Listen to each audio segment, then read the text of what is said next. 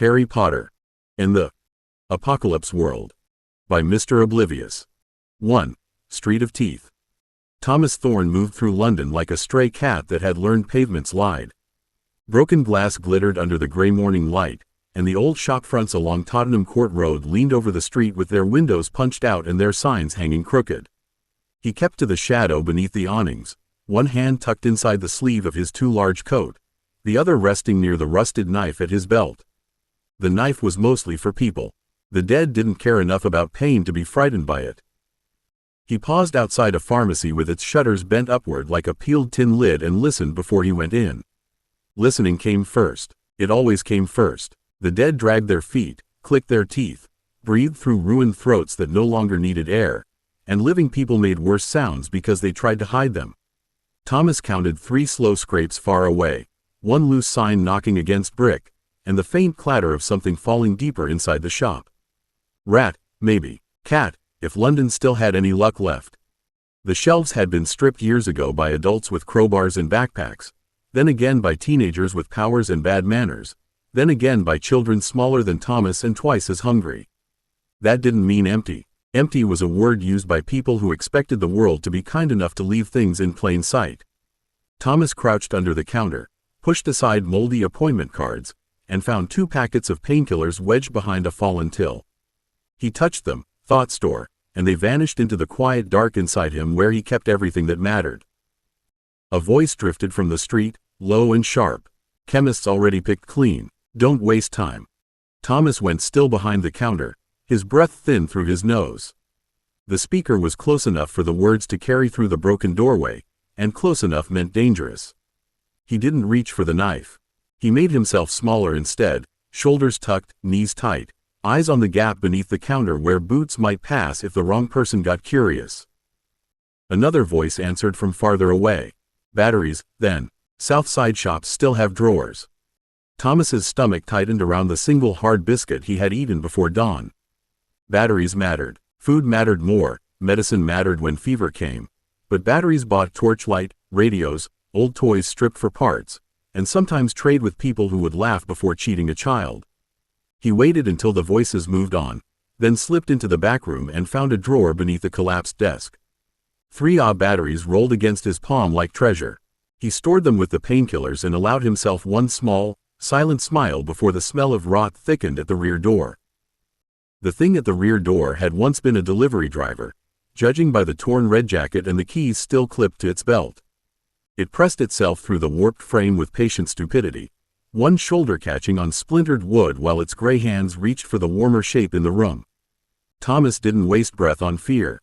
He lifted a broken stool with both hands, shoved it hard into the creature's knees, and slipped past while it toppled forward into the desk with a wet, heavy thud. He ran low through the shop and stopped just short of the front doorway, because the street had changed while he'd been inside. 3 adults in patched leathers moved along the far pavement, checking doors with too much discipline to be simple scavengers. One woman carried a short spear wrapped in copper wire, and a man beside her had blue sparks crawling between his fingers whenever he flexed his hand. Awakened, then, Thomas pressed himself against the wall and hated the batteries in his storage because wanting useful things always left a smell behind if someone knew how to notice. The sparking man slowed near the pharmacy and turned his head. There's someone close. The woman with the spear looked toward the broken doorway. Corpse? No. The man's voice sharpened with interest, and Thomas felt that interest like a hook under his ribs. Small, alive, powered, maybe, something tucked away. Thomas eased 1 foot back, but another voice rose from the street behind them before he could move. Back off, Mercer. We swept this block yesterday. The first group shifted at once, and Thomas saw 4 more figures coming from the north, one of them broad enough to make a riot shield look small. Rival colors were painted on their sleeves, yellow over black, fresh enough to mean pride or warning. The big man smiled when he saw the sparking one, and there was no warmth in it. Mercer lifted his crackling hand. Your sweep missed a storage rat. Thomas's mouth went dry. Storage rat was what adults said when they wanted a lockbox that breathed, or a corpse that burst open with useful things after death. The second group spread without speaking, cutting the street into claims, and the dead at the corner began turning toward all that lovely noise. Thomas looked once at the front door, once at the rear room where the delivery driver was dragging itself upright again, and understood with cold clarity that both teams had stopped hunting the block. They were hunting him. Thomas moved before either side decided which adult got to shout first. He ducked through the pharmacy's rear room, kicked the delivery driver's reaching hand away from his ankle, and squeezed through the broken staff door into the alley behind the shops. The space stank of rainwater, old bins, and things that had rotted until even the flies gave up. A dead woman in a supermarket tabard turned at the sound of him, her jaw working as if she still remembered words, and Thomas threw a cracked plastic tray into the far wall hard enough to clatter. The corpse followed the noise. So did the adults. "Back!" Mercer shouted from inside the shop, and blue light snapped across the doorway behind Thomas. "He's running rear." Thomas didn't look back. Looking back made feet stupid. He ran for the fire escape, bolted to the next building, jumped, missed the bottom rung, and scraped both palms raw on rust before his fingers found grip. Pain flashed hot and useful. He climbed fast, shoes skidding against brick, while the alley below filled with the wrong kind of movement. The delivery driver dragged itself out first. The woman in the tabard came next. Then 3 more dead turned in from the service lane, drawn by shouting, sparks, and living heat. The big man from the yellow-black group appeared at the alley mouth and swore. "Up there. Don't blast him, Mercer. Kill him and the storage pops wherever it likes."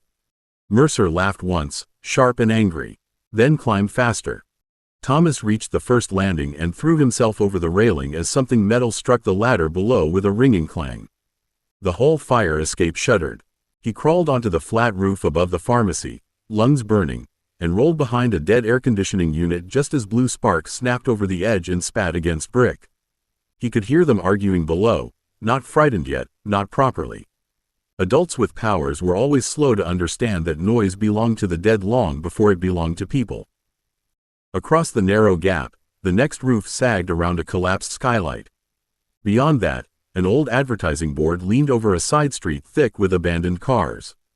Thomas knew the path because he knew all paths worth knowing within running distance of food. He took 3 breaths, pushed up, and sprinted. Behind him, someone climbed onto the roof with boots too heavy to be careful. "There you are," Mercer called, almost pleased. "Come down, boy, we can feed you." Thomas leapt the gap, landed hard on one knee, and bit his lip bloody rather than cry out. The lie in Mercer's voice was almost funny. People always promised food first, because hungry children had doors in them that opened from the inside. Thomas scrambled up, limped 2 steps until his knee remembered running, and crossed the roof toward the leaning board. A shout rose from the street below, then another. The 2 teams had met properly now, and their powers cracked open the morning. Wind slammed dust down the road. Blue sparks burst against brick. Someone screamed in fury rather than pain. The dead answered all of it, pouring from doorways, alleys, and wrecked buses with their heads lifting together. Thomas reached the advertising board and froze for half a breath, because his escape line was no longer a line at all. It was a funnel, and everyone below had just filled it with teeth. The advertising board groaned when Thomas put his weight on it. Once, it had shown a smiling family eating ice cream by the river, all bright teeth and clean hands. But weather and smoke had peeled the picture into strips until the mother's face hung loose over the drop. Thomas crawled across the metal frame anyway, palms burning, knee throbbing, the city opening beneath him in a mess of car roofs, broken glass, and dead faces turning upward.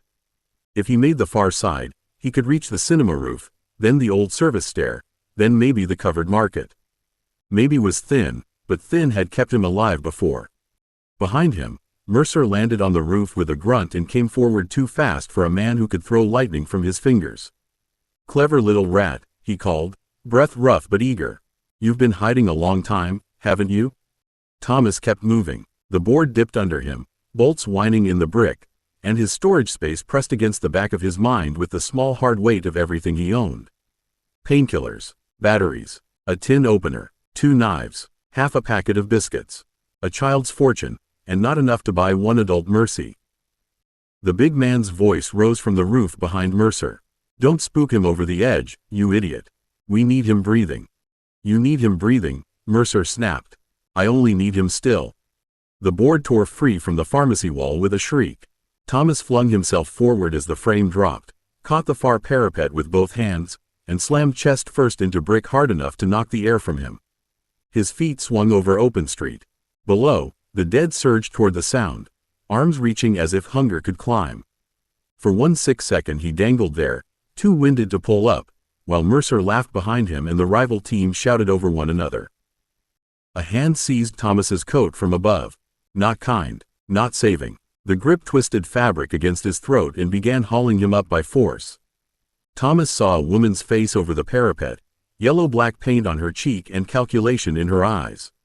"Got you," she said, and the words were almost gentle. "Easy now, we're not wasting a storage boy." Thomas kicked, clawed, and slipped one arm free of the coat. The fabric ripped down the seam. The woman cursed and grabbed for his wrist, but Thomas let the coat go, dropped onto a car roof below, and bounced off metal with a crash that burst pain through his ribs. The dead turned toward him at once. The adults above shouted, the horde closed, and Thomas saw the only gap left, a narrow slice between two wrecked vans leading deeper into a street already filling with corpses. He ran for it because clever had failed, hidden had failed, and staying still belonged to children who had someone coming to save them. His breath came ragged and wet. His bad knee buckled once, then held. Behind him, power cracked, bodies hit metal, and Mercer screamed, after him. Thomas didn't look back. He ran into the narrowing gap while the dead poured across every other way out, and the city that had taught him all its little paths finally gave him none. 2. No way through. Thomas burst from between the wrecked vans into a street that should have been his way out. It had been clear enough from the roof, a long gray cut through abandoned cars and broken shopfronts, with a bus lying crooked near the far bend like a dead red whale. From ground level it was worse. The dead filled it in layers, pressed shoulder to shoulder where the noise had drawn them, some slow and dragging, some horribly fresh, all turning as one when the living boy came stumbling into their road. He stopped so hard his bad knee nearly folded under him. Behind him, the adults dropped from roof to car to street with all the ugly confidence power gave them, and their voices carried over the growing moans. "There," Mercer shouted, too pleased, too close. "Cut left. Don't let him reach the tube stairs." The big man answered from the other side with a bark of laughter. "You heard him, lads. Alive if easy, dead if he makes us chase. Alive if easy." Thomas stored the words in the same cold place as batteries and painkillers, because useful things came in many shapes. The tube stairs were a lie. He could see the entrance from where he stood, half choked with bodies in old commuter coats. The escalators below would be worse. Underground places kept the dead too well, and Thomas had learned that lesson beside a girl named Poppy who had cried very quietly until she hadn't cried at all. A corpse in a business suit lunged from beside a taxi, and Thomas twisted away, scraping his hip against metal as teeth snapped shut near his sleeve. He shoved a loose hubcap into its face, not hard enough to kill anything, because killing was a luxury adults with weapons talked about. He only needed space. He darted onto the bonnet, crossed the cracked windscreen, and jumped to the roof of the taxi while the street below heaved with reaching hands. Mercer slowed at the mouth of the van gap, sparks crawling brighter around his fingers. "Last chance, rat. Come here, and I'll make sure they don't carve you open." Thomas looked at him then, just once, because some lies deserved a witness. Mercer was smiling. The yellow-black team was spreading behind him. The dead were closing ahead, and every clever route Thomas knew had turned into a mouth. He crouched on the taxi roof, ribs aching, palms slick, and understood that the last path left to him had only brought him to a worse street with louder teeth. Thomas didn't answer Mercer. Answers were hooks. He turned instead, measuring the roofs of the cars, the bus, the tube mouth, the shop awnings, and the distance between every set of hands reaching for him. His breath came too fast, so he counted under it the way Nurse Joe had taught him on the hospital roof 2 winters ago. 1 for feet, 2 for hands, 3 for eyes, 4 for the way out. Counting didn't make fear smaller, but it gave fear a job. The taxi rocked as corpses pressed against it. Thomas ran before it tipped, hopping from its roof to the boot of a silver car, then to the buckled bonnet of a delivery van. Hands slapped at his shoes. A woman with half her face gone snapped her teeth shut on empty air, and a little boy corpse in a school jumper lifted both arms toward him with a soft hungry sound that hurt worse than the others. Thomas jumped over him because looking too long was how you died. "Fast little thing, one of the yellow-black men called from behind, and there was admiration in his voice now, which was worse than contempt. "Rook, let me clip him. Knees only. No fire," the big man snapped. "Burn him and we lose the lot." Mercer barked a laugh from the other side of the street. Listen to him worrying about the merchandise. The word shoved Thomas harder than hands could have. Merchandise meant cage, rope, orders, and adults deciding when he ate because they wanted him soft enough to obey. He cut right across the van roof, threw himself at a hanging shop sign, and caught the metal bracket with both hands. Rust bit into his palms again. His body swung over the dead, and for one bright second he saw a route. Sign to awning. Awning to first-floor window ledge. Ledge to a service bridge that crossed the alley. Then the sign tore loose. Thomas dropped through the striped awning below, cloth ripping around him, and hit the pavement behind the counter of an outdoor fruit stall long since picked clean. The fall knocked a sharp sound from his throat. Dead hands shoved through the torn awning above almost at once, and the service bridge might as well have been on the moon. He scrambled up, shoved aside an empty crate, and saw the alley behind the stall blocked by a rusted security gate chained shut. He grabbed the chain anyway. Store, he thought, desperate and sharp. Nothing happened. It was fixed to the wall, fixed to the gate, fixed to the city in all the wrong ways. Behind him, boots landed on the van roof, and Mercer's voice came down bright with promise. "Out of rooftops now, rat." Thomas backed away from the gate, his fingers slick with rust and old rain. The fruit stall gave him almost nothing worth using. Empty crates, a cracked scale, a strip of canvas still tied to one post, and a long metal pole that had once held a striped awning over oranges and apples people had eaten or stolen years ago. He grabbed the pole because empty hands felt like surrender, then shoved the nearest crate into the torn awning as the first corpse forced its head through the cloth. The crate broke against its face, and the corpse barely noticed. Mercer dropped lightly onto the van bonnet beyond the stall, blue sparks crawling up his forearm now. He was close enough that Thomas could see the old burn scars around his wrist, white and shiny where power had eaten its way back into the man who used it. "That's enough," Mercer said, almost softly. "You're tired. You're hurt. Be clever one more time and stop." Rook's group moved along the street to cut the other side, boots crunching through glass and old bones. The big man lifted one hand, and the air around him thickened with heat. "You bring him to us, Mercer, and we'll trade fair. You try to keep him, and I'll roast the whole stall with you in it." "Roast him and lose everything he's holding," Mercer said, but his eyes never left Thomas. "He's packed tight. I can feel the fold. Little rat's been eating better than he looks." Thomas hated that more than the sparks. His storage was supposed to be nowhere. It was the one place nobody's hands could reach, the little dark room inside him where hunger lost and thieves found nothing. Mercer talking about it like he could smell the shape of it made Thomas feel skinned. He jabbed the pole through the torn awning and drove the nearest corpse back by force rather than skill. Another one crawled under the stall's counter, fingers scraping toward his boot, and Thomas kicked its wrist hard enough to crack bone. It didn't let go. It never did. The chain behind him held, the street ahead was filling, the adults were circling, and the dead were climbing over one another with patient, awful certainty. Every rule he knew had a wall now. Every path had teeth. A spark snapped against the pavement near his foot, close enough to sting. Thomas flinched, and Mercer smiled. "There, not so hard, is it? Come here." Something in Thomas's chest answered before his mind did. Not words, not thought. A pressure, vast and furious, pushed against the inside of him as if his storage had suddenly become too small for the fear trying to fit inside it. The air beside his hand folded wrong. The rusted chain trembled. The space between the gate bars bent like wet glass, and Thomas stared because nothing he owned had moved, yet the world itself had. The bend in the air widened when Thomas flinched back from it. It didn't open like a door, because doors belonged to houses and locks and people who expected the world to keep its shape. This was a tear in something older than walls.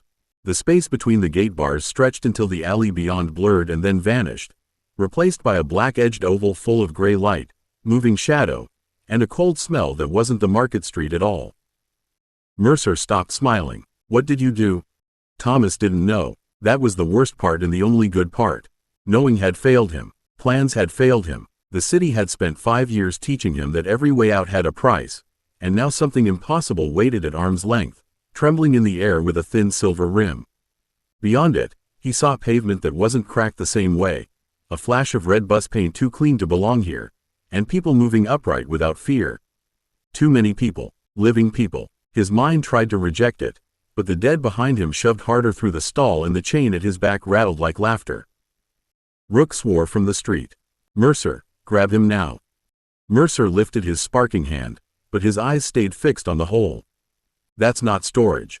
"No," Thomas whispered, and the word scraped out of him before he could stop it. His body was shaking so hard the metal pole rattled against the pavement.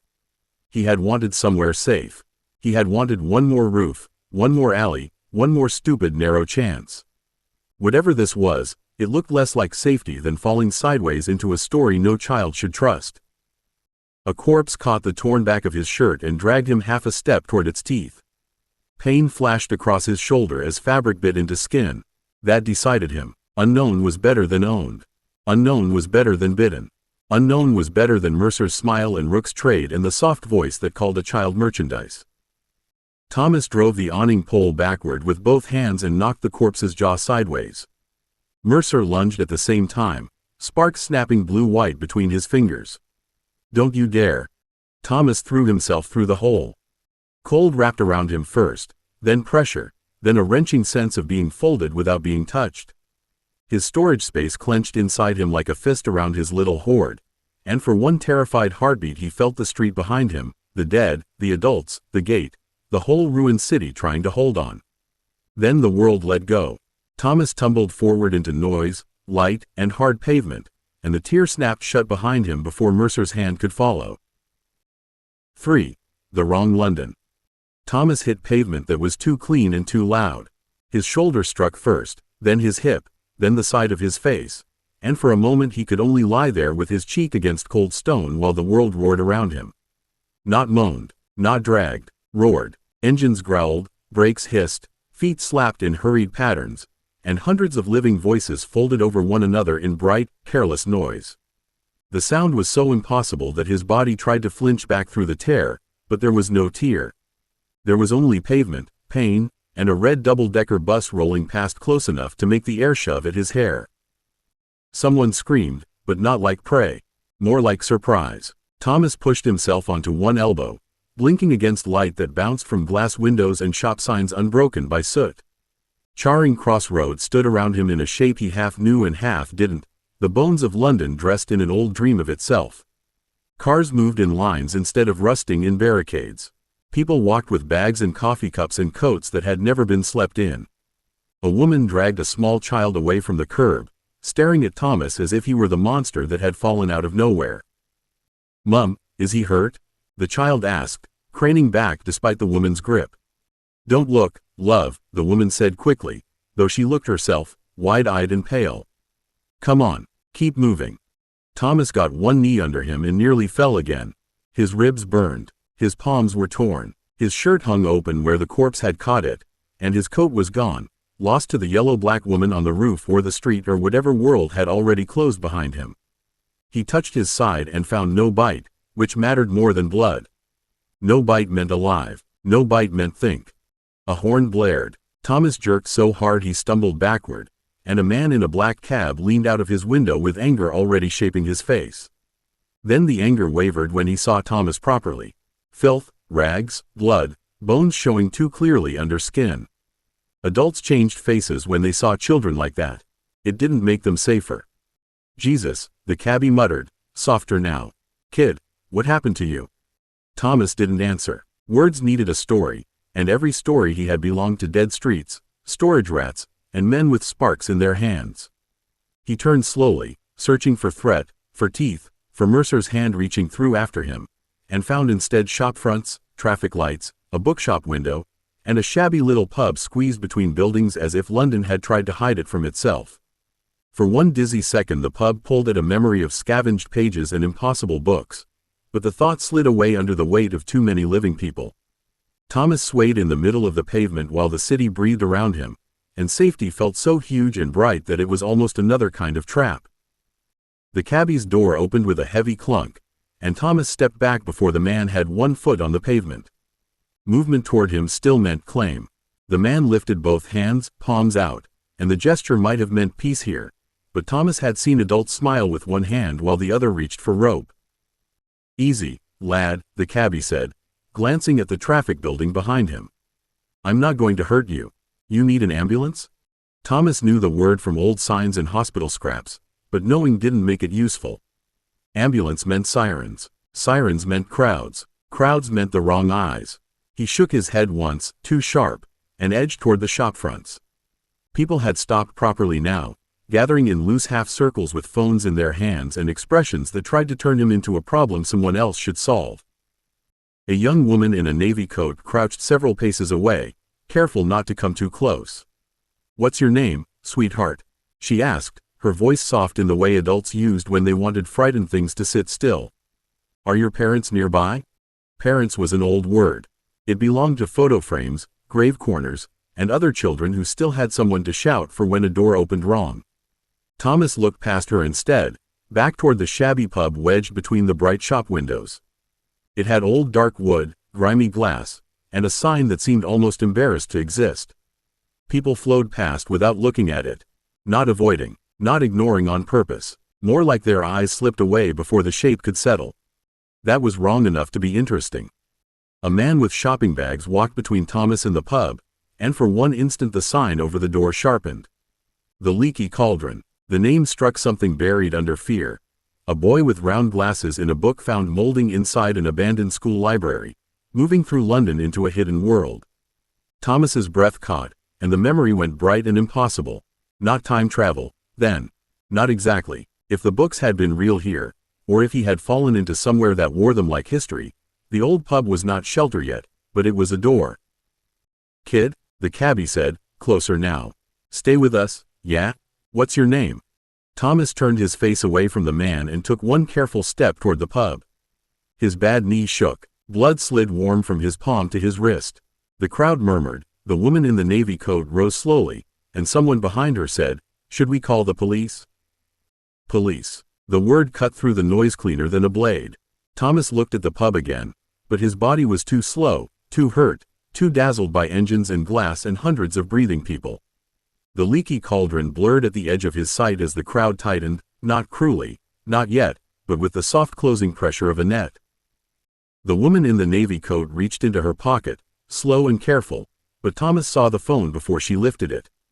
A smooth black thing, clean and shining, alive with glass light under her thumb. In his London, phones were bricks, mirrors, bait, or dead plastic unless someone had a battery worth wasting. Here, they were everywhere. Little rectangles in adult hands, pointed at him, calling other adults closer without wires, without radios, without any warning he could hear. "No police," Thomas said, and his voice came out cracked from thirst and terror. The words startled him almost as much as they startled the crowd, because he hadn't meant to give them anything. Speaking made him real to them. It gave their pity a handle. The cabbie softened at once, which made things worse. "All right, lad, no one's angry. We just need to get you checked over." The woman in the navy coat kept her distance, but her eyes had changed. "Hurt child," they said. "Lost child, ownable child. You're bleeding," she said gently. "We can help with that." Help was one of the most dangerous words adults had left. Thomas took another step back and bumped into the glass of a shop window. Inside, people stared out from behind rows of books and bright displays, faces floating in safe indoor light. For a dizzy second he saw himself reflected between them, a thin boy with blood on his cheek, torn clothes hanging off sharp shoulders, hair matted dark against his forehead, eyes too wide for his face. He looked exactly like someone people would grab because leaving him alone would make them feel wicked. Someone at the edge of the crowd said, "He's probably run away." Another voice answered, "Or been kept somewhere. Look at him." Thomas's stomach turned. Kept somewhere was close enough to true to cut. He looked again toward the Leaky Cauldron, trying to make his legs obey, but a cyclist had stopped between him and the curb, and two pedestrians had shifted behind him without meaning to. Nobody had drawn a weapon. Nobody had threatened to cut him open for storage. That should have mattered. Instead it made the trap softer, wider, and harder to hate. A siren sounded in the distance. Thomas flinched so hard the cabbie swore under his breath. The woman in the navy coat took half a step forward before stopping herself, and that little almost movement broke something in him. He bolted sideways, shoving between two startled adults, but his knee buckled after 3 steps. The pavement came up fast, and warm hands caught him before his face hit stone. He twisted with a raw, frightened sound, but there were too many of them now, not hurting him, not yet, just holding him in the middle of living London while the siren grew closer. The first police car rolled up with blue lights flashing but no broken windows, no armor plates, and no men leaning out with weapons already raised. That almost made it worse. Thomas understood violence when it announced itself. This came wrapped in order, clean paint, and adults who moved as if the street belonged to them because everyone else agreed it did. 2 officers stepped out, one older man with tired eyes and one younger woman whose gaze went straight to Thomas's torn shirt and bleeding hands. The people holding him loosened when they arrived, not because Thomas had become less trapped, but because authority had taken the weight from their fingers. The older officer crouched several steps away, careful and practiced. "Hello there, I'm Sergeant Miles. Nobody's in trouble, all right? We just want to make sure you're safe." Safe. Thomas hated that word most when it sounded true.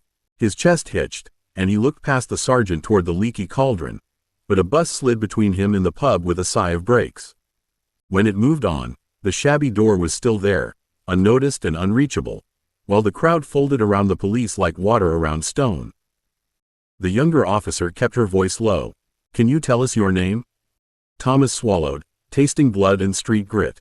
Names mattered. Names were what adults wrote down before deciding where a child belonged. He pressed his lips together and held the answer inside, small and stubborn, because silence was one of the few things nobody could steal unless he handed it over. He spoke before, the woman in the navy coat said, worried now rather than proud of being useful. He said no police. That was all. Sergeant Miles nodded without looking away from Thomas. That's all right, he doesn't have to talk yet. Yet landed badly. Thomas heard the shape of it. Later there would be rooms, questions, forms, adults in softer chairs than police cars, and someone would decide his story had too many missing pieces to belong to him. He tried to pull away, but his knee folded again, and the younger officer moved with quick gentleness to steady him. "Easy," she said, one hand firm at his elbow. "You're hurt. We're going to get you warm." Warm sounded like food and blankets. Warm also sounded like doors that locked from the wrong side. Thomas twisted once more, weaker this time, and the sergeant's face softened in a way that made him feel even smaller. "No one's going to hurt you," Sergeant Miles said. Thomas stared at the pavement because he couldn't bear the kindness on the man's face. Behind his ribs, his storage sat silent and useless, holding 3 batteries, 2 packets of painkillers, and not one way out. The officers guided him toward the car while the crowd parted, murmuring relief as if the right thing had happened. Thomas looked back only once. The leaky cauldron's sign flickered at the edge of his sight, and then the police car door opened, and living London swallowed him whole. 4. Papers and kindness. The police station smelled of warm plastic, floor cleaner, wet wool, and tea. Thomas sat on a hard chair beneath lights that didn't flicker, wrapped in a gray blanket someone had tucked around his shoulders as if fabric could make him less ready to run. His hands had been cleaned and bandaged, his cheek wiped, his torn shirt replaced with an oversized sweatshirt from a cupboard marked property, and the whole time adults moved around him with gentle voices and careful hands. They kept offering things: water, biscuits, a towel, a chair nearer the radiator. Every kindness landed like another small weight on a trap. Sergeant Miles sat across the low table with a paper cup of tea cooling untouched beside his elbow. He had taken off his cap, which made him look less like an officer and more like somebody's tired uncle, but Thomas knew better than to trust a costume change. The younger officer, whose name badge said Patel, leaned near the door with a notebook held loosely in one hand. Not blocking, not obviously, the door was still behind her. "You're doing well," Sergeant Miles said, his voice even. "No one expects you to explain everything at once." Thomas looked at the biscuit on the plate. Chocolate digestive, whole, not moldy, not gnawed, not traded for with batteries or blood. His stomach clenched so hard it hurt, and he hated that both officers saw him look. He picked it up anyway, because pride had never filled anyone's belly, and ate in small controlled bites while forcing himself not to shove the whole thing into his mouth. Officer Patel softened around the eyes. "There's more if you want it." Thomas swallowed and didn't answer. More was a dangerous promise. More made people wait to see what you'd do for it. Sergeant Miles slid a form slightly aside, as if hiding paperwork could make it less real. Can you tell us your first name? Just that much. It helps us help you. Thomas kept his gaze on the table. The wood grain was fake, printed under smooth plastic, too clean to have splinters. His name sat behind his teeth like a stored knife. Thomas Thorne, Tomcat, when Malik had been alive enough to laugh and fast enough to make rooftops feel possible. He could give them Thomas and keep Tomcat. Maybe that was safe. Maybe nothing with forms was safe. Thomas, he said at last, so quietly the room seemed to lean toward him.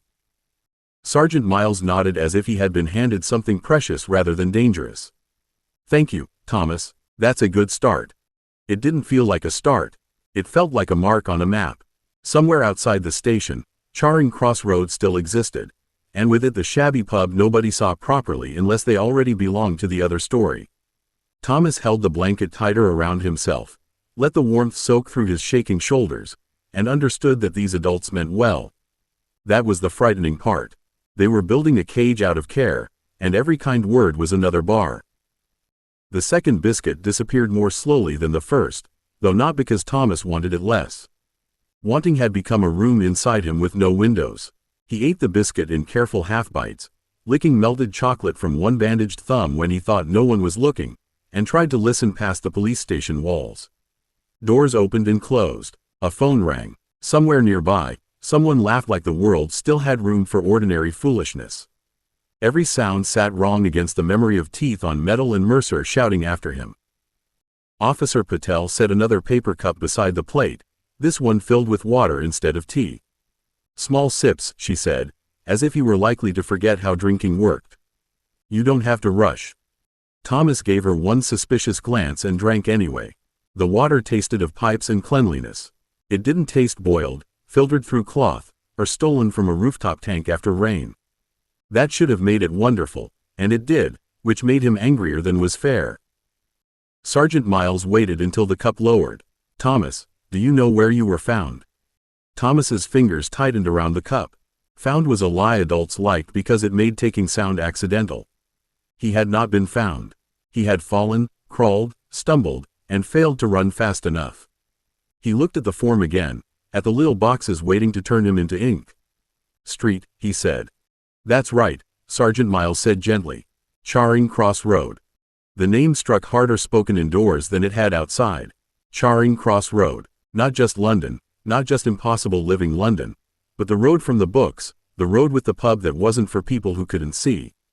The shabby sign flickered in his memory, half hidden between bright shop fronts, and the words under it settled properly this time. The leaky cauldron. Harry Potter had gone through that door with Hagrid. Wizards had gone through it. A whole hidden world had waited behind brick and smoke and bad food, and Thomas had been close enough to see the door before the police swallowed him. Officer Patel noticed the change before he could hide it. Do you know that road? Thomas looked down too fast. No. Sergeant Miles didn't pounce on the lie. That was worse. It's all right if you do. We're only trying to work out where you came from. Where he came from had corpses in school jumpers and men who could smell storage folded inside a child. Where he might go had a pub nobody saw and magic hiding in plain sight. Thomas kept both truths locked behind his teeth, because one would get him caged as mad and the other would get him caged as useful. He hunched deeper into the blanket, felt warmth settle over bones that had forgotten what regular warmth meant, and understood with sudden, bright certainty that the police station wasn't the end of the trap. It was only the first room. The door opened after another stretch of careful questions and careful silences, and a woman entered without a uniform. She wore a brown coat over a soft green jumper, carried a folder tucked against her chest, and smiled at Thomas as if she had practiced making the smile small enough not to scare him. Sergeant Miles stood when she came in, which told Thomas more than the badge clipped to her coat did. This was not a passerby. This was another kind of authority. Thomas, Sergeant Miles said gently, this is Mrs. Bell. She works with children who need somewhere safe to stay. Somewhere safe to stay sounded harmless until the words lined up properly. Stay meant not leave. Somewhere meant not here, not the street, not the pub on Charing Cross Road. Thomas's hands curled under the blanket, bandages pulling tight across raw skin. Mrs. Bell sat down slowly, not too near. "Hello, Thomas. I know this has been a frightening day. I'm not here to rush you." People who were not there to rush him always arrived with folders. Thomas looked at the folder, then at the door, then at Officer Patel beside it. The room had become smaller while nothing in it had moved. Mrs. Bell followed his glance and softened her voice further. "No one is going to lock you up. We need to make sure you have food, a bath, clean clothes, and a bed tonight. After that, we'll work things out." A bed tonight. The offer struck so deep that for a moment he could almost feel it. Sheets that did not smell of mold. A door between his sleeping body and the street. Warmth held through the dark. His chest ached with wanting, and because he wanted it, fear rose sharper behind it. Beds belonged to houses. Houses belonged to adults. Adults decided when doors opened. "Where?" he asked before he could stop himself. Mrs. Bell glanced once at Sergeant Miles, pleased by the question. "A temporary foster placement. Just for now. Somewhere quiet, with people who understand you've had a shock." Temporary meant until they changed their minds. Foster meant strangers. Placement meant he would be put somewhere like an object put on a shelf. Thomas stared at the tabletop while the leaky cauldron burned brighter in memory than the radiator's warmth against his legs. Magic had rules he didn't know, dangers he couldn't measure, and perhaps adults worse than Mercer waiting behind its door. But it was a door. Foster care was a room chosen by someone else. Sergeant Miles leaned forward a little. "Thomas, can you tell us if someone hurt you?" Thomas almost laughed, but the sound stuck in his throat. The honest answer was yes, and also everyone, and also the world. He swallowed it down. If he told them about Mercer, they would ask about Powers. If he told them about the dead, they would call doctors. If he told them about the pub, they might look for it and fail, or worse, find the wrong sort of help. "No," he said. Officer Patel's face tightened with quiet sadness, as if she knew he was lying and wished she didn't. Mrs. Bell wrote something in her folder. The pen moved smoothly, turning his silence into evidence. Thomas watched the ink marks gather and understood that staying quiet would not keep them from building a story around him. It would only mean the story belonged entirely to them. Mrs. Bell talked for a while after that, not at him exactly, but around him, building a soft wall of practical things. A doctor would look him over properly. Someone would find clothes that fit. A foster carer would give him a quiet room for the night. Tomorrow, perhaps, they could begin working out where he had come from and whether anyone was looking for him. She said each piece kindly, as if kindness changed the shape of what was happening. Thomas listened with his hands folded beneath the blanket and his feet angled toward the floor, counting the distance from chair to door to corridor, corridor to whatever came after. Sergeant Miles noticed his gaze and sighed very softly.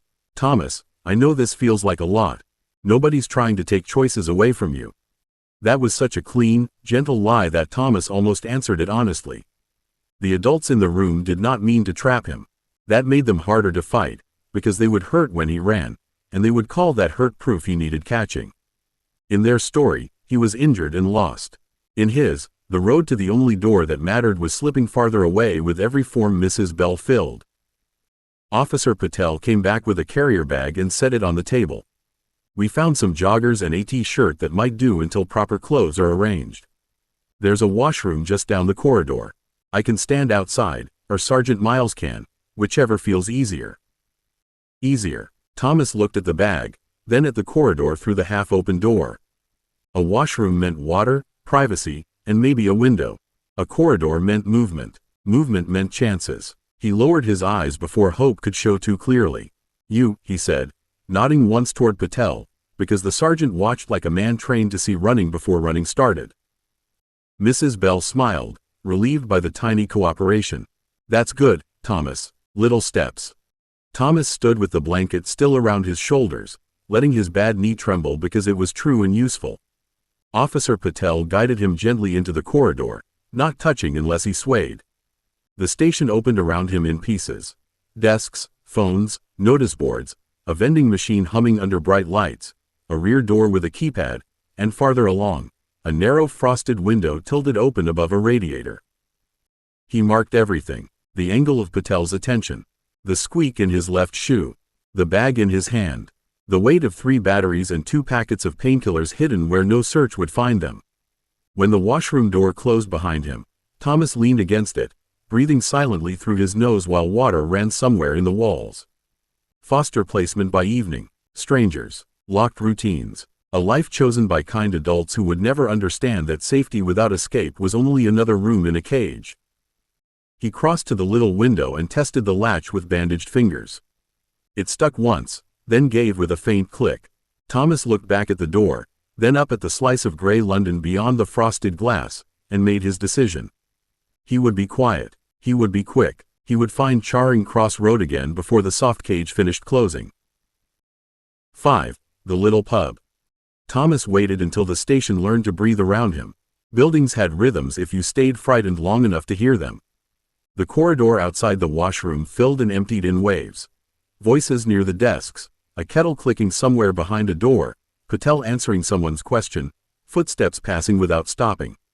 He counted the pattern twice, then a third time because hope made people stupid, and climbed onto the radiator beneath the frosted window with the carrier bag hooked over one wrist. The window was narrow enough to hate him for having ribs. Thomas pushed it wider, teeth clenched against the squeal of old paint, then folded one shoulder through first and dragged the rest of himself after it. His bandaged palms slipped on the frame. Pain bit cleanly through his hands, bright and grounding.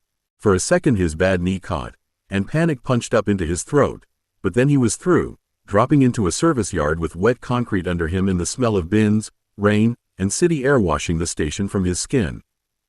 Behind him, the washroom door opened. Thomas? Officer Patel's voice was gentle at first, then changed.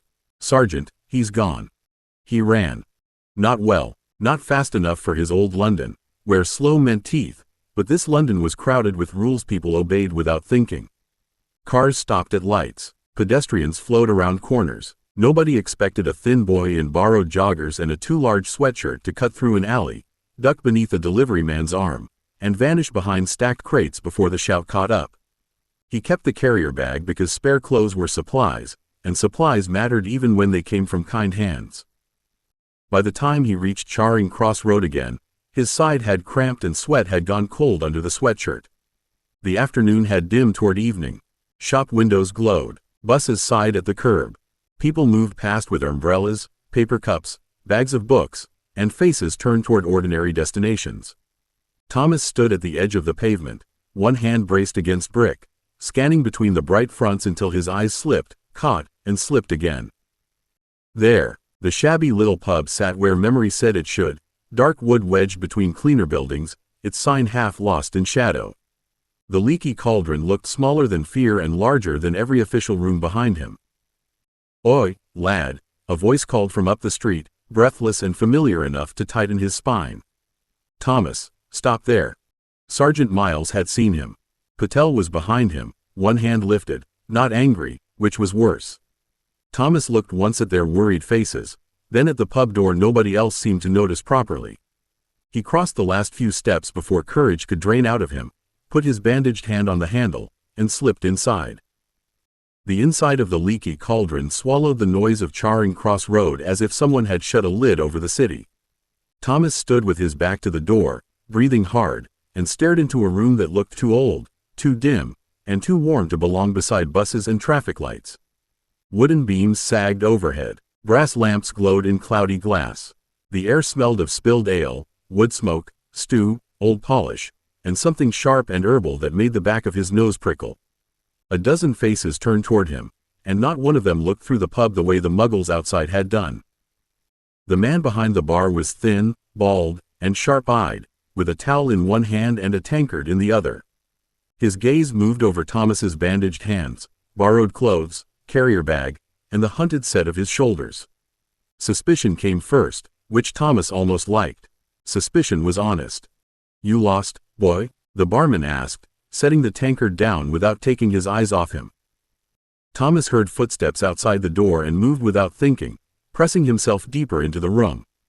"No," he said, though the word was a poor shield and both of them knew it. The barman's eyes flicked once toward the door. The handle turned, but only a gust of traffic noise slipped through before the door swung back shut. Sergeant Miles had not followed. Perhaps he could not see the place properly, or perhaps the pub itself had decided the matter. Either way, Thomas's knees nearly gave from relief, and he hated the weakness enough to stay upright. A witch at a nearby table lowered her newspaper. Muggle trouble, Tom? The barman, Tom, gave her a look that ended the question before it grew legs. Drink your tea, Marjorie. He came around the bar slowly, stopping well beyond grabbing distance, and his voice lost some of its edge. You look half frozen and fully terrified. Sit down before you fall down. Thomas didn't move toward the offered chair until he had counted the exits, the hearth, the stairs, the bar hatch, and the distance to the door behind him. The room watched him in little glances, curious rather than hungry, and that difference bothered him because he didn't yet know what it cost. He sat at the nearest table with his carrier bag tucked between his feet and his back to the wall. Tom brought a bowl of stew and a heel of bread without asking. Eat first, talk after. Thomas stared at the food, steam rising rich and impossible from the bowl. Meat, potatoes, carrots, gravy thick enough to cling to the spoon. His hands trembled so badly he had to grip the edge of the table before he could trust them with anything breakable. I can pay, he said, because free food was never free for long. Tom's brow rose. Can you? Not yet, Thomas thought, and the answer opened beneath him like another drop. He had batteries, painkillers, and a storage full of poor child treasure that meant almost nothing here. He looked around the little pub, at robes, coins, wands tucked into sleeves, and adults who had barely reacted to a boy running from police because Muggle law did not seem to reach through this door. The stew smelled like survival. The room smelled like a chance. Thomas picked up the spoon, swallowed the first hot mouthful, and understood that refuge had rules of its own. The stew burned Thomas's tongue, and he loved it for being hot enough to hurt in a clean way. He forced himself to slow after the first 3 mouthfuls, though his stomach begged him to keep going until the bowl was empty and his body remembered food as something more than a brief interruption to hunger. Tom watched from the bar with the patience of a man used to secrets arriving in odd shapes, while the rest of the pub lost interest by degrees. A wizard in violet robes went back to arguing with his pipe. Marjorie returned to her newspaper. 2 goblets at the far table refilled themselves from a jug that nobody touched. Magic, Thomas thought, and the word sat in him like warmth. Real magic, not powers torn open by a dying world, not storage hunted by men like Mercer. This was older, stranger, and apparently casual enough that nobody gasped when spoons stirred themselves in mugs. Tom came back with another slice of bread and set it down beside the bowl. So, can you pay, or are we starting a tab you've no intention of settling? Thomas looked up sharply. There was no pity in the question.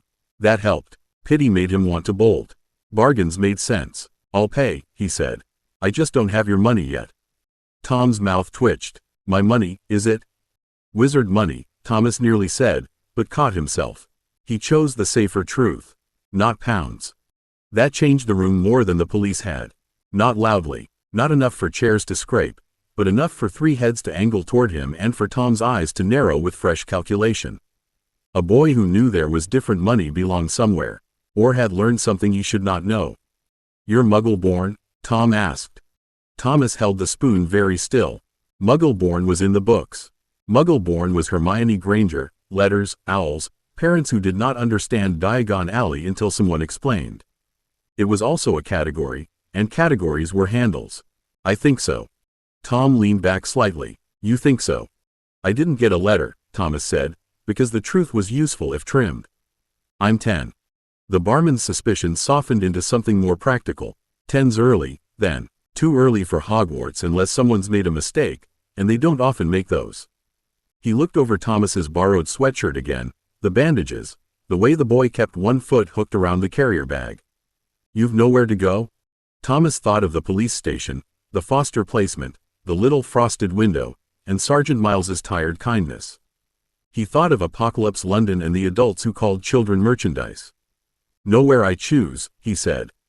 Tom stood quiet for a moment, then nodded once, as if the answer had weight he understood.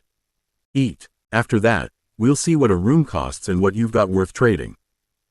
Thomas bent over the stew again. Money mattered here, not kindness first, not paperwork, not who could grab him and call it help. Money. The rule should have frightened him, but instead it steadied the ground beneath his feet. Rules could be learned. Money could be found. Freedom, perhaps, could be bought.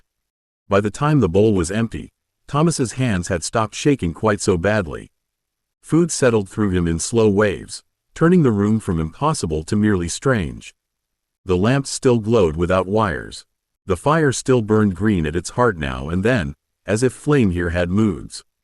A witch near the hearth tapped her teacup with a finger and made steam curl into the shape of a bird before she breathed it away.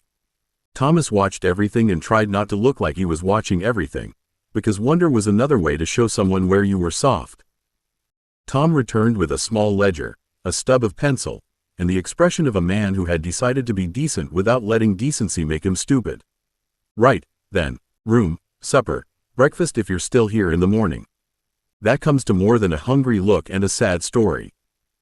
Thomas reached into his carrier bag because it was the visible place to find things. Then, hidden by the bag's open mouth, he touched the quiet dark inside himself and brought out one packet of painkillers, still sealed, clean enough to trade. He set it on the table and kept his fingers near it. Medicine. Tom stared at the packet, then at him. Muggle medicine. It works, Thomas said, sharper than he meant. In his world, painkillers were worth more than apologies and almost as much as bullets. Sealed, not old. A wizard at the next table leaned over with sudden interest. My sister swears by those little Muggle tablets for headaches. Says potions turn her stomach. Tom gave the man a dry look. Nobody asked your sister, Daedalus. He picked up the packet, inspected it, and then tucked it beside the ledger rather than into a pocket. It'll cover tonight if I'm feeling generous. Thomas heard the if, the shape of it, the space it left open for later. He nodded anyway, because one night behind a wizarding door was more than he had owned that morning. I'll pay properly after. With what? Tom asked. Thomas looked toward the narrow rear of the pub, where a brick wall waited beyond memory, hiding Diagon Alley and Gringotts and a whole economy he barely understood. Gold, he said quietly. That made Tom still. It made Daedalus stop pretending not to listen. Even Marjorie's newspaper lowered again. Thomas knew then that he had found the right word. Not pounds, not pity, not police forms. Gold. The room believed in gold. He felt the rule settle around him, hard and clear and learnable. Tom closed the ledger. Eat breakfast first. Then we'll talk about where a 10-year-old thinks he's finding gold. Thomas did not correct him. He only curled both hands around the mug of water Tom had brought with the stew and let the warmth press into his bandages. Upstairs, there would be a bed. For one night, there would be a locked door, food in his stomach, and no foster carer waiting to decide who he belonged to. Beyond that lay the alley, the bank, the old world, and whatever gold still sat useless in dead London. Thomas lowered his gaze before anyone saw the decision forming there. Freedom had a price here, and he was going to find enough to pay it. 6. Money talks. The room above the leaky cauldron had a bed with clean sheets, a chair with one uneven leg, a small washstand, and a door that locked from the inside. Thomas learned every inch of it before he let himself sleep. He checked the window, the floorboards, the wardrobe, the gap under the bed, and the little brass key twice, then pushed the chair beneath the handle because locks were promises made by metal and metal could be argued with. Only after that did he crawl under the covers with his carrier bag tucked against his chest and one hand resting over the quiet dark of his storage. He woke before dawn with his heart punching at his ribs and his mouth full of the taste of running.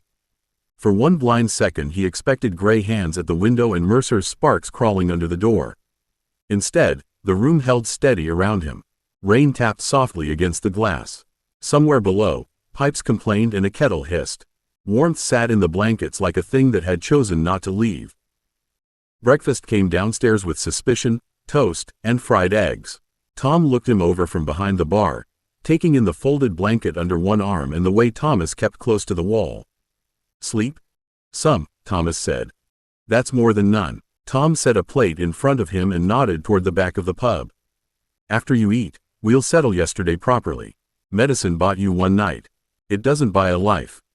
Thomas ate slower than hunger wanted, because the room had eyes and because last night had taught him that wizarding people noticed knowledge almost as much as coins. I said I'd pay. You did. Tom leaned on the bar, not unkindly.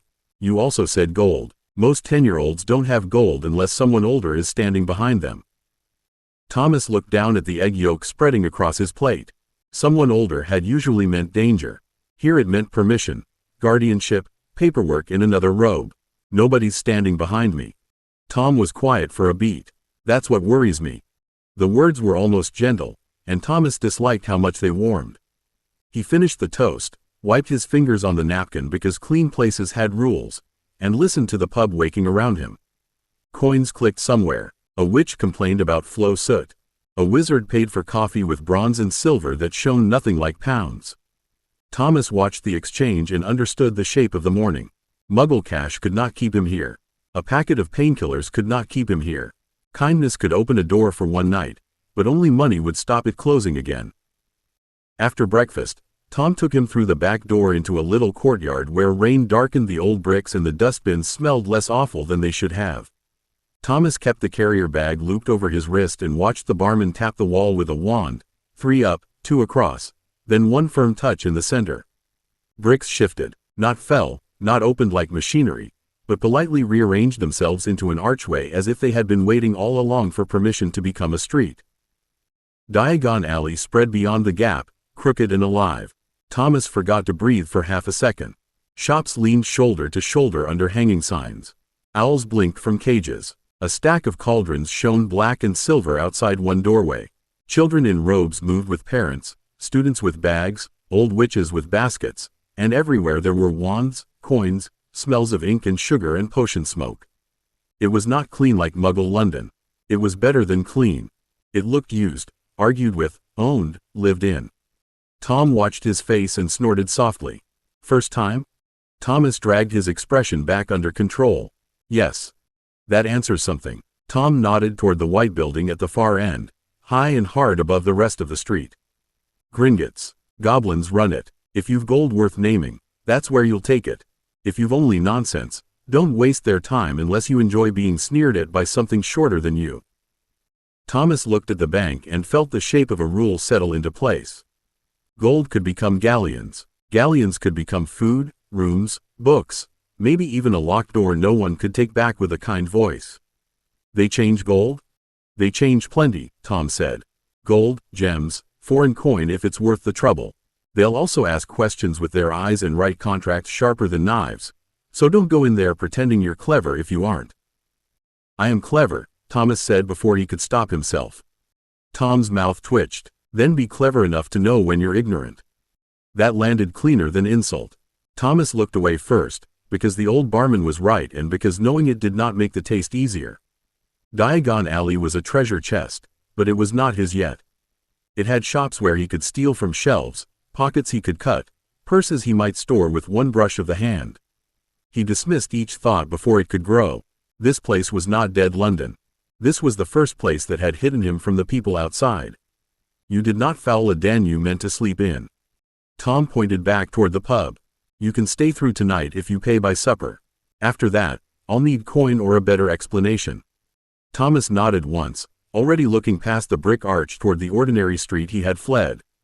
Muggle London had cash tills, careless pockets, gold shops with locked displays, and bulletin boards for missing children if the police had moved fast. He would have to go back into that bright, watchful world, steal just enough, and return before anyone kind recognized him. The thought made his stomach tighten, but it also gave the day a shape. Pounds first, gold next, galleons after, freedom at the end, if he was quick enough. Muggle London looked different after Diagon Alley. The buses were still red, the pavements still wet, and the shop windows still bright with things nobody seemed afraid of losing, but Thomas could feel the wrongness of being visible now. The leaky cauldron had folded away behind him, safe only if he knew where to look, while Charing Cross Road opened around him with cameras over shop doors, traffic wardens in bright jackets, and adults whose kindness had already proved faster than his legs. He kept his borrowed hood up and his head down, walking as if he had somewhere to be. That was one of the old rules. People noticed runners, loiterers, and children who looked lost. They did not notice purpose unless it aimed at them. He passed a newsagent first and saw his own face on a sheet taped near the till. The photo was blurred from distance, caught from someone's phone while he had swayed on the pavement yesterday, but the shape was his. Thin boy, dark hair, bandaged hand half lifted, police appeal for information, missing child believed distressed. Thomas stepped past the window before fear could freeze him in front of it. His heart beat so hard he felt it in his throat. They had made him into paper already. Paper moved faster than feet, faster than truth, and now any muggle who looked twice might decide to be helpful. A woman leaving a bakery glanced at him, then at the notice in the newsagent window. Her brows drew together. "Are you all right, love?" Thomas didn't bolt. Bolting would make the question true. He ducked his head and made his voice smaller, rougher. "Mum's waiting." "Where?" she asked, not unkindly, already halfway to stepping into his path. "Bus stop," Thomas said, and lifted one hand toward the road without looking where he pointed. A bus pulled in with perfect timing, sighing open beside the curb. The woman turned instinctively toward it, and Thomas used the half-second the way he would have used a falling shelf in dead London. He slipped behind two office workers, cut through the thin crowd at the crossing, and let the city swallow him. His skin crawled until the bakery was far behind. The cash came from a man with a wallet loose in his coat pocket and headphones over both ears. Thomas brushed past once, touched leather, thought store, and kept walking while the wallet vanished into the dark inside him. Shane came late, which made it worse. He ducked into an alley behind a restaurant, pulled the wallet out, took the notes, and left the cards and photographs tucked behind a drainpipe where someone might find them. He wasn't stealing lives, he was stealing hours. By noon, he had enough pounds to feel dangerous and not enough to feel safe. He bought a plain wool hat from a market stall with cash that smelled faintly of another man's pocket, then found a small pawnbroker with gold chains displayed behind glass. The bell above the door rang too loudly when he entered. The man behind the counter looked at Thomas, looked at the notes, and smiled as if he knew trouble had walked in wearing borrowed shoes. The pawnbroker's shop smelled of dust, metal polish, and old velvet. Thomas stood with his hands in his sweatshirt pocket and the wool hat pulled low over his hair, letting the man behind the counter decide he was nervous for ordinary reasons. Glass cases lined the narrow room. Rings sat in rows like tiny teeth. Chains coiled under lamps. A tray of battered watches ticked unevenly near the till, and behind the man's shoulder a small television showed the street outside in gray, jumping images. "What are you after, son?" the pawnbroker asked, too smooth. "Buying, are you?" Thomas put the folded notes on the counter. "Gold." The man's eyebrows lifted. "Gold's expensive." "I know. Does your mum know you're here?" the man asked, and his hand drifted toward the notes without touching them. Thomas looked at the television instead of the hand. The picture showed the pavement outside, the corner, the rain-dark street, and a police car easing past slow enough to make his skin tighten. The pawnbroker saw him notice. His smile thinned in a way that said he had found a better price than money.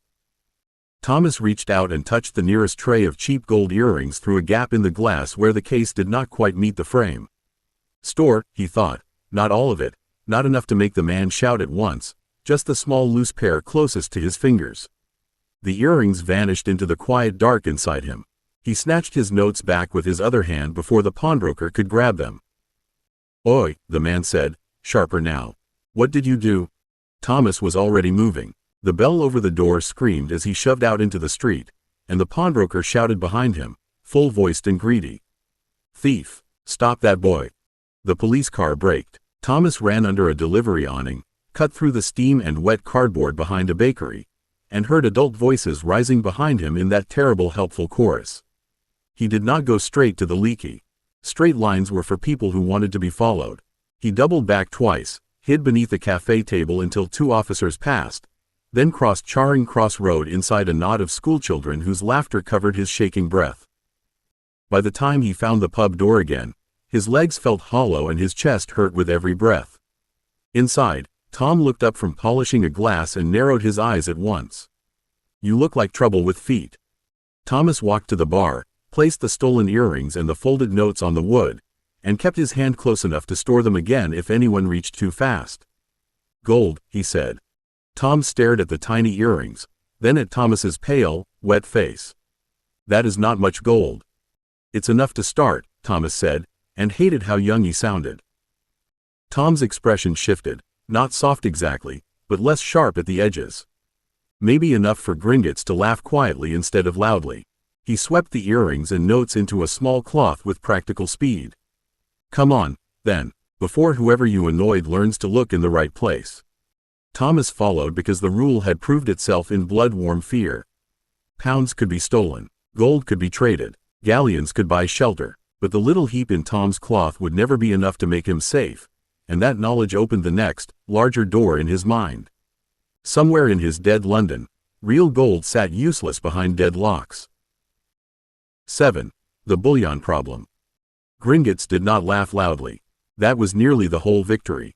The goblin at the counter looked at the cheap earrings through a brass-rimmed lens, scraped one sharp nail against the soft gold, weighed them on a little scale that clicked with offended precision, and then looked at Thomas as if someone had dragged mud across an account book. Tom stood beside him without speaking, which helped more than Thomas wanted to admit. The bank was all white stone, echoing footsteps, high counters, and hard eyes. It did not feel safe, but it did feel orderly, and order had uses. For this, the goblin said, sliding 2 gold earrings back with one finger, you may have 6 sickles, 9 nuts, and my professional disappointment. Thomas did not know whether that was fair. He only knew it was not enough. How much for a room? Tom answered before the goblin could. At the leaky, if I'm being soft. 4 sickles a night with supper and breakfast. Less if you're in the attic and not fussy about the draft. The goblin's thin mouth curved. Then the boy has purchased 1 night and a lesson. Thomas looked at the earrings, then at the goblin, then past both of them to the great doors that led deeper into the bank. Somewhere beneath this building, wizard gold sat guarded by creatures who believed properly in value. Somewhere in the dead version of London, muggle gold sat behind locks made for a world that no longer had enough people to count it. The difference felt like a hinge turning inside his head. Tom cleared his throat. Take the exchange, lad. Small coin buys small time. Thomas nodded once. Do it. The goblin's quill scratched. Coins slid across polished wood, small and bright and humiliating in the vast hall. Thomas touched them carefully, then stored them before anyone could see exactly where they went. The goblin noticed. Of course he noticed. His eyes sharpened with sudden interest, and Thomas felt the attention like a cold fingertip against the back of his neck. Convenient talent, the goblin said. Thomas kept his face blank. Pockets have holes. Tom made a soft sound that might almost have been amusement. Come on, you've paid enough for today. Outside the bank, Diagon Alley bustled around them, warm with ordinary buying and selling. Thomas held the thought of dead gold behind his teeth, too large to say aloud in daylight. He had bought 1 night. 1 night was not safety. 1 night was a timer. Somewhere beneath a dead city, the real answer waited behind dead locks, and he could feel it calling louder than fear. The attic room Tom gave him for the second night was barely a room at all, but Thomas liked it better for that. The ceiling sloped low enough to make adults duck, the window was narrow, the bed pressed into the corner, and the draft slipped under the sill in a thin cold ribbon that proved there was an outside to reach if everything went wrong. He set the chair beneath the handle again, counted the boards that creaked, then laid the Gringotts coins on the blanket in a little row. 6 sickles, 9 nuts, 1 night and a lesson. He touched each coin and stored it, then brought it back, then stored it again.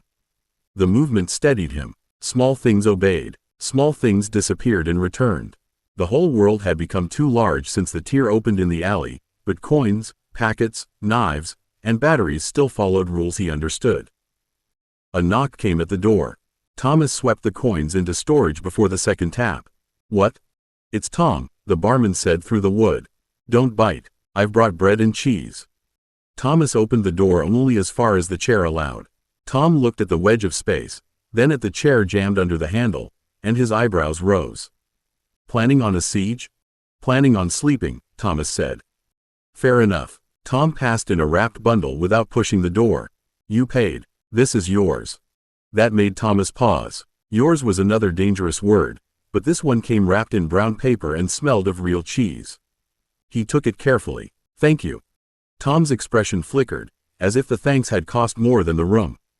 You'll need a better plan tomorrow. Thomas looked past him toward the stairwell and the pub noise below. I know. Do you? Tom asked quietly, because finding scraps of gold in Muggle London is trouble enough. Finding enough to live on is another matter. Thomas held the bundle against his chest. He could feel the dead city behind his thoughts. Silent banks, locked counters, shop safes, jewelry windows, useless coins under dust. Not the wizarding world, not the den, the other place. The place that had already taken almost everything from him. There's more where no one's using it. Tom studied him for a long moment. That sounds like the kind of sentence that gets a boy killed. Thomas did not answer, because Tom was right. He closed the door gently instead of slamming it, set the chair back under the handle, and sat on the bed with bread, cheese, and the first outline of a terrible idea forming cleanly in his head. Tiny thefts bought hours, gold bought nights. A vault, if he could find the right one, might buy a life. Thomas did not sleep much. The attic window showed only a slice of roof and rain-black sky, but the room itself became a map once he stopped trying to rest. He tore a blank edge from an old wrapping paper scrap, smoothed it across his knee, and used the pencil stub Tom had left with the breakfast tally to draw London as he knew it in bones rather than streets. Charing Cross, the Leaky, the police station, the roads he had run. Then, beneath all of it, the other London, the one with burned buses, corpse-choked alleys, and banks that no longer opened for anyone. The obvious answer was jewelry shops. Too obvious. Too many windows, too much glass, too likely to have already been stripped by adults with crowbars and teams. Pawnbrokers and cash for gold places would give him handfuls at best, and handfuls did not buy a life. He needed dense value, not pretty value. He needed the kind of gold adults built cages around because they believed it meant something even when the world ended. At breakfast, Tom eyed the paper tucked under Thomas's sleeve but did not ask it first. He set down porridge, toast, and tea sweetened enough to make Thomas's throat tighten with unexpected pleasure. "You look like a boy who's had a stupid idea and spent all night making it worse." Thomas stirred the porridge. "Where do muggles keep gold?" Tom went still for half a breath, then sighed through his nose. "That is not a breakfast question." "It is for me. It would be in banks, bullion dealers, private vaults, jewelry firms, places with more locks than sense." Tom leaned closer, lowering his voice. "And before you start looking clever, no, you cannot walk into a muggle bank with yesterday's shoes and come out rich." Thomas looked down at his map. Banks, vaults, more locks than sense. The word bullion sat in his head like a heavy bar. He had seen it once in an old newspaper used to wrap tins. Gold stored under London in neat official stacks, guarded because governments still believed in tomorrow. "What's the biggest bank?" Tom frowned. "For muggles?" Thomas nodded. "I don't know their whole system," Tom said, impatience roughening his kindness. "Bank of England, perhaps. Old, central, stuffed full of importance." "Why?" Thomas did not answer quickly enough. Tom's face hardened. "No." Thomas lifted his gaze. "You don't know what I'm thinking. I know children who ask about the biggest bank in London aren't planning to open savings accounts." Tom tapped one finger on the table, not loud, but firm enough to make the spoon tremble. "Whatever you were before you found my door, you are not indestructible." Thomas looked at the porridge, the toast, the warm cup, the paid-for room that ended with supper, and the little row of coins that had become almost nothing as soon as he owned them. "No," he said quietly. "I'm poor." Tom did not answer at once. His mouth tightened, and for a moment he looked less like a barman and more like an old gatekeeper who had let one strange child through and now regretted how quickly pity turned into responsibility. Thomas kept his spoon in the porridge because his hands wanted to curl into fists, and fists made adults decide you were difficult instead of frightened. "Poor is survivable," Tom said at last. "Dead is less flexible." Thomas almost smiled, but there was nothing funny enough in him to hold it. "Poor gets you sent back." "To the muggles?" "To whoever decides." Thomas pushed the bowl away, though hunger immediately protested. "Police, foster people, men with forms. It's all the same when someone else chooses the door." Tom's eyes sharpened, but he did not interrupt. That was either wisdom or kindness, and Thomas was not ready to know which. "And stealing from the Bank of England solves that?" Thomas looked toward the back of the pub, where the brick wall hid Diagon Alley.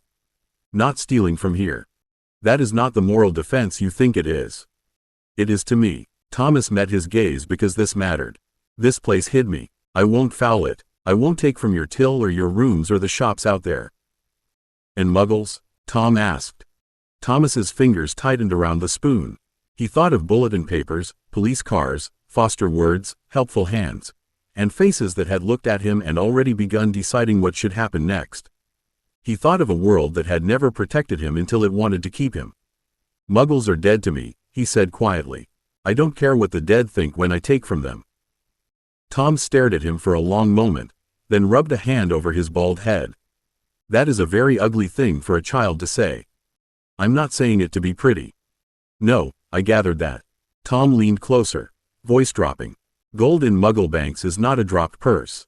It'll be underground, locked, guarded by things you don't understand. Doors, alarms, safes, cameras, men. Whatever clever trick you think you have, the first mistake may be the only one you get." Thomas had already thought of mistakes. Mistakes had teeth. Mistakes had kind voices and locked doors. Mistakes had adults deciding he was too young to choose anything. "Then I only get one try." Tom stared at him, and the silence between them became heavier than warning. "You've decided." Thomas took the last bite of porridge because he needed his hands steady and his stomach working. "I have to." "No," Tom said softly. "You want to. Those aren't the same." Thomas gathered the folded map and tucked it inside his sweatshirt. The words struck harder because part of him knew they were true. He wanted a room that stayed paid for. He wanted food that did not depend on pity. He wanted enough coin that no adult could look at him and see a problem to collect. "Maybe," he said, "but wanting to live still counts." Tom closed his eyes for one brief, tired second. When he opened them, he pushed a wrapped packet across the table. "Bread, cheese, and 2 apples. Then eat before you do something foolish. And if you come back, boy, you come back through my door before anyone else's." Thomas touched the packet, feeling its weight and the strange ache of being warned instead of ordered.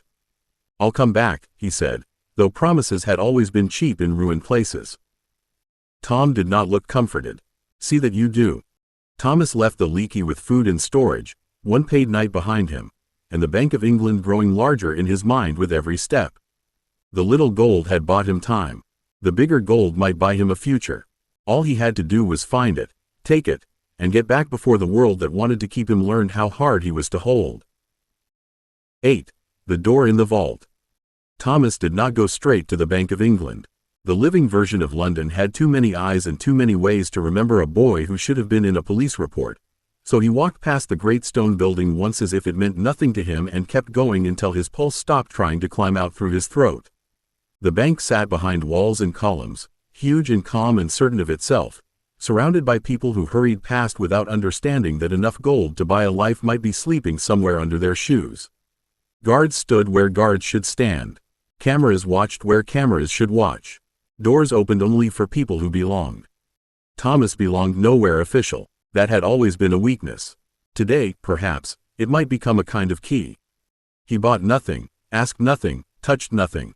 Instead he watched from across the road with his hood low and a paper cup of water from a cafe held between both hands for disguise. Men in suits entered. Workers with badges entered. Deliveries went around the side. The building had more than one mouth, and every mouth had teeth. He did not need to beat this London's bank. He needed to understand where its dead twin would be dangerous in the same shape. A man in a dark coat glanced at him twice near the crossing. Thomas looked down at once, but the man kept looking. Too long. Not Mercer long. Not Hunter long. Police paper long. "You all right there?" the man asked, slowing. Thomas made his shoulders smaller. "Waiting for my dad." The man looked toward the bank, then back at Thomas's face. His brow creased with the faint, gathering trouble of recognition. "Do I know you from somewhere?" Thomas let the cup slip from his hand. Water splashed across the pavement and onto the man's shoe, and surprise broke the moment cleanly. "Sorry," Thomas said, already stepping back with his eyes wide and harmless. "For heaven's sake," the man muttered, looking down. Thomas used the glance like a door and left. He crossed with a crowd, turned once, turned again, and did not stop until the bank had vanished behind corners, traffic, and rain. Only then did he duck into the narrow service lane he had chosen earlier, behind bins and damp brick, with enough shadow to hide shaking hands. He pulled the folded map from his sweatshirt and pressed one finger against the place where the bank sat in both Londons. The dead version would have no guards who cared about money, no clerks, no queues, no suits. It would have locked doors, dead streets, alarms perhaps still wired to batteries, and whatever corpse-tied the noise called. Thomas closed his eyes and reached for the old world in his mind, for the ruined echo of London where gold no longer fed anyone. The space around his hand tightened, waiting, and he whispered to himself because fear needed a job. In. Find the door. Store what matters. Out. The jump took him badly. Thomas landed on one knee in the dead service lane and slapped both bandaged hands against wet concrete before his head caught up with the world. The air was colder here, heavier, carrying the old rot smell that living London had almost washed from his skin. No engines moved beyond the walls. No footsteps hurried past with coffee cups and briefcases. Rain ticked through broken guttering, and somewhere far away, a corpse moaned with the lonely patience of something that had forgotten time but not hunger. He stayed crouched because standing too soon after a jump made the world tilt. Spatial settling, he thought, though he did not have proper words for it yet. He only knew that after tearing sideways, his body needed a moment to believe in where it had arrived. 1 for feet, 2 for hands, 3 for eyes, 4 for the way out. The old count steadied him. The bank's dead twin waited around the corner, and he could not afford to wobble into it like prey. A scrape sounded behind the bins. Thomas turned with his knife already in hand. A corpse in a raincoat dragged itself from beneath a torn plastic sheet, face swollen gray, jaw clicking as it scented him. Its shoes had rotted through. Its fingers clawed at the ground with slow, eager certainty. One dead thing was manageable. One dead thing was also a bell if he handled it badly. Quiet, Thomas whispered, as if the corpse might be offended into obedience. It came on anyway. Thomas backed toward the mouth of the lane, grabbed an empty bottle from the ground, and threw it past the corpse into the deeper alley. Glass shattered against brick. The corpse turned its ruined head toward the sound, jaw working, then lurched after the easier noise. Thomas waited until its back was to him before slipping away. The bank loomed ahead through rain and grime, its familiar shape made wrong by silence. The grand entrance was choked with abandoned cars and old bones. A security barrier lay twisted beside the steps. The doors had been smashed long ago, not open but broken, and the lobby beyond stood dark enough to look full of water. Thomas crossed the street low and quick, moving between rusted bonnets, listening for living voices as much as dead ones. No Mercer, no Sparks, no shouting teams, not yet. Inside, the marble floor was slick with rain tracked through shattered glass. Old signs pointed toward places that did not matter anymore. Cashiers' desks had been stripped. Papers lay pulped against walls. Thomas moved past all of it, because pretty money was not enough and easy places had already been eaten clean. He needed the deep door. The guarded door. The one built for gold. The way down was not hidden, which made it worse. Thomas found the staff stair behind a warped security door that had been forced open years ago, its lock punched through and its hinges bent. The first flight smelled of damp concrete and old smoke. Emergency lights hung dead along the walls. Someone had painted arrows during the first year, red strokes leading downward with words beside them that had peeled into ghosts. Safe room, supplies, keep quiet. People had believed those words once. Then something had taught them better. Thomas moved with one hand on the rail and the other near his knife, counting each landing, each turn, each sound. The building above creaked in the rain. Below, the air thickened. Gold did not smell of anything, but the places people built around gold did. Stone, metal, old oil, stale dust, and the trapped breath of rooms never meant for daylight. Twice he stopped because he heard shuffling, but both times the sound came from behind closed office doors where trapped corpses had spent years wearing grooves into carpet. Stay there, he whispered once, because whispering made him feel less alone. A hand slapped the inside of a frosted panel. Thomas nearly bolted down the stairs. The corpse behind the glass pressed its face to the pane, smearing gray skin across old privacy film, and its jaw worked soundlessly until the next slap came. Thomas forced his feet onward. Noise was danger. Locked doors were gifts. He was not here to fight every hungry thing the building remembered. At the bottom, the corridor changed. Less office, more fortress. The walls thickened into bare concrete and stone, and old steel gates broke the route in sections. Some stood open. Some had been cut. One had a dead guard tangled through it, dry uniform hanging from bone, keys still clipped uselessly to a belt no hand had reached in time. Thomas stored the keys, then brought them out and tried 3 before one turned a lock with a reluctant scrape. The sound rolled ahead into the dark. Something answered far off.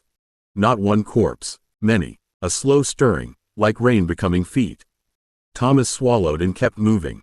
The vault door waited at the end of the last corridor, huge and round and absurd, a mountain of steel set into stone as if the old world had believed wealth could be made eternal by making it heavy. He stared at it with a cold sinking in his stomach. No handle he understood, no broken hinge, no useful gap. His portal sense pressed against it and slid sideways, refusing to become simple. A door was still a door, and he was still outside. Thomas put both hands on the vault door because anger needed somewhere to go. The steel was cold enough to sting through the bandages, smooth in some places and ridged in others, with circles and bolts and old cleverness worked into every line. He had crossed worlds by tearing space open. He had made coins vanish into nowhere. He had run from men with sparks in their hands and dead things with teeth, and now one stupid door sat in front of him like the universe had a bad sense of humor. "No," he whispered, pressing harder. "No, you don't get to be the thing that stops me." The door did not care. Behind him, the far corridor stirred louder. More feet dragged against concrete. A low moan rolled through the gates, picked up by another throat, then another. The sound moved slowly, but it moved in his direction. Thomas tried the portal again, reaching for the space beyond the vault, imagining the room inside, gold stacked in neat official shelves. The world bent, shivered, and snapped back wrong. He stumbled sideways and hit the wall with his shoulder, biting down on a cry. Not through, not without knowing the inside, not without an anchor. The rule settled cold and clear, and for a moment he hated himself for thinking magic would become mercy just because he needed it badly enough. A corpse struck the first steel gate behind him. The clang shook dust from the ceiling. Thomas looked at the door again. It was a thing. Huge, impossible, old, and locked, but still a thing. His storage had taken packets, knives, wallets, coins, keys, crates when he was careful, even a broken bicycle once after he had spent a whole afternoon learning the shape of it. It had not cared whether something was valuable. It cared whether he could claim the edges in his mind.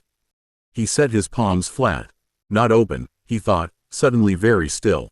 Not move. Take. The vault door resisted like a building resisted. All weight and certainty and years of being exactly where people had put it. Thomas closed his eyes and found its outline by touch, circle, hinge, bolts, locking arms, frame pressure, every cold curve the steel wanted to keep. The dead struck the second gate. Metal screamed. Thomas drew one breath, then another, and poured all his fear into a single command. Store. The vault door vanished.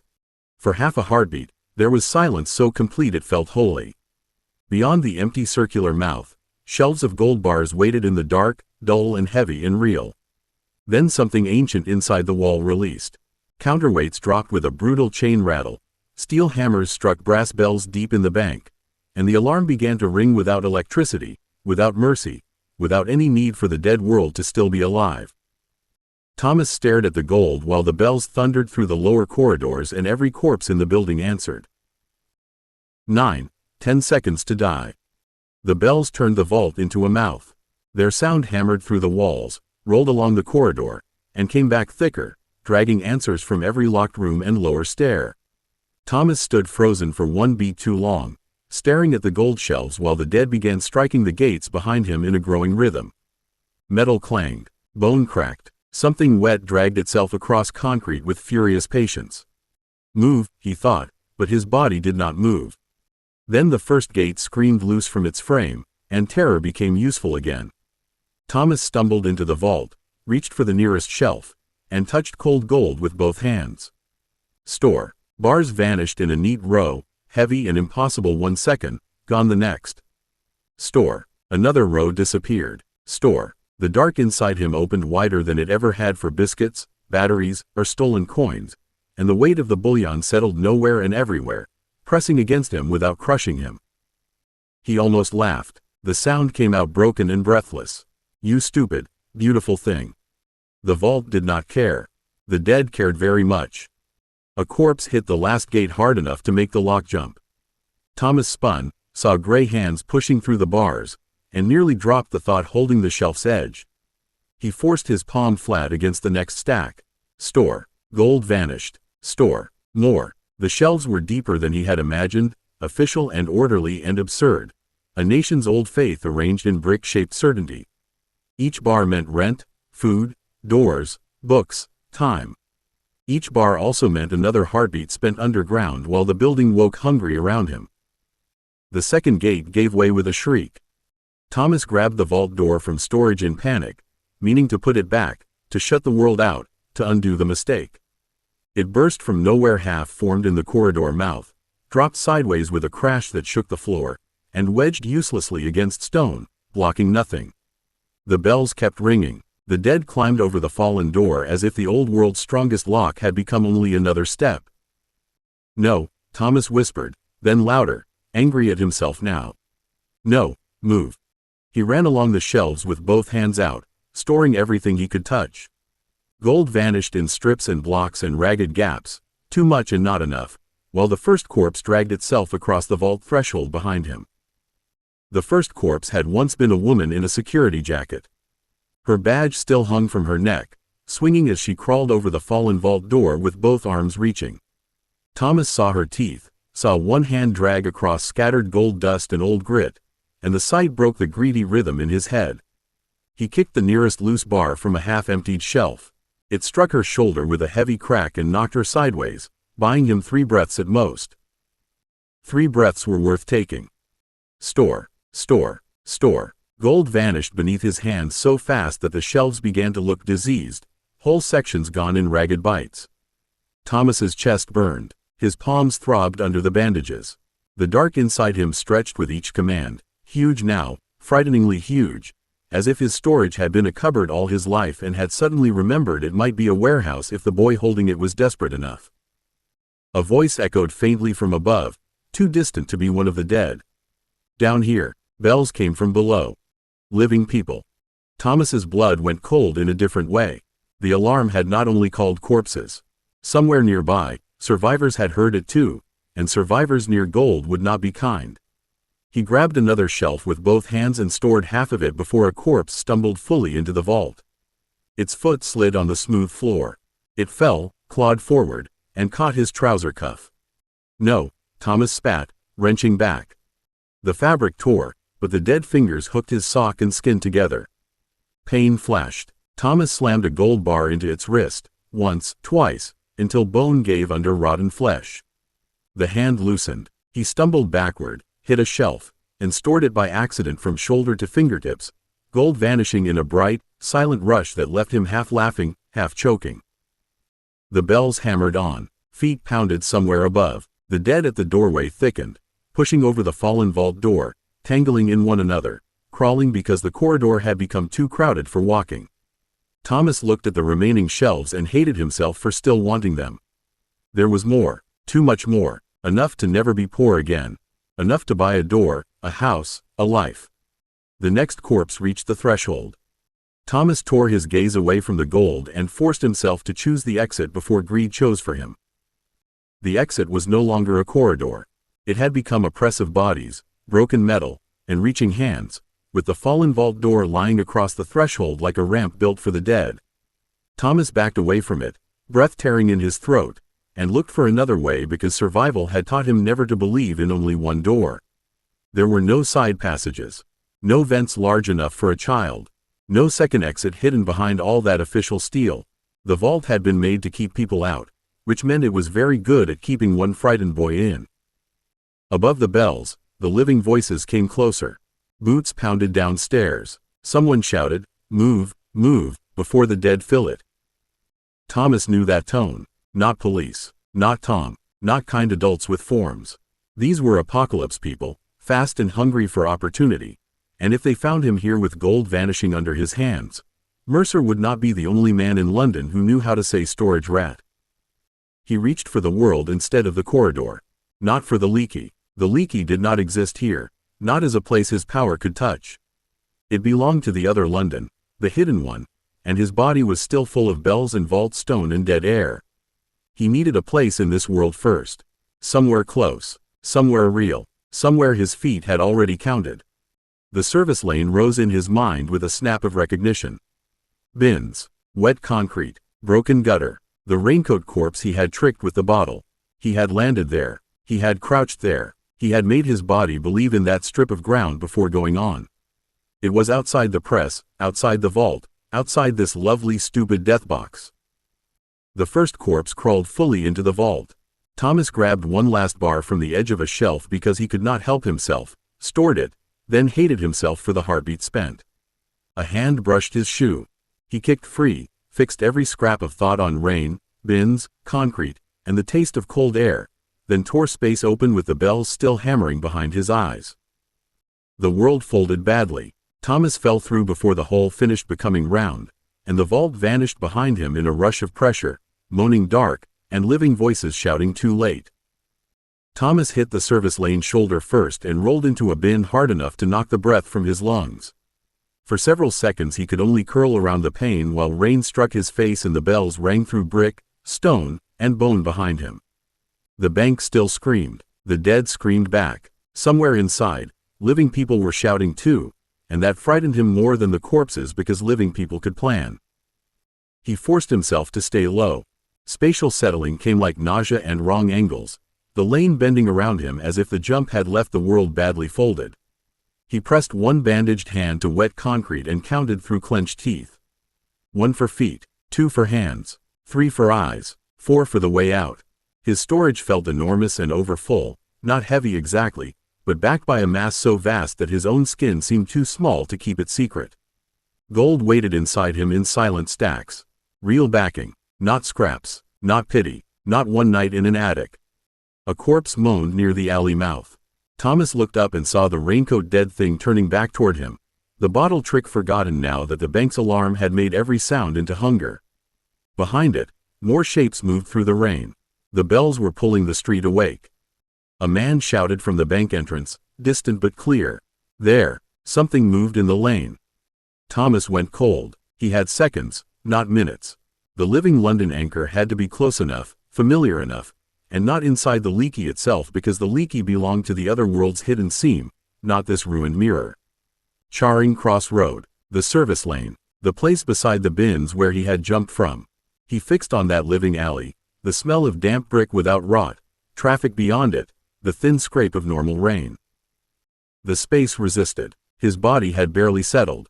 His power pulled against itself like a muscle asked to run on a broken leg. Please, Thomas whispered, and hated the word even as he used it. The raincoat corpse reached for him. Thomas tore the portal open small and ragged, more wound than doorway, and threw himself through. Cold folded into noise. Rot became petrol and wet pavement. The bells vanished. Thomas landed behind the living bank's service lane bins with gold in his storage, blood on his sock, and laughter bubbling up his throat so wildly he had to clamp both hands over his mouth before the ordinary world heard him breaking. 10. Giggling in the leaky. Thomas stayed behind the bins until living London settled around him. Not fully. Nothing in him was ever going to settle fully again. But the service lane stopped bending at the edges, and the sound of traffic became traffic instead of bells, and the smell of petrol and wet cardboard replaced rot well enough that his body began to believe it had escaped. He kept both hands pressed over his mouth until the laughter died into little breathless jolts that hurt his ribs. Gold sat inside him. The thought should have been neat. It was not. It filled him with a wild, stupid brightness so large it frightened him almost as badly as the vault had. He had done it. He had broken into the Bank of England, the dead one anyway, stolen more gold than any child had a right to imagine, and escaped through a hole in the world while corpses and living scavengers shouted behind him. His sock was wet with blood. His hands were burning. His shoulder felt as if the bin had tried to keep a piece of him. None of that reached the center of him properly. Gold sat inside him. A laugh broke loose again, tiny and cracked. Thomas bit it down hard, then pushed himself upright by stages. A woman's voice passed at the mouth of the lane, talking into a phone about lunch. A courier swore at traffic.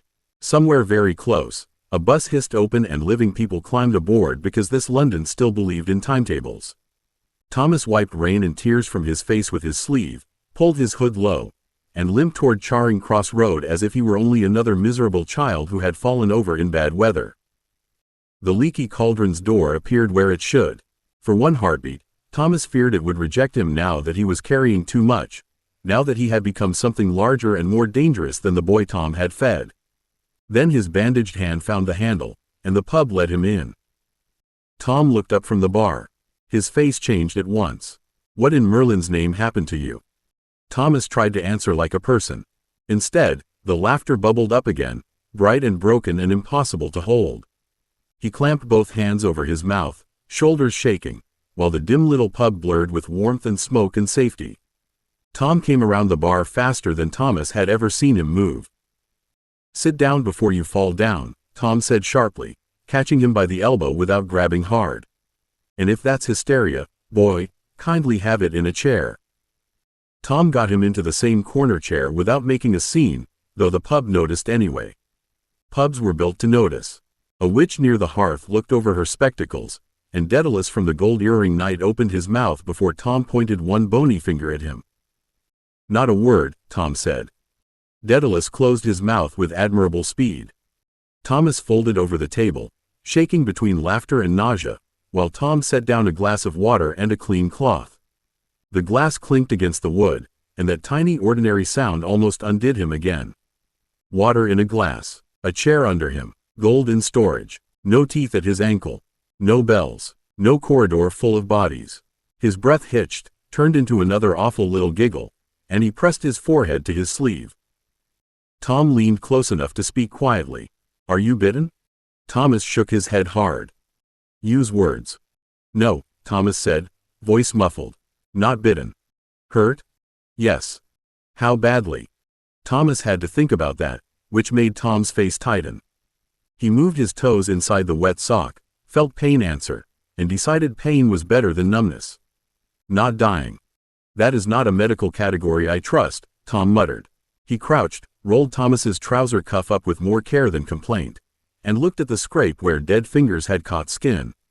His mouth went thin. "This needs washing, properly." Thomas looked down at the blood and torn sock, and the laughter faded into something heavier. The wound was small, that made it worse somehow. He had nearly stayed for more shelves.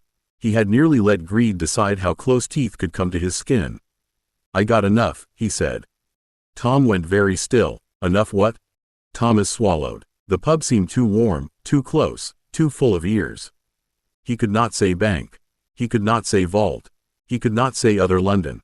But he could feel the gold behind his ribs like a mountain pretending to be a secret, and the weight of it made him dizzy with triumph and shame. "Backing," he whispered. Tom's eyes searched his face. Whatever he saw there made him stop asking in public. He stood, took the cloth, and nodded toward the stairs. "Upstairs. Now, you can be mysterious after you stop bleeding on my floor." Upstairs, the attic room felt smaller in daylight and steadier because Tom stood inside the doorway rather than blocking it. Thomas sat on the edge of the bed while Tom set a basin on the floor, poured warm water, and laid out cloths, a small brown bottle, and a pot that smelled sharp enough to make his eyes prickle. "This will sting," Tom said, kneeling with a quiet grunt. "Everything stings," Thomas said, bracing his hands on the mattress. "Good, then you'll be prepared." Tom peeled the wet sock away with care.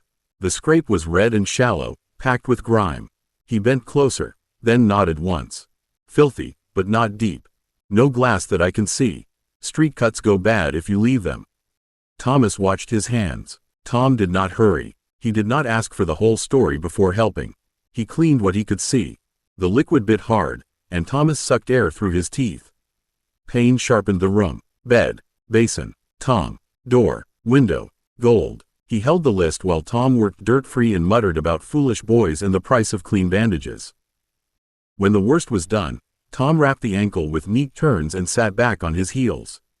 "Backing, you said." Thomas looked at the basin, water clouded with blood and dust. "Yes." "How much backing?" "Enough." "That means nothing." "It means I can pay." Thomas lifted his eyes. "Room, food, clothes, maybe books, maybe a place where no one decides for me because they feel sorry." Tom's mouth tightened. "And how do you show that without telling the whole alley a half-starved child has something worth stealing?" Thomas went still. Tom saw it and softened by a fraction. "Answer me this instead," Tom said quietly. "Can you keep your mouth shut about it?" "Yes." "Can you keep your hands off it in public?" Thomas hesitated, then nodded. "Good," Tom said. He stood and rinsed the cloth. "Then you don't spend it. You prove it." "How?" Tom glanced toward the door, then back at him. You go somewhere that cares about proof. Thomas looked away first. Gringotts, he said. Tom didn't rush him back out. That was the first strange thing. The second was the key. He shut the attic door and turned it with a small, deliberate click, then slid the key free and set it on the table where Thomas could see it. Not trapped. Not quite safe either. Contained. Thomas watched the key. Tom noticed. So no one walks in, he said, voice level. If I meant to keep you, I'd have done it downstairs. Thomas nodded once, though his shoulders stayed tight. Tom pulled the chair out and sat, hands folded, studying him without hurry. You'll go to Gringotts, he said. Not today. Thomas frowned. Why not? Because you're limping, shaking, and laughing like a cracked bell, Tom replied. Because whatever you did out there is still in your hands. And because if you walk into a goblin bank looking like prey, they'll treat you like prey with paperwork. I can walk, Thomas said. I didn't say you couldn't. Tom tipped his head. I said you shouldn't. Not until you can look a goblin in the eye and choose when to blink. Thomas held his gaze, testing that. I don't blink. Everyone blinks, Tom said, almost amused. The trick is choosing when. Silence settled. It felt different from the vault. Not empty, measured. Thomas shifted on the bed, feeling the bandage pull and the gold sit inside him like a secret too big to carry quietly. He'd done something enormous. He needed to act like it hadn't changed him at all. How long? He asked. Tonight you sleep, Tom said. Tomorrow you eat. Then we see how steady you are. We? Thomas echoed. Tom's mouth twitched. You think I'm letting you walk into Gringotts alone with a word like backing, and no idea how goblins listen? No. I'll take you as far as the door. After that, you stand on your own feet. Thomas considered that. Part of him bristled. Another part, quieter and harder to ignore, recognized the shape of an advantage. Why? Tom shrugged one shoulder. Because you paid for a room. Because you answered straight when I asked what was wrong. Because I've seen boys try to bluff goblins and come back poorer for it. Thomas lay back slowly, staring at the low ceiling. The room felt smaller again, but not in a way that threatened him. More like a boundary he could use. Tomorrow, not now, not while his hands still remembered bells. Tomorrow, he said. Tom stood, satisfied enough to leave it there. Tomorrow, he agreed, and turned the lamp down until the attic held only dim light and the quiet weight of something new settling into place. 11. The bank that counts. Thomas woke before the light reached the window. For a moment he didn't move, lying still under the thin blanket while the quiet of the attic pressed around him. No bells, no dragging bodies, no shouting, just the soft creak of the building and the distant, ordinary murmur of a waking street. His ankle throbbed in a steady, manageable way. His hands felt stiff but his fingers still answered when he flexed them. Gold waited. It wasn't a thought so much as a presence, vast and patient, sitting just behind everything else. He could feel it if he let himself, not his weight but his certainty. Backing. The word settled better in the morning, less wild, more useful. He sat up slowly, testing balance. The room stayed where it was supposed to. That mattered. He swung his feet to the floor, hissed once at the pull in his ankle, and stood. The first step was careful. The second was easier. By the third, he trusted himself not to fall over like a fool in front of goblins.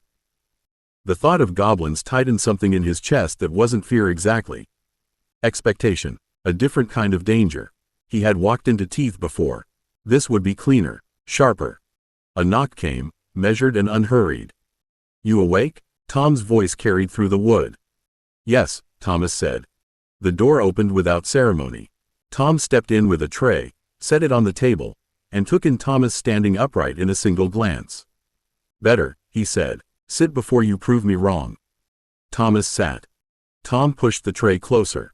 Bread, eggs, tea. Simple, solid. Eat, he said. You don't go to Gringotts hollow. Thomas picked up the bread first. His hands didn't shake. That pleased him more than the food. We're going today. Tom poured tea. We're seeing if you're steady enough to stand in front of a teller and not look like a story they can profit from. I won't, Thomas said. Tom's eyes flicked up. Good, because goblins don't deal in what you say you are. They deal in what you show them. Thomas tore the bread, chewed, and swallowed. The food settled him further, anchoring him in a way sleep hadn't quite managed. I can show them. How? Tom asked, not unkindly. Thomas held his gaze. For a second, the attic, the tray, and the morning narrowed to that question. He could not show gold. Not all of it. Not here. Not like a fool. But he could show enough. Enough to be taken seriously. Enough to open a door. I'll make them count, Thomas said. Tom studied him, then gave a small, approving nod. Then eat, he said. We'll see how well they count. They didn't leave at once. Tom made him finish everything on the tray, even the last piece of bread that Thomas would have set aside out of habit. When he slowed, Tom watched him with that same steady patience until he picked it up again. Eat like you mean to keep it, Tom said. Goblins notice the small things. Thomas chewed and swallowed, not arguing. The food settled him deeper, turned the sharp edge of last night into something he could hold without shaking. His hands stayed steady. That mattered more than anything else. When the plate was empty, Tom stood and took it away, setting it by the door. He checked the bandage with a quick glance, then nodded. You'll limp, he said. Not enough to matter. It matters, Thomas said. Everything matters, Tom replied. The trick is choosing what they're allowed to see. Thomas took that in. He stood, testing his weight again. The ache was there, but it didn't climb. Good. He pulled his sleeve down over his wrist, hid the worst of the scrapes, and reached for his jacket. Tom watched the small movements. You don't fidget, he said. Not in there. I'm not fidgeting, Thomas said. You will if you let yourself think about what you're carrying. Tom's gaze sharpened. So don't. You're not walking into Gringotts with a secret. You're walking in with a fact. Thomas paused with his hand on the door. The words settled differently from anything Tom had said before. Not advice. A shape to stand inside. A fact, he repeated. Yes, Tom said. Facts don't hurry. Facts don't beg. Facts don't look over their shoulder. Thomas opened the door. The corridor beyond felt narrow, but not like a trap. Like a path. They went down together. The pub had filled in the morning hours, voices low and ordinary, chairs scraping, cups clinking. A few eyes turned toward them. Thomas felt it and did not react. He walked as if he had somewhere to be in the time to get there. At the bar, Tom paused long enough to pick up his coat. He didn't put it on. He simply held it, then looked at Thomas once more. I'll take you as far as the door, he said quietly. After that, you speak. I know, Thomas said. Tom nodded. Good, because once you start, you don't stop until they do. Thomas stepped out into Diagon Alley with the morning still soft and the stones still damp, and felt the shift as the place took him in and measured him. He did not look around. He did not slow. He walked toward the bank. Gringotts rose out of the alley like a statement no one argued with. White stone, tall doors, steps worn by centuries of people who had come with something to prove and left with something measured. Thomas felt it before he reached the bottom of the steps, the way the place pressed back against him, weighing without touching. Tom slowed beside him but did not stop. Last chance, he said quietly. You turn around now, no one will remember you came this far. Thomas didn't look at him. I didn't come to turn around. Good, Tom said. Then remember what you're showing them. A fact, Thomas said. Tom nodded once. A fact. They climbed the steps together. The doors stood open. Inside, the marble floor shone under high light, and the long counters stretched away with goblins already at work behind them. Quills scratched. Chains rattled somewhere deeper. The air smelled clean in a way that had nothing to do with comfort. A goblin near the entrance looked up as they crossed the threshold. His eyes went first to Tom, then to Thomas, and stayed there a fraction longer than Thomas liked. State your business, the goblin said, voice flat. Thomas stepped forward before Tom could speak. I require a private room, he said. His voice came out steady, which surprised him more than anything else. The goblin's gaze sharpened. You require many things, I'm sure. This is a bank, not a charity. I'm not asking for charity, Thomas said. I'm presenting a deposit. A pause. Not long. Enough. The goblin leaned forward slightly. What kind of deposit? Thomas held his ground. He didn't reach for the gold. He didn't show anything yet. He let the question sit between them like a coin on a table. One that needs counting, he said. The goblin's expression didn't change, but something behind his eyes did. Interest, thin and precise. He looked Thomas over again, slower this time, taking in the bandage, the too large jacket, the way he stood without shifting. Tom said nothing. The goblin tapped the counter once with a long finger. Name. Thomas hesitated for half a heartbeat, then gave it. Thomas. Only Thomas, the goblin said. For now, Thomas replied.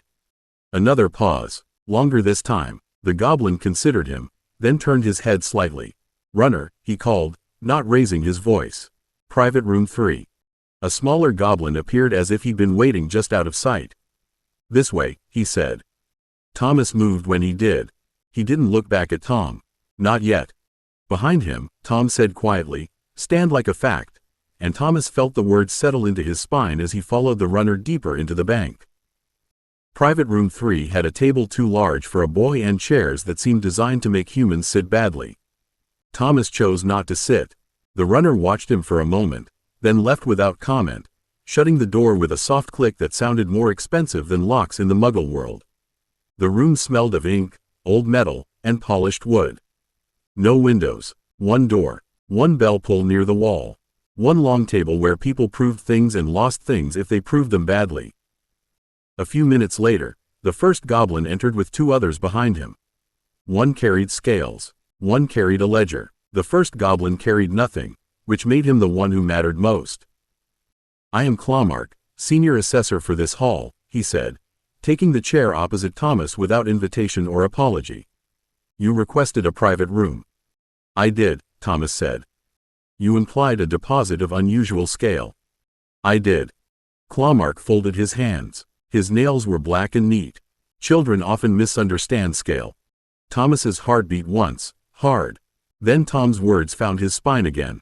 Facts don't hurry. He reached into storage with care, feeling past bread, apples, painkillers, coins, keys, the old knife, and the impossible dark mass beyond them all. He touched one bar, only one. The table groaned when it appeared. The goblin with the ledger stopped breathing through his nose. Clawmark did not move. His eyes had gone very bright. That is a London Good delivery bar. Thomas kept his hand resting on the gold. Yes. Approximately 400 troy ounces, Clawmark said. Marked, numbered, and not the sort of object a child finds between floorboards. No. The silence sharpened. Clawmark leaned forward by the smallest degree. Do you have more? Thomas considered lying, then decided goblins probably priced lies before people finished speaking them. Yes. How much more? Thomas looked at the table, then at the goblin, and let the answer become a fact instead of a boast. Enough that this room isn't big enough. For the first time, Clawmark's expression changed. Not surprise. Hunger, perhaps, though not the kind Thomas knew from corpses. This was older, cleaner, and much more dangerous. The senior assessor turned his head. Seal the room. The runner by the door struck a brass plate with one claw. Runes woke along the walls in thin golden lines, and the air tightened. Thomas did not flinch. He wanted to, but he did not. Clawmark looked back at him. Then, Thomas, we will require a larger room, a formal declaration, and terms. His teeth showed in something too sharp to be a smile. And you will require representation, unless you wish to be eaten politely. 12. The house off Diagon Alley. Thomas did not like the word representation, mostly because it sounded like another adult standing between him and his own future. He kept his palm on the gold bar and watched Clawmark across the private room table while the sealed walls hummed faintly with goblin runes. The bar looked too large for the polished wood, too solid for the careful room, and the goblin with the ledger kept glancing at the stamp marks as if they were a riddle with teeth. One marked bar made Thomas look like a thief. Enough marked bars would make him look like something else, because goblins counted stolen treasure before most humans knew it was gone. Thomas did not know that yet. He only knew one bar had changed the air, and that was useful to know. You will require a witness for certain instruments, Clawmark said. Not for the contents of your vault. For your declared authority, lodging purchase, and account structure. Someone wizarding, reachable, and unlikely to faint at a fee schedule. Tom, Thomas said. Clawmark's eyes narrowed with dry amusement. The innkeeper? He knows I arrived, Thomas said. He knows I'm not asking for charity. And he doesn't own me. That last part seems important to you, Clawmark said. Yes, Thomas said. because there was no point lying about a thing sitting that plainly between them. Tom was brought in for the paperwork, not the treasure. Thomas made sure of that. The innkeeper saw the bar, raised one eyebrow, and then looked at Thomas with something gentler and more worried than surprise. "That's more than room money," he said. "I know," Thomas replied. "No," Tom said quietly. "You're learning." Then he turned to Clawmark. "All witness signatures. I don't need to know what sits below your floors." Clawmark's teeth showed, a rare human virtue. The vault lay far beneath the public hall, past carts, grates, turns, and doors that opened only after goblin fingers touched metal in the right order. Thomas stepped inside with Clawmark and 2 goblin assessors while Tom remained above, safely outside the truth. The chamber was large, cold, and empty enough to echo. For one strange second Thomas felt foolish, as if the vault expected him to prove the impossible again and he might only manage one bar in shame. Then he reached inward and released the first shelf. Gold arrived with a deep, heavy thud that traveled through the stone floor and up his sore ankle. Not loose coins, not a glittering fairy tale pile, but neat industrial rows of London bars stacked on a steel shelf ripped out of another world's vault. The goblin with the scales made a sound through his nose and stopped pretending he was bored. Thomas released a second shelf, then a third, each one landing with a dense finality that made the chamber feel smaller. Clawmark lifted one hand sharply. "Hold." Thomas froze. The senior assessor turned to the nearest goblin. Expansion. Runes bit into the stone. The walls slid outward without dust, folding the chamber larger while the floor stretched beneath Thomas's boots like the bank had taken a slow breath.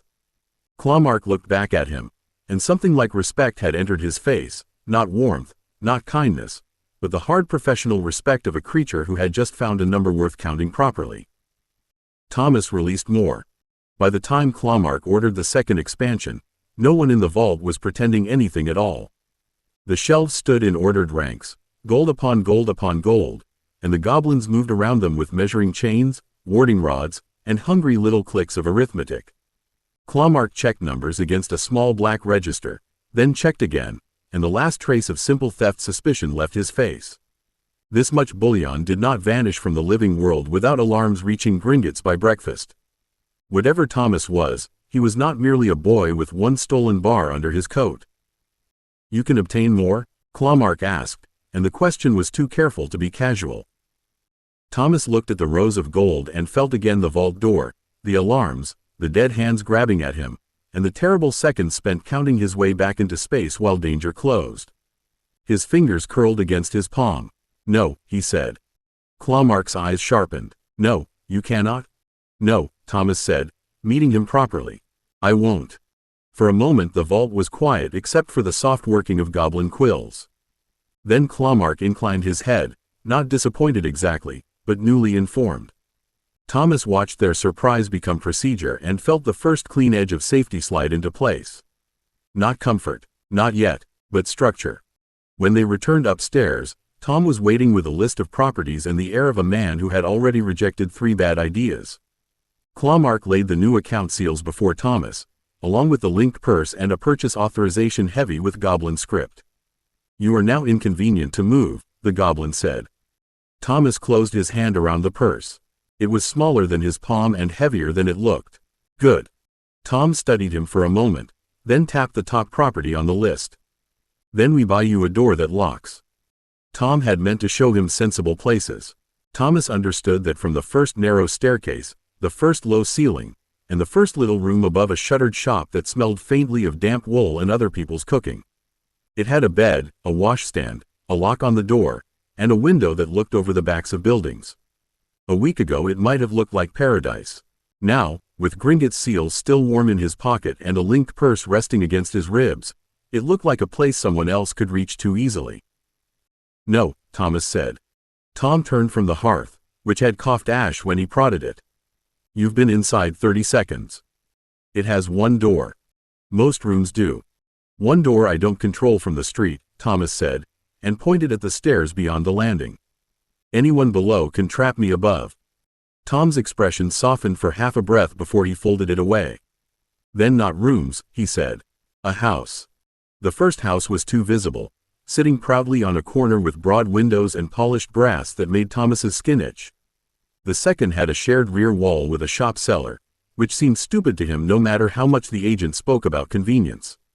The third was better, narrow and brick-faced, tucked in a crooked side passage, but its garden was a square of cracked paving with one sad pot and a drain. Thomas stood in the back doorway and felt disappointment rise hot and unreasonable in his chest. "I want soil," he said. The agent blinked. "Soil, young sir?" "A garden," Thomas said, gripping the purse through his jacket.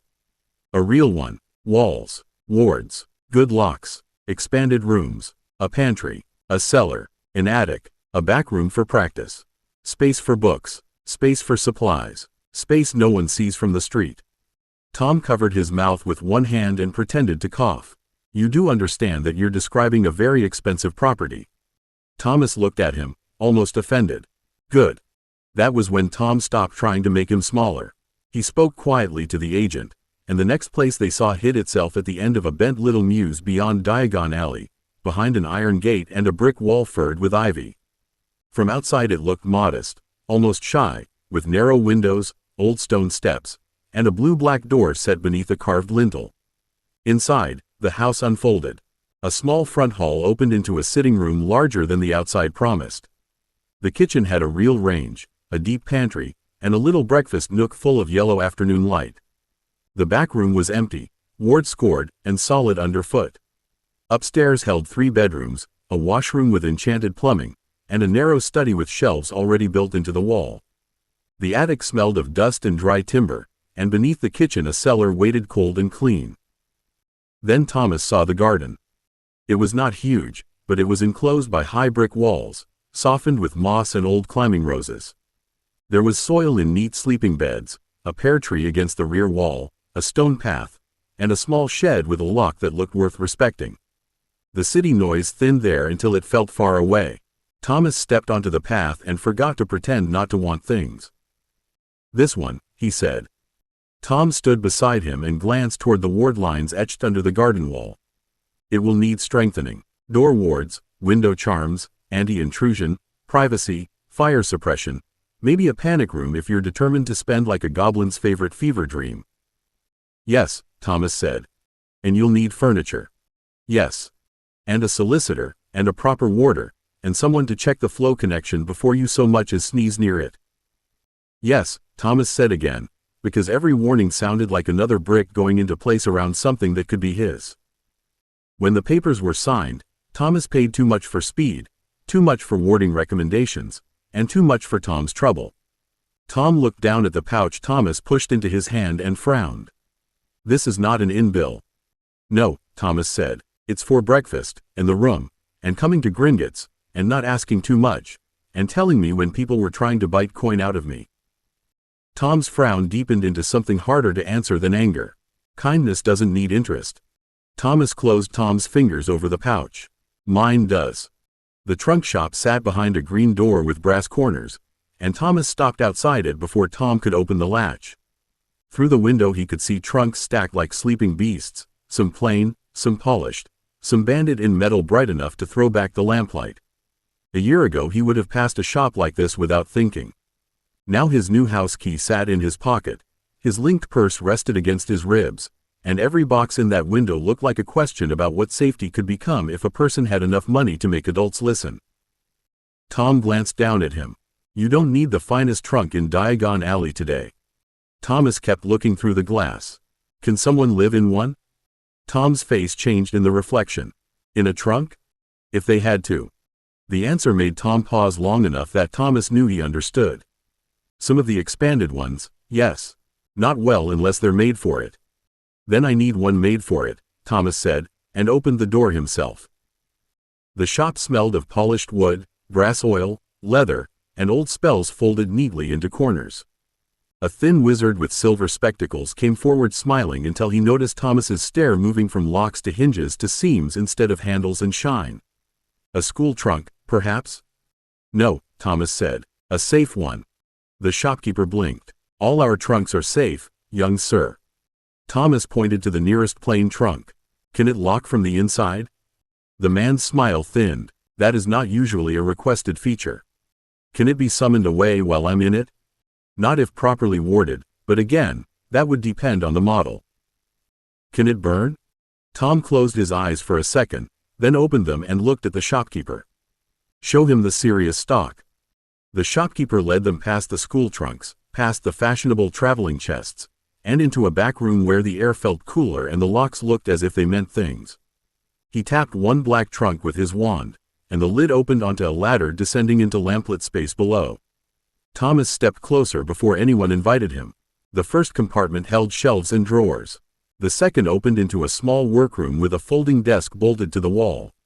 The third had a bed narrow enough to make his chest ache because narrow still counted as his if nobody could take it away. Can I keep food in it? Thomas asked. With the pantry charm, yes, the shopkeeper said, watching him more carefully now. Dry goods, tins, wrapped goods. Fresh food for a time, though I would not advise raw meat unless the preservation rune is upgraded. Upgrade it.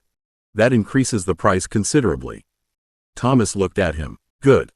Tom made a rough sound that might have been a laugh trying not to become worry. You have discovered his favorite word.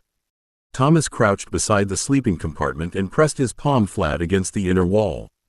The wood felt warm, not like a living tree, but like a room that meant to stay dry. If someone opens it from outside while I'm asleep. The shopkeeper's voice softened despite himself. There are internal latches, owner recognition, alarm charms. With the better ward set, anyone forcing entry would wake the trunk before they woke you. I want that. You haven't asked the price. I asked if it would keep me, Thomas said, and only realized after speaking that the shop had gone quiet. Tom stepped beside him, close enough to be there without standing over him. Thomas, a trunk can help. It can't be the whole world. Thomas looked up from the little bed, past the brass lamp, past the clean blanket folded at the end. I have a house now, he said. This is for if I lose it. The shopkeeper looked away first. Tom did not. After a moment, Tom nodded once, not approval exactly, but acceptance. Then we buy the trunk that makes losing it harder. Thomas stood. His ankle ached. His hands felt too small for the amount of choosing he had done that day. Still, when the shopkeeper began listing ward packages, Thomas listened to every word, asked what failed first, what could be repaired, what resisted water, fire, summoning, theft, and forced opening. By the end, the trunk had a sleeping nook, pantry charm, folding desk, reinforced locks, internal latch, owner recognition, fire resistance, theft alarm, and enough quiet inside it that Thomas could imagine breathing there when the world outside went wrong. When the shopkeeper shrank it to a size Thomas could carry, he placed it carefully into Thomas's hands. A fine purchase, young sir. Thomas held the tiny trunk against his chest. No, he said, and felt the giddy, frightened truth of it settle under his ribs. It's a room. Ollivander's was narrower than Thomas expected, and much deeper. The bell above the door gave a tired silver chime, and the air smelled of dust, old wood, and something sharp that made the skin along Thomas's arms prickle beneath his sleeves. Boxes climbed the walls from floor to ceiling in thin, impossible stacks, each one labeled in faded ink. The shop did not feel like a place that sold things. It felt like a place that kept sleeping bones. Mr. Ollivander emerged from behind a ladder with pale eyes fixed on Thomas before Thomas had fully stepped inside. Ah, he said softly. A first wand, unless I am much mistaken. Thomas did not like how quickly the man seemed to know that. He kept the shrunken trunk tucked in his pocket, felt its small weight like a promise, and stood straighter. I need one that works. Tom, who had come in behind him, gave a faint sigh. Most people begin with their wand arm. Ollivander smiled as if that were a joke and a diagnosis both. Indeed. Hold out your right hand, young man. The first wand was ash and unicorn hair. It lay cool in Thomas's fingers and did absolutely nothing except make him feel watched. Ollivander plucked it away almost before Thomas moved. The second was willow and phoenix feather. A cold puff of soot burst from the tip and drifted back over Thomas's sleeve. The third, hawthorn and dragon heartstring, gave a sharp crack that knocked 3 boxes from a shelf and made Tom step sideways to avoid one hitting his boot. Thomas froze with the wand still in his hand. I didn't mean to. No, no, Ollivander said, delighted rather than angry as he snatched it back. The wand meant to. That is rather the difficulty. More boxes came down. Maple, cypress, vine, beech, pear. Unicorn hair refused him politely. Phoenix feather sparked, shivered, and went dead. Dragon heartstring worked too hard, sending a jet of hot red light into a measuring tape, which promptly tied itself into knots and snapped at Tom's sleeve like an offended snake. Tom caught it by reflex and stared at it until it fell limp.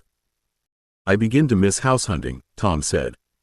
Thomas swallowed a nervous laugh and looked at the wandmaker. "Am I doing it wrong?"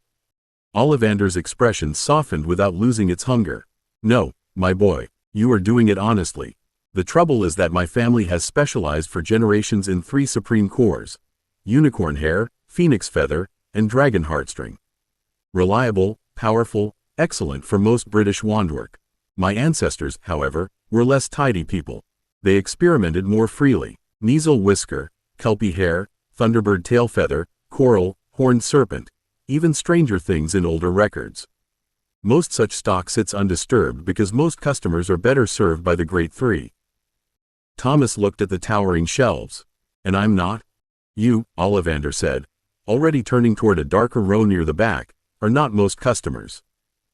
He climbed a rolling ladder with surprising speed, muttering to himself as his fingers skimmed boxes no one had touched in years. Dust sifted down in soft gray threads. At last he drew out a narrow box of dark wood and held it for a moment before opening it, almost respectfully. Inside lay a wand the color of polished honey-brown timber, plain and clean, with a handle that looked made for a hand rather than display. "Hornbeam," Ollivander said, 10¼ inches. Supple, Kneazle whisker core, not fashionable, not common, and inclined toward independent judgment. Thomas reached for it. The wand warmed before his fingers closed. Heat ran into his palm, up his wrist, and settled somewhere behind his ribs with a small, decisive click, like a lock accepting the right key.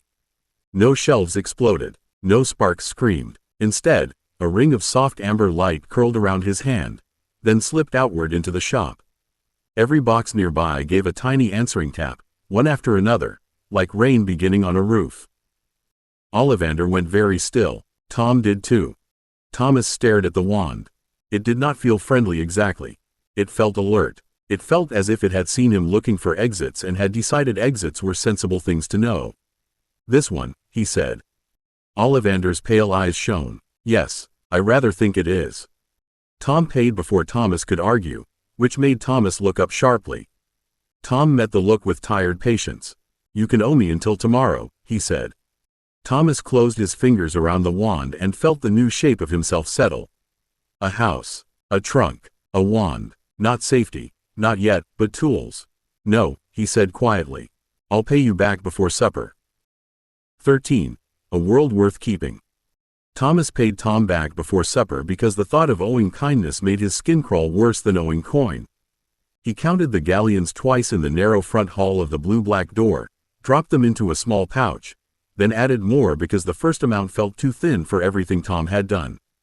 The house behind him smelled of new deliveries, warm bread, polished wood, soap, and the faint dry magic of wards waiting to be strengthened. It should have made him giddy. It did, but only around the edges, because giddiness was a careless thing and he did not trust careless feelings yet. Tom stood on the front step with his coat over one arm and the pouch in his hand. "This is too much," he said. Thomas kept one hand on the doorframe. It was his doorframe now, and touching it helped. "No, it isn't." "It is," Tom said, and his voice gentled in the way that made Thomas more defensive than shouting would have done. "You paid the inn bill. You paid for the witness work. You paid for my time. This is gratitude trying to disguise itself as accounts." Thomas looked past him toward the quiet bend of Ivythorn Mews. No one was watching. The iron gate stood closed. The little garden wall rose behind the house, holding in soil and pear leaves and the beginning of something that might become ordinary if he guarded it hard enough. "I don't know how to owe people," he said. Tom did not answer at once. His gaze moved over Thomas's too straight posture, the new wand box tucked under one arm, the shrunken trunk hidden in his pocket, and the way Thomas's fingers kept testing the edge of the door as if someone might try to pull him out of it. "Then learn slowly," he said. "Don't try to buy the lesson all at once." Thomas frowned. "That sounds like something expensive people say when they want to stay in debt." Tom laughed once, soft and surprised. "You'll do well with goblins if you keep that up." He held the pouch for another moment, then tucked it away. Very well, I'll take it, but I'm not selling you permission to come back to the Leaky if you need help. That part remains free. Free sounded dangerous. Free had hooks. Thomas knew that. He also knew Tom had stood before goblins, stayed out of the vault, found him a door, and bought him a wand before letting Pride trip him in Ollivanders. The world had not become safe, but one adult in it had behaved oddly well. I might come back, Thomas said. That's usually how doors work, Tom replied. Then he nodded toward the house. Eat something hot. Sleep in the bed, not the trunk. And don't test the wand indoors unless you want to discover what your insurance excludes. After Tom left, Thomas locked the door, checked the lock twice, then checked the back door, the garden shed, the windows, the pantry latch, and the cellar steps. Only when each boundary held did he light the kitchen lamp and put bread, cheese, and tinned soup on the table. The soup heated in a little pan over a blue magical flame the delivery charm had left ready for use. He watched it bubble, stirred it carefully, and opened one of the books from the stack beside his elbow while steam softened the new air around him. The title read A Concise History of Modern Magical Britain. Thomas touched the cover with clean fingers and listened to the house settle around him. He had bought a door, a room, a wand, and food enough for weeks. Now he needed to know what kind of world he had bought his way into, and whether it was strong enough to keep. The second tap came while Thomas was still writing priorities. This one struck the glass lower and harder, not the polite claw of an owl but the precise knock of someone who expected doors to open because contracts said they should. Thomas slid from the chair without thinking, wand in hand, and moved along the kitchen wall rather than straight across the window. Beyond the pane, a small goblin in a dark Gringotts coat stood in the garden path with a sealed packet held high to keep it away from the damp roses. Thomas opened the back door only as far as the chain allowed. State your business. The goblin's ears twitched. Messenger for Senior Assessor Clawmark. Contract packet and investment confirmations for Thomas Thorne. Thomas stared at the packet, then at the goblin. Why didn't you use the front door? You listed garden wall security as a priority in your provisional ward notes, the goblin said dryly. We wished to see whether you meant it. Thomas did not lower the wand. Did I? You opened the door with the chain on and a wand pointed at my chest. Yes. That pleased him enough to be annoying. He accepted the packet, checked the seal, then shut and locked the door before breaking it at the kitchen table. The parchment inside unfolded into neat columns of names, percentages, fees, and words that made his head tilt slowly as meaning landed piece by piece. Gringotts had acted, not promised, not suggested, acted. His proposal to purchase strategic minority holdings had been enacted under goblin-managed nominee structures. 10% of the daily profit. 10% of Slug and Jigger's apothecary. 5% of Flourish and Blot's bookseller. 7% of Quality Quidditch supplies. Smaller slices in Owl Post Services, Cauldron Supply Chains, second-hand robe distribution, and 2 potion ingredient import concerns whose names sounded boring enough to be useful. Then he reached the broom line and read it twice. Ellerby and Spudmore, minority development stake, 35% of new expansion instrument, including option rights attached to Randolph Spudmore's independent high-speed racing broom research. Thomas sat back. Brooms, he whispered. The goblin, still waiting outside the window with clear professional irritation, called through the glass. If you intend to ask whether 35% means ownership, the answer is yes and no. You own the stake. You do not own the family, the workshop, the patents, or the right to annoy inventors. Thomas opened the window a crack. Can they make something faster than a Nimbus? The goblin's mouth curled. At present, no. Thomas looked at the words high-speed racing broom research and felt rooftop wind, ruined signs, dead streets, and the first flying lesson he had only ever read about in another world's books. But they might. Speculation is expensive. Thomas smiled before he could stop himself. Good. The goblin looked at him for a long moment, then tapped the window frame with one claw. You are either a very foolish child or a very irritating investor. Thomas folded the parchment carefully and set it beside his history book. Can I be both? Most wealthy humans are, the goblin said, and vanished through the garden gate.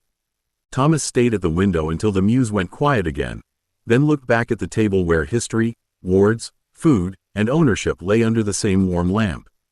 He had not only bought a house. He had put small hooks into the world around it, and the thought made the room feel wider than its walls. The warder arrived exactly at 10 and knocked on the front door in a pattern that made Thomas's new wand slide into his hand before he thought about it. 3 taps, a pause, 2 taps. Not a friend's knock, not a thief's scrape, a professional signal, neat enough to be irritating. Thomas stood to the side of the door, lifted the chain, and opened it only far enough to see a square-faced witch in brown work robes carrying a brass case covered in scratches. She looked at the gap, the chain, and the wand. "Thomas Thorne?" "Yes. I'm Maribel Tuck, Wardwright. Gringotts retained me for the first inspection and strengthening plan." Her eyes flicked once to the wand tip and did not soften. "You may either let me in, or I can inspect your threshold from here and charge you double for inconvenience." Thomas liked her at once, which made him suspicious. "Can you curse me through the chain?" "Yes," Maribel said. "Badly, from this angle. Properly, if you keep asking silly questions." Thomas shut the door, unfastened the chain, and opened it again. "Come in." Maribel stepped over the threshold and stopped so suddenly that Thomas nearly stepped back from her. She had not looked at the furniture or the bare walls. She had looked up. "Interesting," she said. "What is?" "The house remembers being larger." She set her brass case on the hall table and drew out a silver rod no longer than a table knife. When she tapped the doorframe, pale blue lines slid through the wood, across the floor, and up the wall like veins waking under skin. Old expansion work, good bones, neglected edges. Whoever sold it to you knew the front was modest and hoped you wouldn't ask what sat under the plaster. "I asked," Thomas said. Maribel's mouth twitched. "Then perhaps they hoped you wouldn't understand the answer." He followed her from room to room while she tapped frames, muttered at window latches, opened the cellar door with her rod instead of her hand, and scolded the garden wall for having sentimental but lazy privacy work. Thomas carried his notebook and wrote down everything. Door wards, glass hardening, smoke rejection, intruder marking, anti-summoning, garden veil, cellar seal, panic corner under the stairs. When she noticed the last line, she gave him a sideways look. "You want a panic room?" "I want somewhere that holds if the house doesn't. Most boys ask for a Quidditch poster." "I'm not most boys," Thomas said. "No," Maribel replied, and tapped the under stair wall. The wood answered with a hollow, promising sound. "This will do." In the kitchen, she found the stack of books beside his cold breakfast and lifted the top one with 2 fingers. A concise history of modern magical Britain. Ambitious reading for breakfast. Thomas took it back. "It says the statute keeps everyone safe." "It keeps everyone hidden," Maribel said, opening her case again. "Safe is a bigger word." Thomas looked at her. "How many of us are there?" Her hands paused over a coil of silver thread. "Wizards?" "Yes. Fewer than politicians admit and more than pessimists claim." "Why?" He turned to the population numbers he had copied, pushed the paper toward her, and watched her expression shift from professional briskness into something guarded. "That's not many," he said. "No," Maribel said. "If hiding works, why are there so few?" The kitchen went quiet except for the ticking of the cooling range.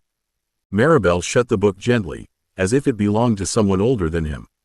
"Because hiding is not the same as growing," she said. Thomas looked past her to the pantry shelves, the garden wall, the ward lines waiting to be strengthened, and the little hooks he had bought into shops, papers, potions, books, and brooms. His own house could be made safer. His trunk could be made safer. His vault could be made safer. But the world outside them suddenly seemed like a house with old wards and neglected edges, hoping no one asked what sat under the plaster. Maribel began with the front door because, in her words, obvious entrances are where sentiment and stupidity usually shake hands. Thomas stood on the hall tiles with his notebook open while she knelt before the threshold and pulled silver thread through the air from her wand tip. The thread sank into the wood grain, vanished, then reappeared as a thin shining line along the doorframe. When she muttered a charm, the brass lock clicked 3 times without anyone touching it. Thomas wrote quickly, "Can it tell the difference between someone invited and someone pretending?" "It can tell the difference between your hand, your voice, your key, and most attempts to imitate them," Maribel said. She glanced over her shoulder. "It cannot tell whether your judgment is dreadful, so don't invite dreadful people." "I don't invite people. That makes my work easier." He followed her to the windows, the cellar, the back door, and the garden wall. At each point, she made him stand close enough to feel the spell settle. The glass hummed when hardened. The cellar steps gave a low, sulky groan as the seal took. The garden wall shivered under ivy and old roses while a privacy veil folded over the little patch of soil like clear water pouring down brick. Thomas touched the wall afterward and felt resistance under his palm, gentle but present. "Can someone climb it?" he asked. "Someone can climb anything," Maribel said, wiping her wand on a cloth. "The question is whether they arrive at the top quietly, awake, and still convinced it was a good idea." Thomas added climbing consequence to the notebook. By afternoon, the under-stair space had become more than a cupboard. Maribel tapped the hollow wall, opened it with a twist of her wand, and drew out enough extra depth to make a small room where none had been. Thomas crawled inside before she finished warning him about splinters. It held a narrow bench, 2 shelves, a lamp charm, an air charm, and enough space for the shrunken trunk if he needed to hide it there. It was not comfortable. That made it believable. Maribel crouched outside the opening. "This is not for sleeping every night." "I know," Thomas said, though he was already measuring the shelves for water, tins, medical supplies, spare clothes, coins, and one piece of gold no one else would ever count. "No, I mean it. Panic rooms are for surviving panic, not living inside it." Thomas looked at the little lamp glowing in the corner. "What's the difference?" For once, Maribel did not answer quickly. She sat back on her heels, work robes creasing around her knees. "Living means the door opens again." Thomas touched the edge of the hidden entrance after she said it. A door that opened could also be opened by someone else. He did not say that aloud. Maribel was good at her work, but she believed in doors because warders made them clever. Thomas believed in exits because dead cities had taught him that clever doors still burned, broke, jammed, or betrayed you. After she packed her brass case, she left him with ward keys, written instructions, and a warning not to experiment with the house, like a clever little menace with more money than judgment. Thomas locked the front door behind her, checked the chain, then returned to the understair opening. He stepped inside, closed the panel, and sat in the warm lamplight until the silence settled around his shoulders. The room held. The air charm breathed softly. His storage waited inside him, carrying food, the shrunken trunk, and enough hidden wealth to begin again if the world took this place too. He pressed his palm to the inner wall. "Not yet," he whispered. The room had a door today. Someday, when he understood space properly, it wouldn't. Someday there would be no latch, no hinge, no seam, no entrance for anyone to find. It would be a room only he knew how to reach, a place tucked behind the house like a secret folded behind a rib. At the kitchen table, he opened a concise history of modern magical Britain again, but his eyes kept sliding from the page to the ward lines glowing faintly around his new home. A house could be strengthened. A wall could be hidden. A door could learn his hand. But a whole world needed more than better locks if it was shrinking quietly behind its own secrecy. Thomas dipped his quill and wrote beneath the population numbers, not a plan yet, not even a proper thought, only the shape of fear becoming useful. How do you make a hidden world grow? 14. History of Warnings. Thomas went to Flourish and Blots the next morning because one history book had given him a question and no answer, which made the question itch worse than a healing scab. The shop smelled of paper, dust, binding glue, and the faint peppery bite of ink. It was crowded enough that he kept one shoulder close to a shelf and one hand near his wand, but not crowded like the old world. No one here looked at him as meat, asset, or rival. They only looked annoyed when he stood too long in front of the wrong section. A clerk with ink on his cuff found him in magical history with 3 books already tucked under one arm and a 4th open in his hands. "Looking for school material, young sir?" Thomas looked at the book, then at the clerk. "No." The clerk blinked. "No? I need to know why there aren't many wizards," Thomas said. "And why everyone acts as if hiding fixed everything." The clerk's face rearranged itself into the expression adults used when children asked the sort of question they were not meant to ask at breakfast. "That is a rather broad topic." "I have money," Thomas said. "That does make broad topics easier." The clerk led him away from the bright school shelves and into the back lanes of the shop, where the books grew older, plainer, and less eager to be touched. Thomas liked them better at once. The clerk pulled down the long consequences of secrecy, population and bloodline decline in insular magical communities, the goblin conflicts reconsidered, the statute and its discontents, and 3 volumes of Magical Europe between war and concealment. Each landed in Thomas's arms with the soft, heavy promise of things people had tried to write down before forgetting one. This last shelf, the clerk said, lowering his voice, is more controversial. Thomas looked up. Because it's wrong? Because some people dislike being reminded that history had teeth.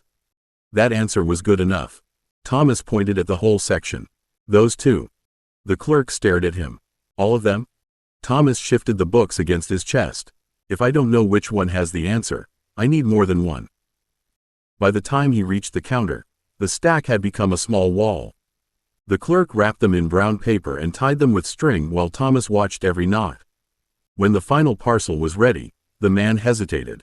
May I ask what prompted this enthusiasm? Thomas thought of Maribel's line, the old wards, and the hidden world shrinking behind locks it mistook for life. My house has neglected edges, he said. The clerk looked baffled. I beg your pardon? Thomas picked up the first parcel. I'm checking whether the world does too. The first parcel split in Thomas's kitchen before lunch, not because the string failed, but because the book inside objected to being stacked with newer scholarship. The long consequences of secrecy slid sideways, pushed population and bloodline decline in insular magical communities off the table, and settled open beside Thomas's bowl as if it had chosen itself. Thomas stared at it, spoon halfway to his mouth, while the fallen book thudded against his boot. That's rude, he told it. The page rustled, and Thomas set down the spoon, picked up his quill, and began reading where the book had opened. The paragraph was dry enough to make his eyes ache, but the meaning was not dry at all. Hiding had saved wizarding lives in the short term. Then it had turned marriage into a map of too few names, law into habit, and habit into something people mistook for nature. He copied one sentence, frowned at it, and then crossed out half the words because they hid too much. Hide too long and you forget how to grow. He sat back. The sentence looked childish on the page. It also looked true. A knock came from the garden door. Thomas was on his feet at once, wand drawn and chair pushed silently aside. He moved along the counter, not across the open room, and saw Maribel tuck through the glass with a coil of bronze wire tucked under one arm and a paper bag in the other. You forgot your ward key receipt, she called. And I brought buns because you look like a child who turns reading into starvation.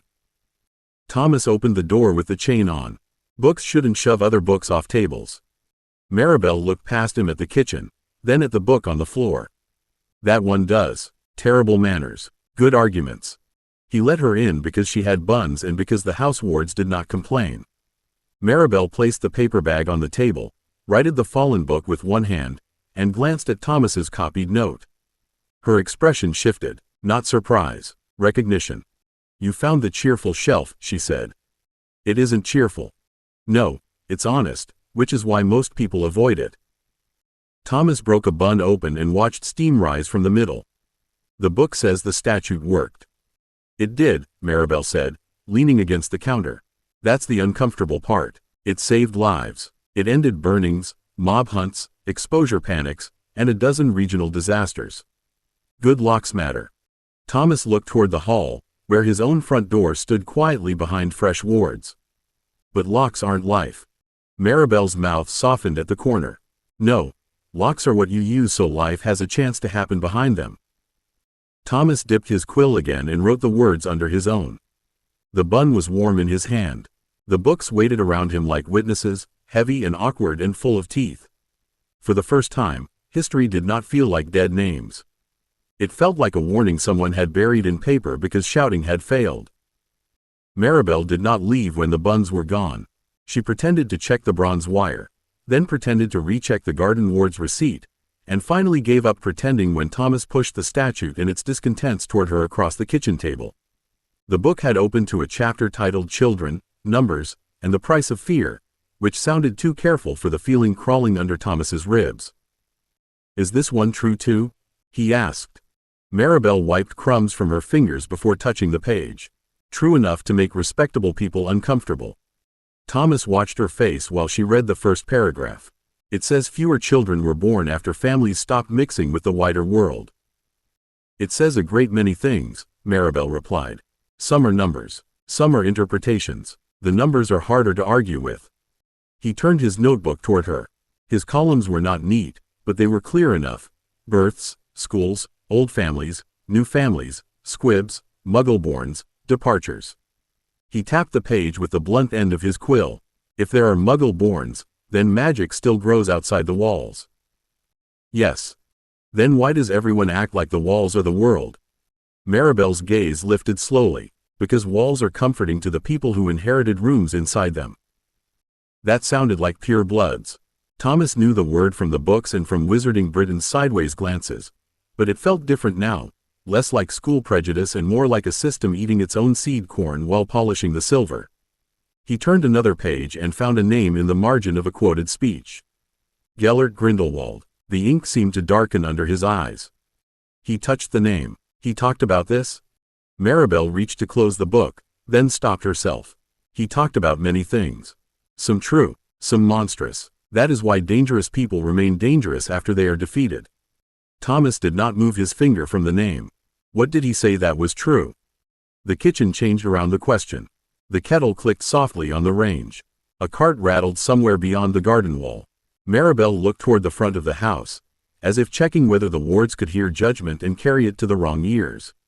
He said muggles would outnumber us, outbuild us, outinvent us, and eventually make hiding harder every century. He said secrecy was a slowing charm, not a future. Thomas looked down at the name again. His own world rose in him uninvited. Towers without glass, dead buses, empty supermarkets, power users fighting over children with useful gifts, streets where being hidden had only worked until someone smelled value. Was he wrong? He was wrong about what truth gave him permission to do, Maribel said, and her voice had gone very firm. Do not confuse warning with wisdom, Thomas. He met her eyes because looking away would have made him feel younger than he wanted. But don't confuse a monster with being wrong about everything. Maribel stared at him for a long moment. Then, very carefully, she pulled the book back toward herself and turned it so the chapter faced him again. Read the warnings, she said. Read the crimes too. Maribel left near dusk, but she did not take the pressure of her warning with her. Thomas stood at the kitchen table after the back door clicked shut, one hand on the statute and its discontents and the other on the notebook where he had copied numbers until the page looked like a badly made fence.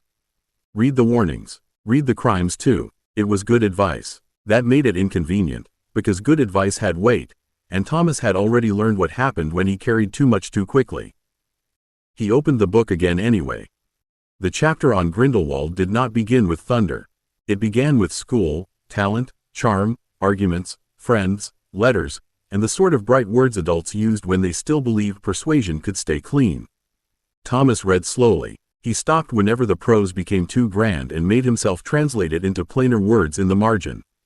Vision, control, fear, secrecy, power. Then the lines darkened into rallies, duels, dead people, broken laws, and followers who had mistaken a future for permission. Thomas's quill paused over the paper. You were right, he murmured, looking at the printed name. And then you did that with it. The house settled around him. The garden ward gave one faint tick, soft as a fingernail against glass. Thomas turned the page and found a sketch of Grindelwald in younger years, pale-haired and handsome in a way that seemed almost rude on paper. The artist had caught the eyes well enough that Thomas understood, unwillingly, why people had listened. Not because the man looked kind. Because he looked certain. Thomas did not trust certainty.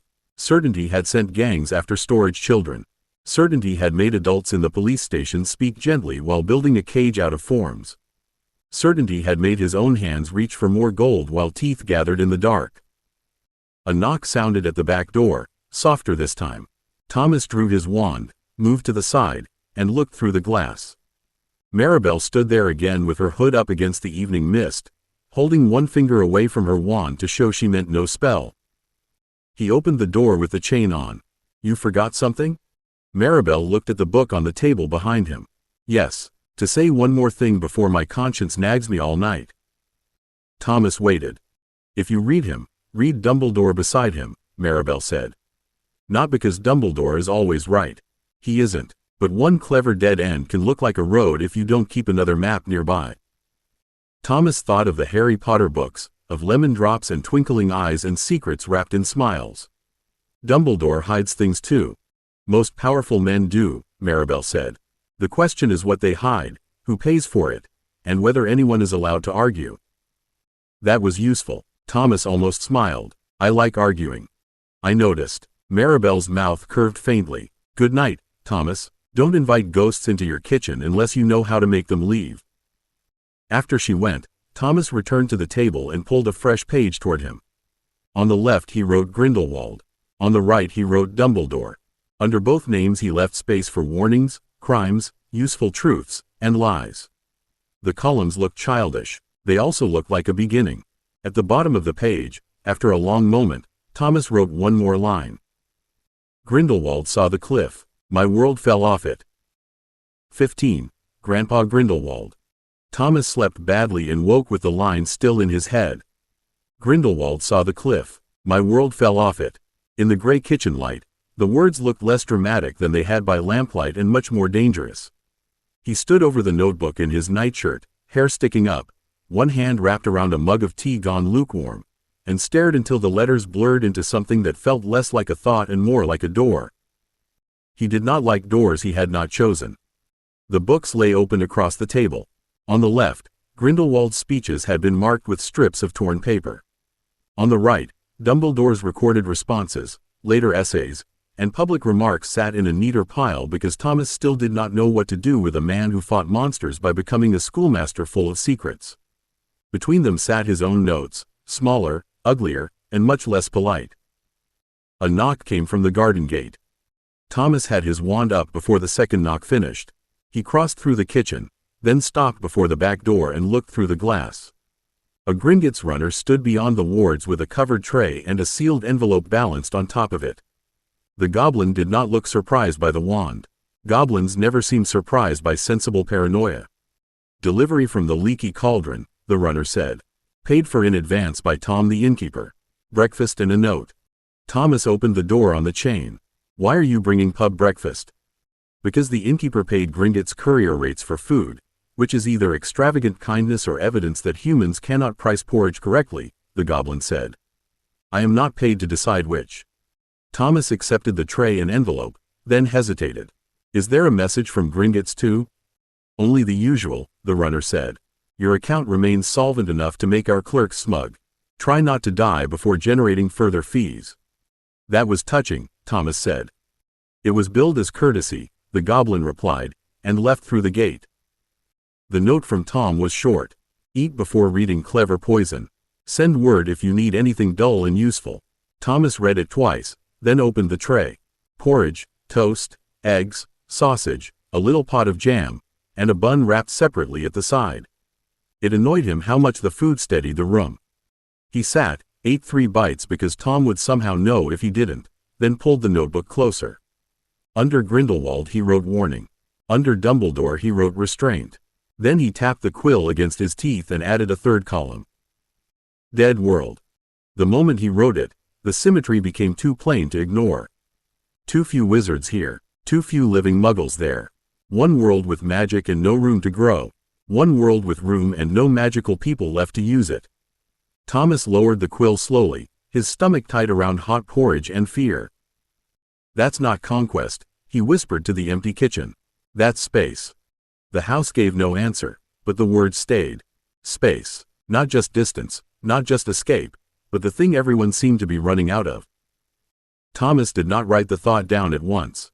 Written things became harder to pretend away, and this one had already grown too large while he was still eating Tom's porridge.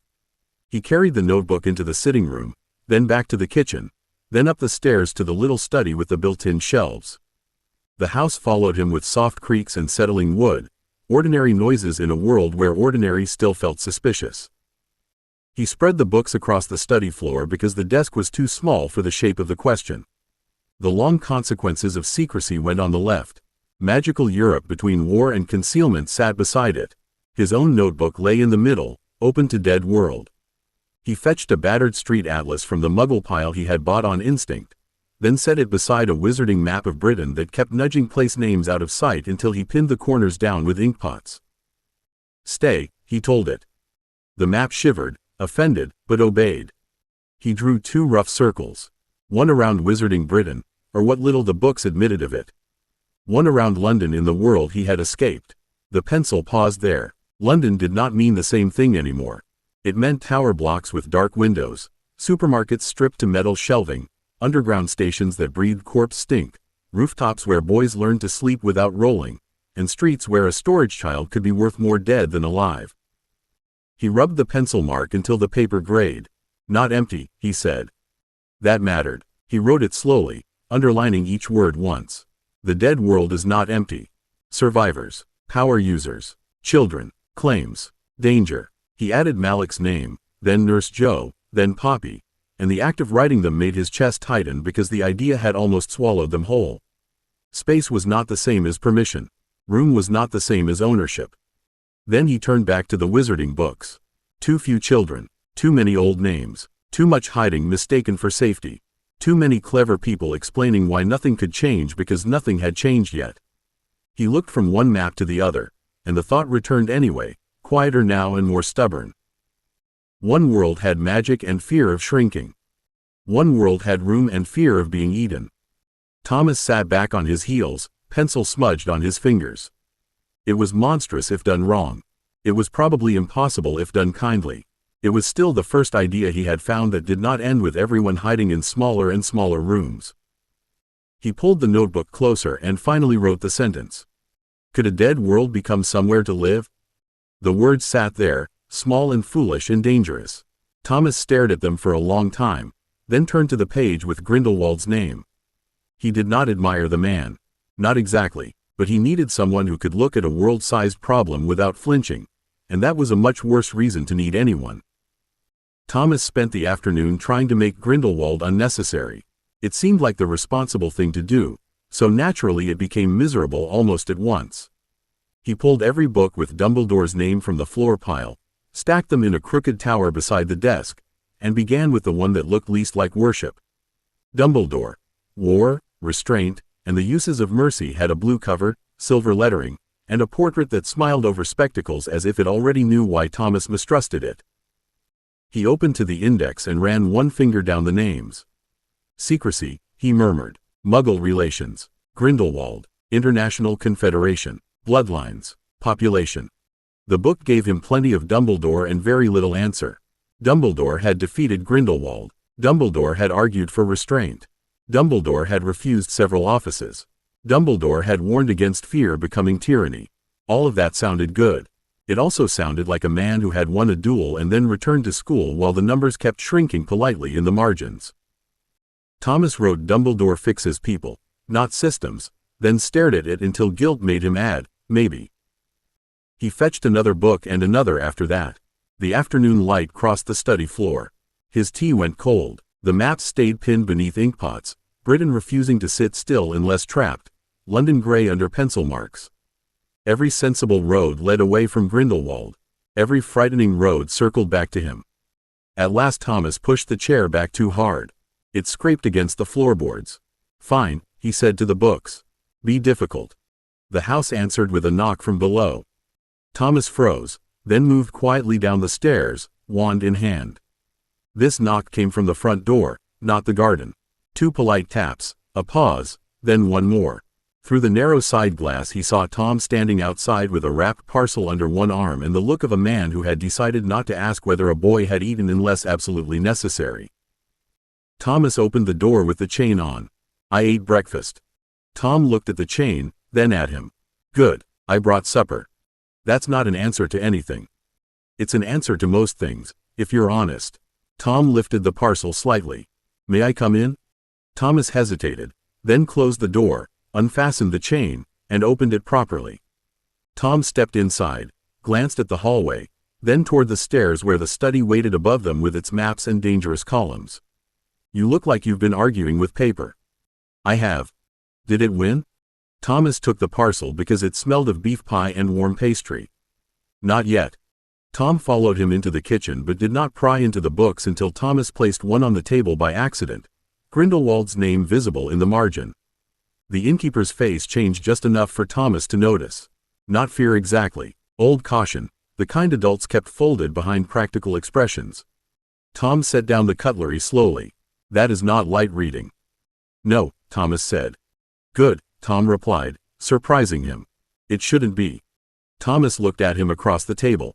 Do people ever say he was right about anything? Tom was silent long enough that the kitchen seemed to lean in. Careful people do, he said at last. Then careful people spend the rest of the conversation explaining why right about a danger doesn't make a man right about the cure. Thomas sat down with the pie between them and felt the answer settle exactly where Maribel's warning had. Different adult. Same wall. What if no one else can see the cure because they're too busy being careful? Tom served him a slice and pushed the plate over. Then you eat first, he said. Hungry boys mistake sharp thoughts for true ones. Thomas ate because Tom watched him without pretending not to. The pie was rich enough to make his stomach complain and good enough that he kept going anyway, cutting each bite smaller than he wanted so he did not look like a starving thing in his own kitchen. Tom poured tea, checked the range, and said nothing about the books until Thomas pushed his empty plate away and reached for the notebook again. Tom covered the page with one broad hand. No. Thomas stared at the hand. It's my notebook. And that was my pie, Tom said. We are both learning to share. I need to think. You need to stop thinking in circles long enough to notice where your feet are. Tom lifted his hand but did not move away from the table. Tell me the safe version. That made Thomas look up. Tom's expression was mild, but there was nothing careless in it. Not the truth, he said. Not a secret. Not anything you'd regret hearing aloud tomorrow. Just the safe version of what has you chewing your thoughts harder than supper. Thomas looked at the columns, then at the window, where the garden wall stood dark under the evening. The safe version. That was useful. That was a wall with a door he could choose not to open. Wizarding Britain is small, he said. The books say it in different ways. Population, bloodlines, secrecy, old families, old fears. Everyone acts like surviving means it worked, but surviving isn't the same as growing. Tom's hand left the notebook. No, he said, it isn't. Grindelwald saw that. Tom's mouth tightened. Yes. Dumbledore stopped him. Yes. Thomas tapped the table once, not hard. But stopping him didn't fix what he saw. The kitchen held the words without helping him. Tom looked toward the closed garden door, then back at Thomas. That is the sort of sentence that can make a clever boy feel older than he is. I'm not trying to be older. No, Tom said, you're trying to be useful before you know what use costs. That struck closer than Thomas liked. He pulled the notebook back and opened a clean page because answers were too slippery, but questions could be trapped. He wrote carefully. Where is Nermengard? Who controls access? What wards hold him? What does he know? What does he want? What does he lie about? What proof would he need? What price would he ask? Tom read upside down for perhaps 3 seconds, then looked away. That is an ugly list. It's a useful list. Those often overlap. Thomas dipped the quill again. At the top of the page he wrote, do not trust him. Under it, after a pause, he wrote, do not waste him. The two lines looked at each other like enemies trapped in the same room. Tom rose and gathered the plates. At the door, he paused with his hand on the latch. If you ever decide to learn from a monster, keep one hand on the exit.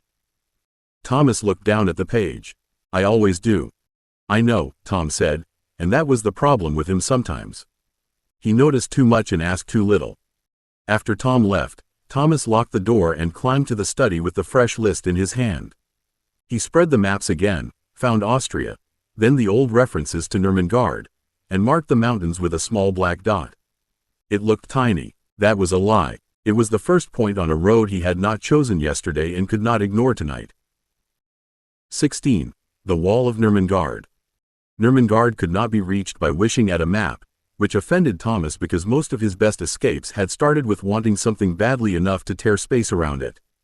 The little black dot in Austria sat on the study floor between his knees, stubborn and distant, while the wizarding atlas helpfully moved the surrounding mountains whenever he looked away. He pinned it harder with 2 inkpots and a tin of biscuits, then pressed his fingers to the marked place and listened inward for the shape of it. Nothing answered, not even a wrong pull. Nermengard was ink, and ink was not enough. Fine, he told the map. We lie politely. The next morning, he went to Gringotts wearing his clean coat, his linked purse, and the expression Tom had once called expensive silence. He did not ask for Austria. He did not ask for prisons. He asked for Europe. The goblin teller looked up from his ledger. Europe is large, Mr. Thorne. I know, Thomas said. I want prices for private travel routes. To where? Thomas unfolded his list on the counter and kept one finger on it. Paris Magical Quarter. Berlin Magical Quarter. Prague. Vienna. Somewhere mountainous in Austria with legal portkey access. Maybe Switzerland too. The teller's quill slowed by one fraction. Purpose? Looking, Thomas said.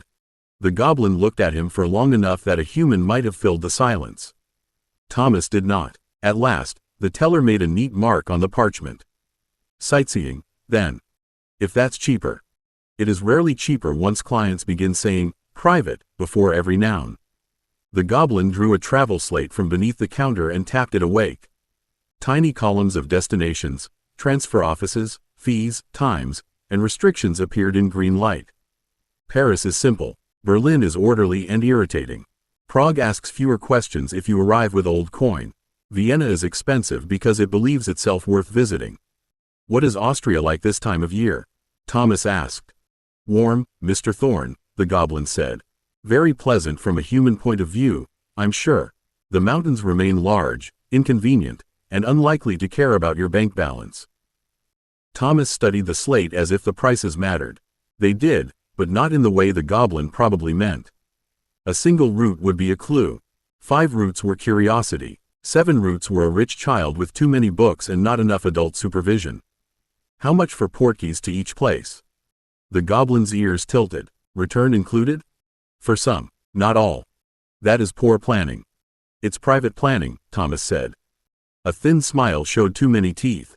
An expensive distinction. The goblin wrote figures on a fresh sheet, then turned it so Thomas could read them. You will need route papers, local coin, translation charms, lodging chits, and at least one emergency return portkey you do not lose, eat, sell, bury, or bravely forget. Thomas read the total, added a column of his own, and tapped the Austrian line. That one needs to be quiet. They all can be quiet. That one needs to be very quiet. The teller looked at him, then at the linked purse, then back at him. Then, Mr. Thorne, that one becomes very expensive. Thomas smiled a little. Good. The portkeys arrived one by one from a drawer the teller unlocked with 3 keys and a drop of his own blood. That was either security or theater, and Thomas did not ask which because both worked on him. The first object was a cracked chess piece for Paris, sealed in a black case with red wax. The second was a dull iron washer for Berlin. The third was a green glass bead for Prague. Vienna was a ribbon-tied key, Switzerland a smooth white pebble, and the Austrian mountain route came last as a bent copper coin with a hole punched near the rim. Thomas kept his hands behind his back until they were all laid out. Which routes record names? All legal routes record names, the teller said. The useful question is who may read them, how quickly, and at what price. Thomas nodded and wrote that down. Who may read these? Gringotts, the arrival office, and anyone with sufficient authority to be annoying. How annoying? For Paris, moderately. For Berlin, efficiently. For Prague, inconsistently. For Vienna, elegantly. For the Alpine route, slowly, unless someone already knows to ask. Thomas looked at the copper coin without reaching for it. Slowly is good. Slowly is expensive, the teller said. Good. That word again. The goblin set a small booklet beside the portkeys. You will also require translation slips, lodging chits, weather-appropriate clothing, local coin, and emergency returns. I strongly recommend emergency returns. I want 3. You are only one child. I want 3. The teller's eyes brightened with professional approval. Paranoia scales well with budget. Thomas accepted the compliment by ignoring it. He asked how long each portkey remained active, whether they could be tracked after use, what happened if he missed the return window, what counted as baggage, whether a shrunk trunk counted as luggage or personal item, and whether goblin-managed chits could secure a room without innkeepers asking about parents. The teller answered every question in the same dry voice, and each answer taught Thomas where the paper walls stood. At the end, the goblin slid a final parchment across the counter. 7 outbound routes, 3 emergency returns, local coin, translation slips, lodging guarantees, and privacy handling. Your travel now resembles expensive education rather than flight. Thomas read the amount, then touched the linked purse. That's the idea. The teller took payment with visible satisfaction. Try not to make international travel interesting before you have learned the local breakfast customs. Back home, Thomas locked the door, checked every room, and cleared the kitchen table. He placed the portkeys in a line, then set his notebook above them. Food went into storage first, then water, medical supplies, warm socks, gloves, spare shirts, a coil of rope, a hooded cloak, a lantern, matches, a knife, his shrunken trunk, 3 books, and 1 private bar of gold no goblin would count unless things had already gone very wrong. He touched the Austrian coin last, feeling the spell folded tight inside the bent copper. Not first, he thought.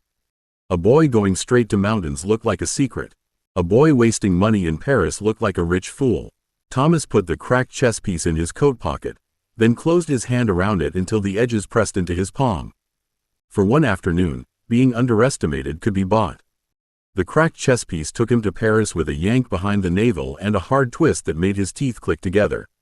Thomas landed on wet cobbles in a covered receiving court that smelled of rain, coffee, perfume, old stone, and hot sugar. A painted sign overhead read Cour de Hibou, and 3 owls slept in ironwork cages above a counter where a witch in a blue scarf stamped arrival papers without looking up. "Name?" she asked.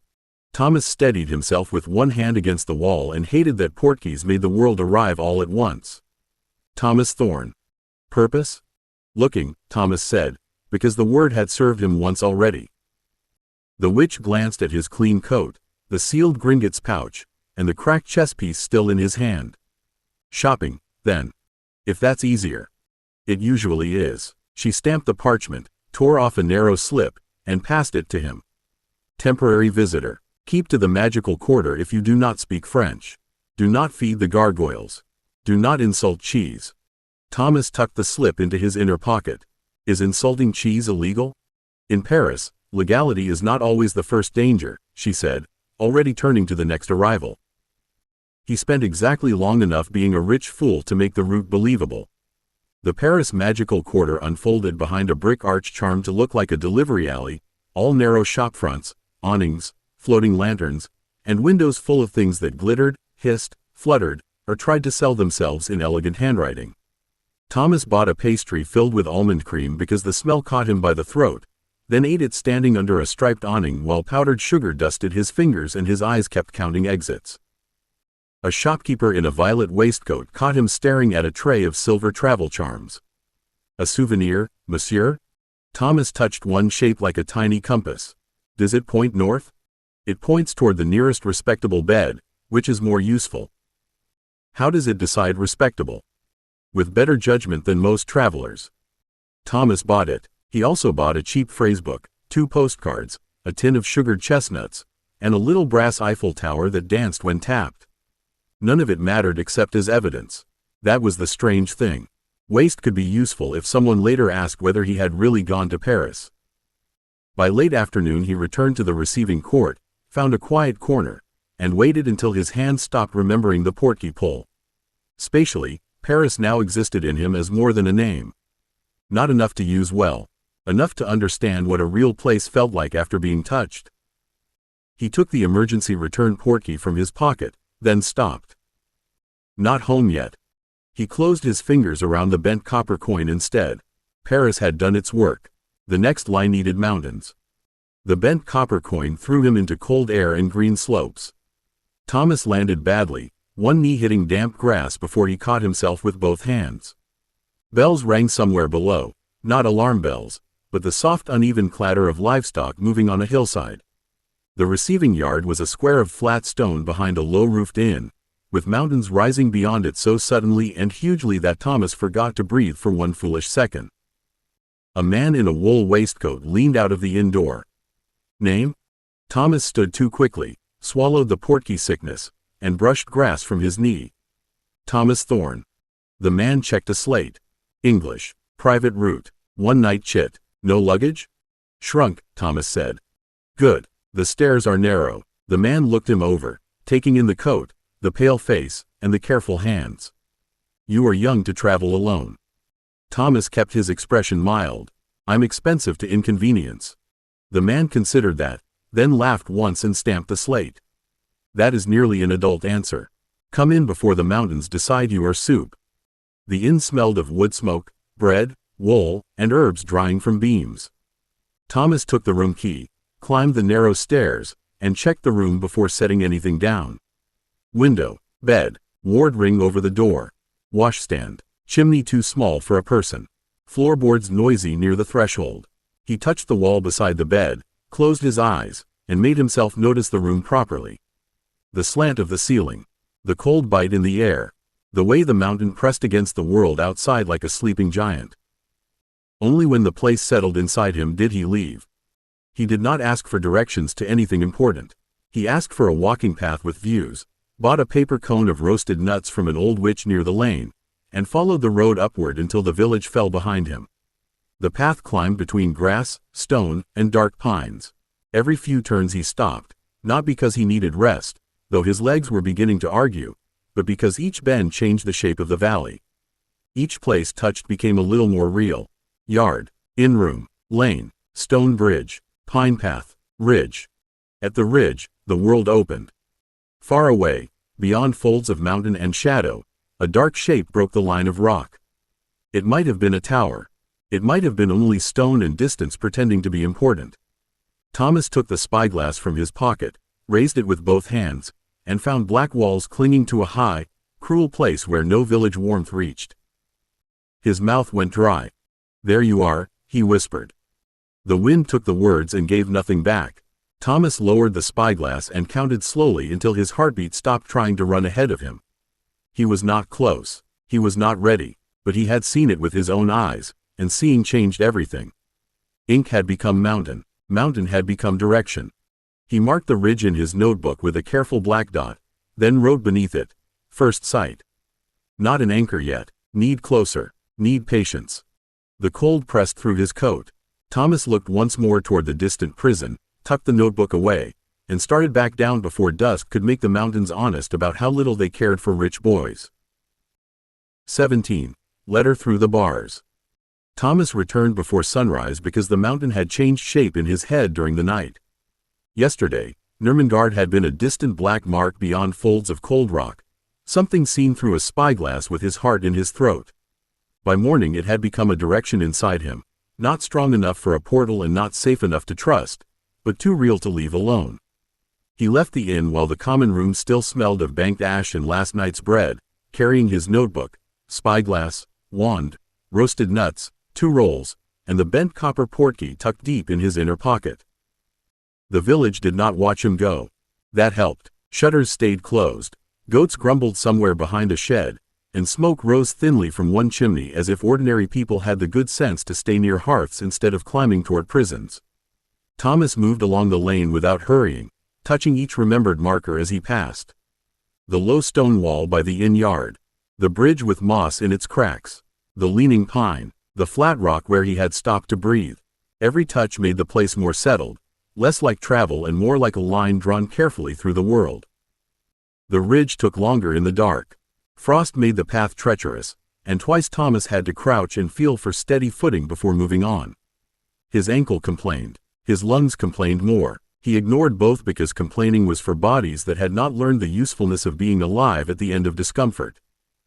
By the time he reached the ridge, the eastern sky had begun to pale behind the mountains. Thomas sank behind the same outcrop as yesterday, pulled the spyglass free, and raised it with both gloved hands. The lens trembled until he forced his elbows against stone and counted himself steady. Nurmengard appeared. It was not clearer because it had become kinder. It was clearer because morning gave edges to cruelty. Black walls rose from the mountain as if the stone had decided to become a warning.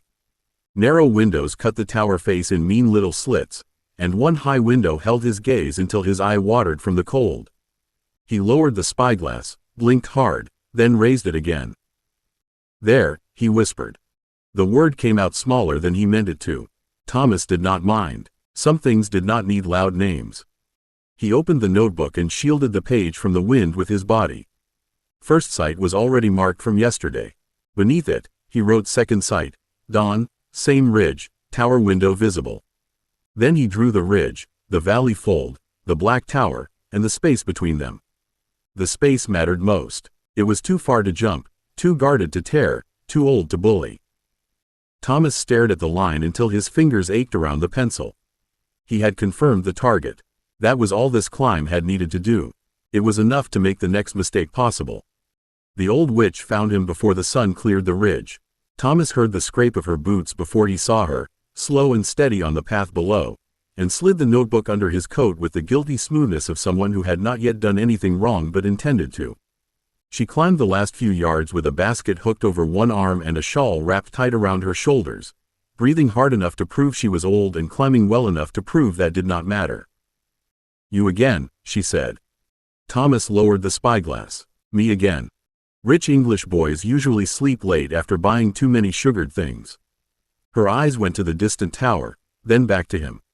"You have poor tourist instincts. I wanted sunrise. Sunrise happens over inns too." Thomas looked down at the village, at the thread of smoke beginning to rise from chimneys, then back toward the dark walls across the valley. "Not the same one." The witch huffed as if that answer was both annoying and not entirely foolish. She set the basket down on a flat stone and took out a wrapped roll, still warm enough to steam in the cold. "Eat. The mountain likes empty stomachs. They make people stupid faster." Thomas accepted the roll because refusing food was wasteful and because the smell of cheese and herbs made his stomach remember it had opinions. "Are you selling this?" "I am preventing paperwork," she said. "Children who faint on paths cause paperwork." He bit into the roll and let the warmth settle in his hands before speaking again. "Is there a closer viewing path?" The witch's face closed by degrees, like shutters pulled from inside. "There are goat paths, shepherd tracks, old survey lines. None are for tourists." "I didn't ask for tourist paths." "No," she said. "That is what worries me." Thomas chewed, swallowed, and made himself look smaller rather than clever. "I'm not trying to go inside anywhere. I want to see the old fortress properly. I read about it." "Books are a disease in the young," the witch said, but she glanced at his boots, his gloves, and the spyglass, measuring him in practical pieces. "There is an old watch hut above the pine brake. Hunters used it once. From there, you can see the north wall if the mist behaves. The track starts past the stone bridge, then left where the pine split around the boulder shaped like a cow's skull." Thomas repeated it silently, building the path in his head. Stone bridge, left, split pines, cow skull boulder, watch hut. Is it warded? The hut? No. The place beyond it? She looked toward Nurmengard again. Old magic sits badly on that mountain. It does not like hands, eyes, names, or fools. "I'm only looking," Thomas said. "Looking is how fools introduce themselves to trouble." She picked up her basket again, then pointed one crooked finger at him. "If your ears pop, stop. If your wand feels hot, stop. If the air tastes like metal, turn back before your pride becomes someone else's sweeping job." Thomas nodded because the warnings were useful, not because he meant to obey all of them. "Thank you." The witch studied him for another moment, and this time her expression softened in a way he did not trust. "Whatever you think you came to find, child, remember that walls are built for two reasons. To keep people out, and to keep something in." Thomas watched her descend with her basket and her terrible common sense until the path swallowed her shawl.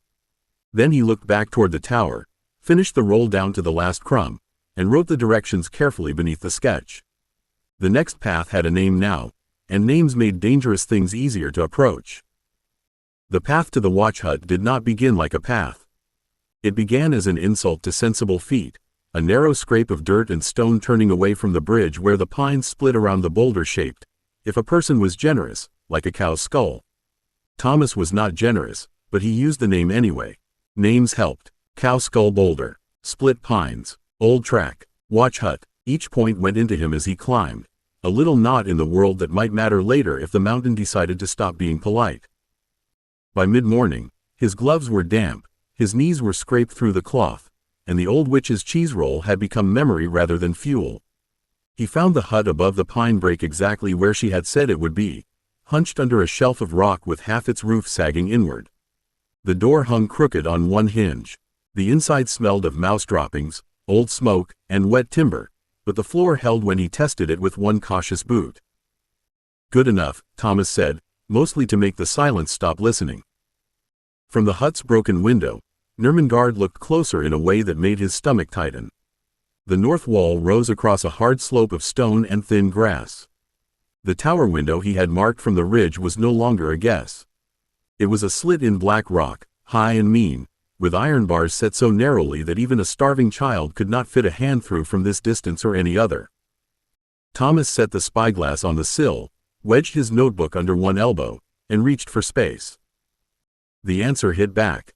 Not like the vault door, which had been stubborn metal and human engineering. This was old magic with teeth. The moment he pushed, pressure snapped through his fingertips, up his wrist, and into his shoulder hard enough to make him bite back a cry. His wand heated against his ribs inside his coat. His ears popped. The air tasted suddenly sharp and metallic. Thomas jerked his hand back and stumbled into the hut wall. Dust fell over his hair. "Fine," he whispered, breathing through his nose. That was rude. He waited until his fingers stopped tingling before trying again, smaller this time. Not the wall, not the bars, just the space near them. The pressure gathered at once, cold and heavy, and pushed him away before the shape could form. Thomas sat on the floorboards and cradled his hand against his chest, furious enough to feel stupid and frightened enough to keep breathing carefully. The prison would not be stored. It would not be torn. It would not be bullied because a boy had once outwitted a bank vault. He pulled a length of string from his pocket, tied one end around a pebble, and flicked it toward the broken window. It struck the sill and dropped. Ordinary things could cross ordinary air. That mattered. Thomas leaned forward slowly, watching the string sway, then looked again through the spyglass at the bars. He could not move through the prison. Maybe he did not need to. Maybe barely was enough. Thomas wrote the first letter badly because his hand still hurt and because every sentence sounded either mad, rude, or far too much like a child begging a monster to be useful. He sat cross-legged on the hut floor with his notebook balanced on one knee, the spyglass on the sill, and the string stretched across the boards between his boots. The first version began with "Dear Mr. Grindelwald," which made him scowl so hard he tore the page in half. The second began with "I know about another world," which sounded like bait. The third was better only because it was shorter. He held it up and read under his breath. "You were right about collapse. Wrong world. I can prove it. Do not shout. Do not cast. If you want answers, tie this string once." That was still mad. It was also the truth, or at least the safe edge of it. Thomas folded the paper until it was narrow enough to fit between imagined bars, tied it to the end of the string, and then looked through the spyglass again. The tower window waited. The distance between hut and wall was too far for a thrown pebble, too guarded for a portal, and too dangerous for pride. He did not need to cross it. He needed the letter to cross the smallest part. He took the pebble off the string and held the folded note in his palm. Then he reached, not toward the wall, not toward the cell, but toward the air just beyond the bars. A hair-thin wrinkle answered, trembling and mean. The prison pressed back at once, old magic grinding against his fingers until his teeth hurt, but Thomas did not push wider. He only made a slit small enough for paper and spite. "Barely," he whispered.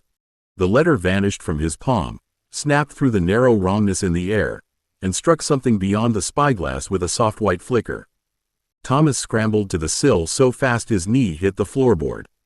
Through the lens, the folded paper fluttered inside the tower window, caught on the inner stone, then slid down out of sight. For 3 breaths, nothing happened. Then a pale hand rose slowly into view and picked it up. Thomas stopped breathing. The hand was thin, old, and steady.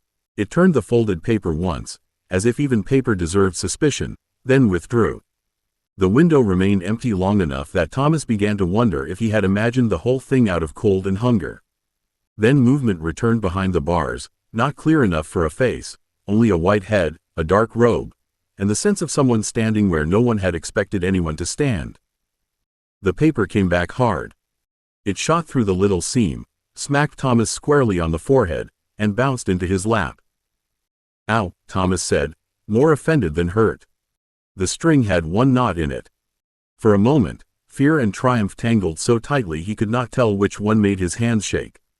He looked at the tower through the spyglass again. The figure had not retreated. It remained there behind the bars, watching the impossible line between prison and mountain hut. Thomas unfolded the returned paper. Beneath his own message, in a sharp, elegant hand, someone had written 3 words. Prove it, child. 18. The air between. Thomas did not answer at once because answering too quickly felt like falling. He sat on the hut floor with the returned letter in his lap, the sting on his forehead fading into a dull little throb, and read the 3 words until they stopped looking like handwriting and began looking like a trap. Prove it, child. It was not refusal. It was worse than refusal. It was a door opened only far enough for teeth. He reached for his quill, then stopped. Proof was not a speech. Proof was not naming the dead world in a way that could be copied, stolen, or held over him. Proof had to be small enough to fit through the bars and sharp enough to cut disbelief. He tore a clean strip from his notebook, then paused again and dug through storage instead. His fingers found a cracked plastic ration token from a survivor depot, a dead phone with a spider-webbed screen, a brass police whistle taken from a station drawer, and a spent cartridge casing he had never thrown away because metal was metal and old habits had claws. The casing went into his palm first. It looked tiny against his glove, ugly and ordinary and from a world where magic had not stopped humans from inventing cleverer ways to kill each other.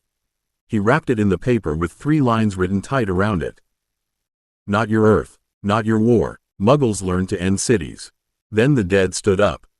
He read the lines twice, hated how dramatic they sounded, and added a 4th. I can show you, but not while you're stupid. That made him feel better. Through the spyglass, the pale head still waited behind the bars. Thomas tied the packet to the thread and reached again for the hair-thin seam. The prison pressed back at once, but now he knew not to argue with it. He did not push at the wall. He pinched the air, made the smallest wrongness he could, and slipped the packet through. This time the hand caught it before it fell. Thomas watched the old man unwrap the paper. Even at that distance, something in the shape of him changed when the casing appeared. Not belief. Not yet. Recognition of unfamiliarity, perhaps. Interest deepening into caution. The hand turned the little metal shell, and then the white head lifted. A new scrap came back, slower this time, gliding through the seam as if the prisoner had decided dignity could be recovered by refusing to throw things twice. Thomas unfolded it with cold fingers. Define stupid. Despite himself, he laughed once, breathless and shaky. Then he wrote, if you shout, cast, summon guards, try to bind me, or pretend you're harmless. The reply took longer. When it came back, the handwriting was sharper. I have never pretended that. Thomas looked through the spyglass. Behind the bars, Gellert Grindelwald stood like an old blade left in a locked room, thin, worn, and still absolutely not safe. Thomas swallowed, folded another scrap, and tied it to the thread. Good. Neither have I.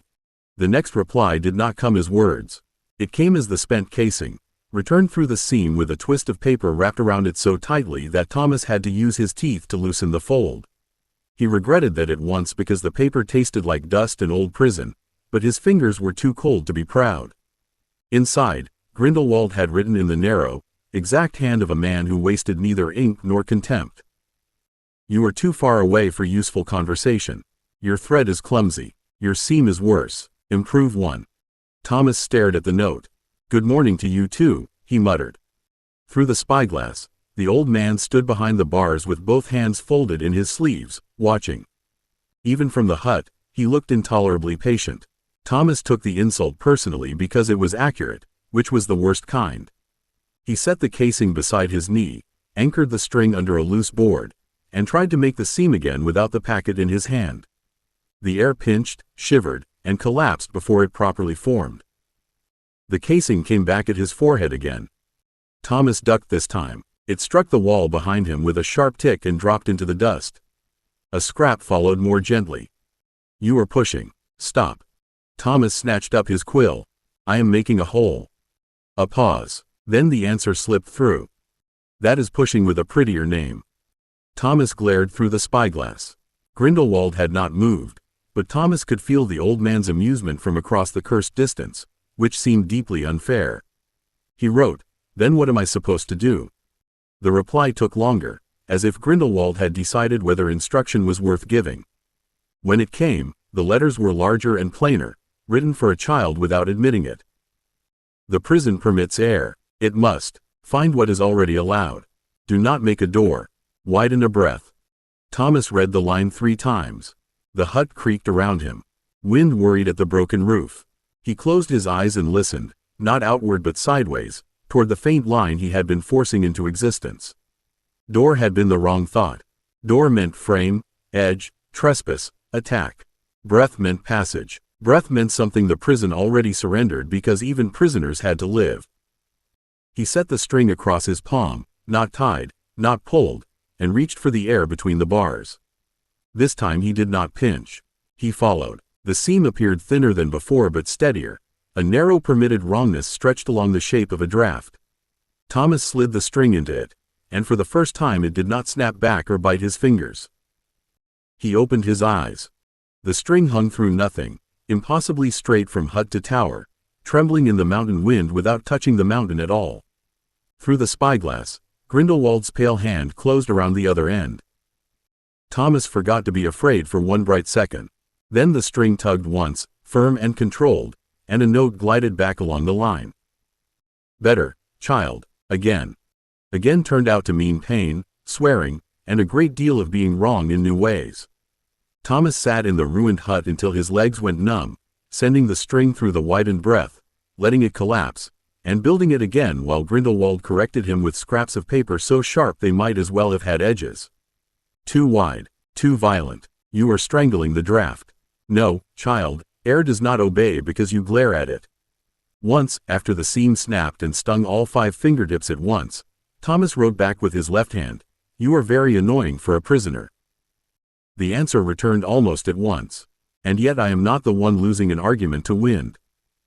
Thomas glared through the spyglass until one eye watered. "I hate him," he told the hut. A scrap slid back along the thread before Thomas had sent anything. "Your mouth moves when you sulk." Thomas went very still, then hunched lower beneath the window. That was worse than magical instruction. That meant Grindelwald was watching him properly, not as a distant oddity but as a person with habits. Thomas did not like being seen before he had decided what someone was allowed to see. He wrote, "Stop looking at my mouth." The reply came with a slight tug on the string. Then stop giving it useful information. Thomas nearly laughed and bit it back because laughter wasted breath and breath was suddenly the whole lesson. He set the notes aside, closed his eyes, and tried again. The prison allowed air. Air did not care about walls except where walls shaped it. The bars did not open, but the space between them already existed, narrow and lawful and grudgingly alive. He did not make a road. He found the road the prison was too old to deny. This time the seam settled smoother, a thin quiet running from the hut window to the slit in the tower. The string lay through it without trembling.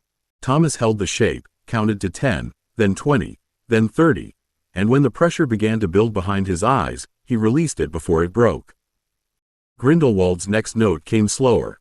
"Better. You can be taught." Thomas stared at that longer than he should have. Praise was dangerous when it came wrapped in contempt, because part of him still wanted to keep it. He folded the scrap carefully and put it in his pocket instead of throwing it at the wall. Then another note came. "What are you?" Thomas's fingers tightened around the quill. He could lie badly, or tell too much, or give the kind of answer that opened every locked door in his life. He chose the smallest truth that still had teeth. A boy with a door. The answer took long enough that Thomas began to hear the mountain again. Wind under the roof. Far bells below. His own breathing in the cold. At last, the paper slid back. Doors are owned by those who hold the keys. Thomas wrote with steady, careful pressure. Not this one. The next note did not come quickly. Thomas waited with his hand on the string and his eyes on the tower, trying not to imagine what an old revolutionary could do with a sentence like "not this one." The mountain wind slipped through the broken hut roof and worried at his coat. His fingers had gone cold again, but he did not tuck them away. The line between hut and prison still held, thin as a breath and twice as stubborn, and letting it collapse now felt like losing the first argument he had ever wanted to win. At last, the paper slid back along the thread. Then prove that too. Thomas read the words, then looked through the spyglass. Grindelwald stood close behind the bars now, pale hair caught by the gray light, one hand resting where the iron crossed the window. He looked old in the way mountains looked old, worn by years without becoming soft. Thomas hated how much he wanted the man to understand before he had earned any right to that want. He wrote, "I choose when the door opens." The answer came back with cruel speed. Children rarely do. The words hit harder than they should have. Thomas saw the police station, the clean cup of tea, the promised foster bed, and every soft voice building walls out of concern. He saw rooftop gangs arguing over whether to keep him breathing because storage was more useful attached to a boy. His hand tightened around the quill until the nib bent. He wrote slowly because angry writing looked young. "I do. That is why I'm here and you are in there." For a long moment, no reply came. Thomas held the seam steady until pressure gathered behind his eyes and his shoulder began to ache. He expected mockery. He expected threat. He did not expect the next note to arrive folded neatly around the casing, heavier than the others. Good. Pride is useful if it learns arithmetic. Thomas frowned at that, then almost laughed because he could not tell if it was praise or an insult. With Grindelwald, it was probably both. The next line waited beneath it. "You want access. You cannot force my prison. You can widen permitted air. Tomorrow you will widen enough for a voice." Thomas stared at the paper until the hut seemed to tilt under him. A voice meant more than scraps. A voice meant tone, pressure, traps, quicker lies, quicker truths. It meant he would hear the monster answer him like a person, and some frightened part of him knew that would be much more dangerous than handwriting. He wrote, "Terms first." The answer returned so fast it must have already been expected. "Name them." Thomas swallowed. His mouth had gone dry. He wrote each line on a fresh scrap, pressing hard enough to score the paper. No shouting, no calling guards, no spells through the gap, no trying to take my wand, no asking my full route, no pretending I'm your servant. The last one made his cheeks heat, but he left it. Grindelwald's reply came back after a pause long enough to feel deliberate. "Accepted for tomorrow. 1 edition. No wasting my time with cowardice disguised as caution." Thomas looked at the words, then at the tower. Fear curled under his ribs, but beneath it something brighter had begun to move. Not trust, not safety, direction. He wrote, "Accepted for tomorrow. 1 edition. No wasting mine with speeches." Through the spyglass, the pale figure behind the bars lowered his head. It might have been a nod. It might have been amusement. Either way, the final scrap came back before Thomas let the seam collapse. "Sleep, child. You will need your breath." 19. Seeing is believing. Thomas slept in the inn because Grindelwald had told him to, and that was irritating enough to keep him awake for half the night. The room above the stairs had a slanted ceiling, a wool blanket that scratched his chin, and a window that looked toward black mountain shapes when the moon came out. He lay with the bent copper portkey under his pillow, one hand wrapped around his wand, and hated that the old man had been right. His head throbbed from the seam work. His fingers twitched in little tired sparks. His breath, when he tried to count it, kept snagging halfway. By morning, the innkeeper took one look at him and placed a bowl of porridge, 2 eggs, and a thick slice of buttered bread in front of him without asking. "You look like a boy who argued with altitude and lost." Thomas picked up the spoon. "I'm still alive. That is not the same as winning. It's close enough for breakfast." The innkeeper laughed, then leaned on the counter while Thomas forced himself to eat slowly. "You go walking again today?" "Yes." "Then you take this." He pushed a wrapped bundle across the counter.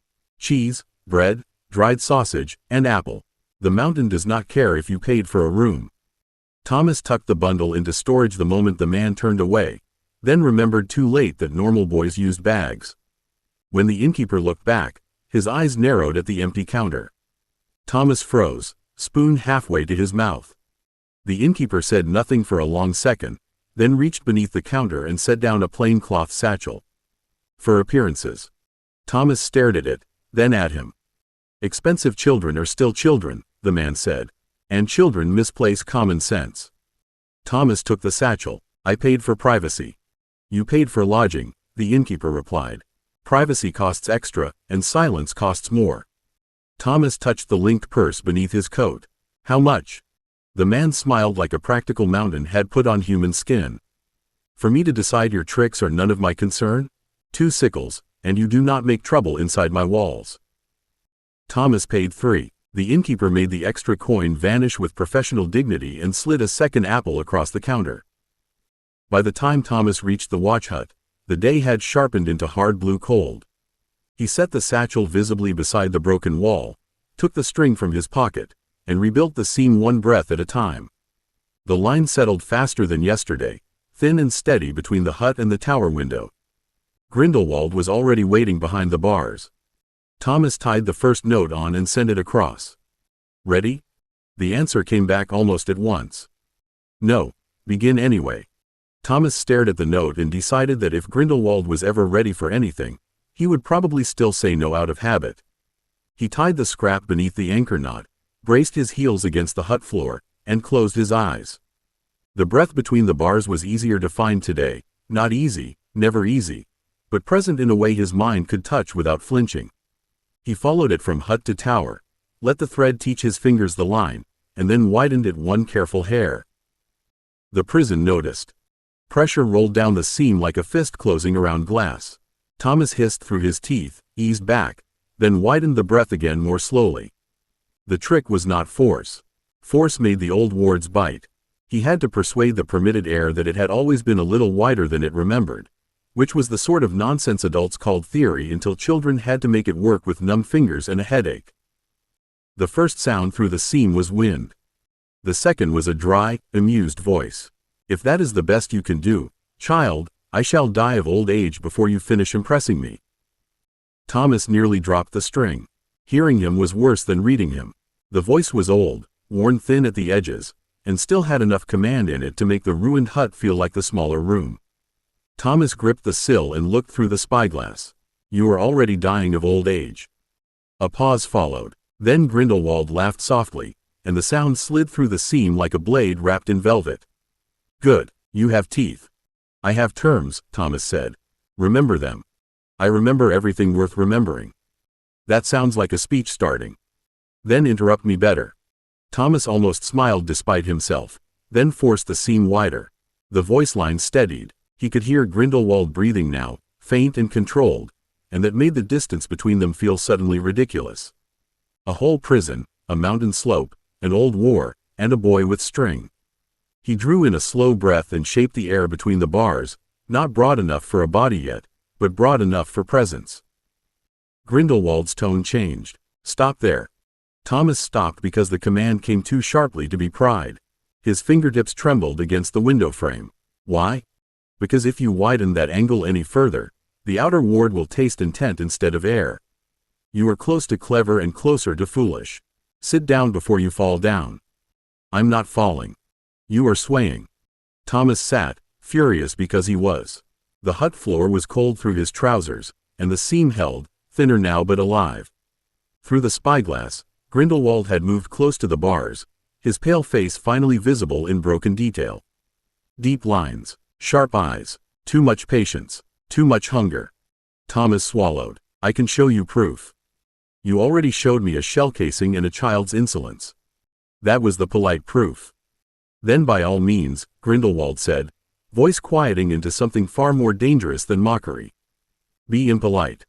Thomas had thought voice would be the worst of it. He had been wrong, which was becoming a pattern around Grindelwald and therefore deeply annoying. A voice could be cut off. A note could be ignored. A man behind bars could be kept in the shape history had given him. Stepping through meant accepting that the old monster was not a paragraph, portrait, warning, or argument. He was a person in a cell, and Thomas was about to put himself within arm's reach. Grindelwald seemed to know exactly when the thought landed. "You are hesitating."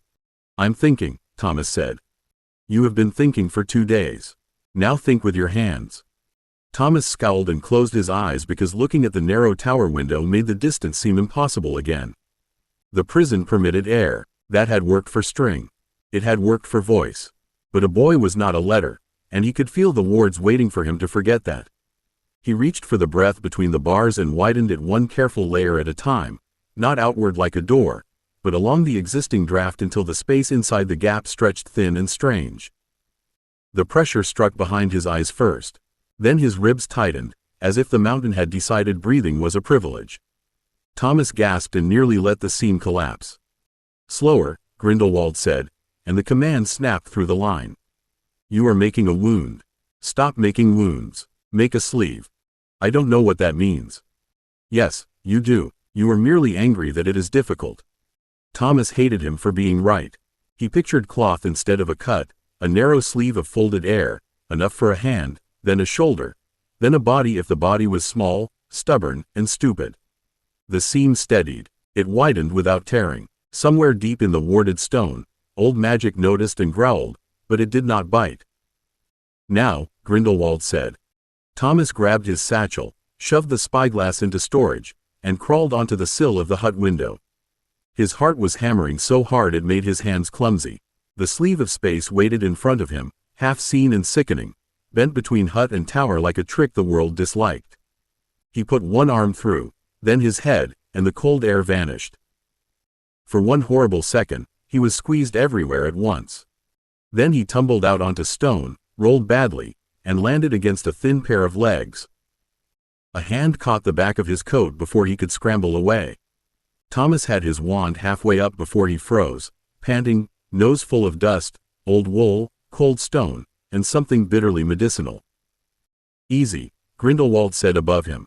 If I meant to kill you, I would not have caught you. Thomas twisted free anyway and backed up until his shoulders hit the wall. The cell was smaller than he expected and larger than it should have been now that he was inside it. Iron bars cut the window behind Grindelwald. The old man stood between Thomas and the light, pale, thin, sharp-eyed, and smiling as if the world had finally become interesting again. Thomas lifted his wand properly. Terms still count. Grindelwald inclined his head. Of course, child. Good, Thomas said, though his voice shook. Because now you get the impolite proof. The cell made the proof harder because it was too small for fear to spread out. Thomas could hear Grindelwald breathe. He could see the yellowed edges of his cuffs, the fine tremor in one long hand, and the blue veins under skin that looked too thin for the force behind his eyes. The man was old, not harmless, never that, but old enough that moving him through space felt less like showing proof and more like putting a priceless cursed object in his pocket. Grindelwald noticed, of course. You are doing arithmetic again. I'm deciding how not to kill you by accident. A generous concern. It's practical. If you die, I climbed a mountain for nothing. The old man laughed under his breath. Then do not waste your climb. Thomas took the hooded cloak from storage and threw it at him. Put that on. Mask too. We go in steps. Grindelwald unfolded the cloak. I expected a dramatic doorway. You get a careful doorway. How disappointing. Who is the gatekeeper here? Thomas asked, planting one hand against the cold wall while his stomach tightened around the next bit. Do you want to do it? He paused, then looked up with a thin, sharp smile. Oh wait, you can't. For one perfect second, Grindelwald simply stared at him. Then his mouth curved, slow and unwilling. That was almost elegant. It was arithmetic, Thomas said, and opened the first portal. The sleeve between the bars widened behind him, not toward the prison, but back along the permitted breath to the watch hut. Thomas stepped through first, landed on the dusty boards, and caught the sill with one hand while the world wobbled. Wait, he said, forcing himself to count. 1, 2, 3. Grindelwald came through after him with one hand braced against the broken wall. The old man looked around the ruined hut, the sagging roof, the spyglass, the string, the crumbs from yesterday's roll, and the satchel Thomas had left in plain view. This is your siege engine? It worked. So does a brick through a window, child. That does not make it architecture. Thomas ignored him because the hut had settled in his bones now, and London was next. He reached for the rooftop above the Living World shopping parade, one he had visited after buying decoy evidence in London, and opened the second portal only when the nausea stopped biting at his eyes. Brick, tar, wet air, pigeons, traffic far below. He stepped through, waited, counted, and waved Grindelwald after him. The old man emerged onto a living London rooftop and went still at the sound of cars, voices, horns, and ordinary life moving beneath them. Thomas did not let him look long. Not this one, he said. The third portal hurt. It opened in the same place and not the same place, the living rooftop folding into its dead twin with a shudder that crawled across Thomas's teeth.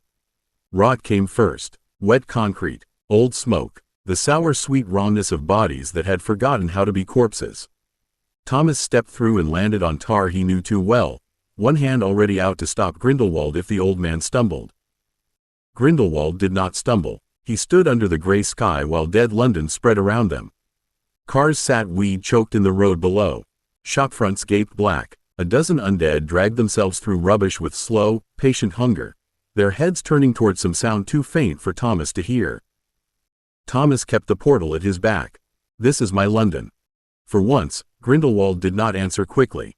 His eyes moved over the dead street, the broken windows, the silent towers, and the things below that wore human shapes badly.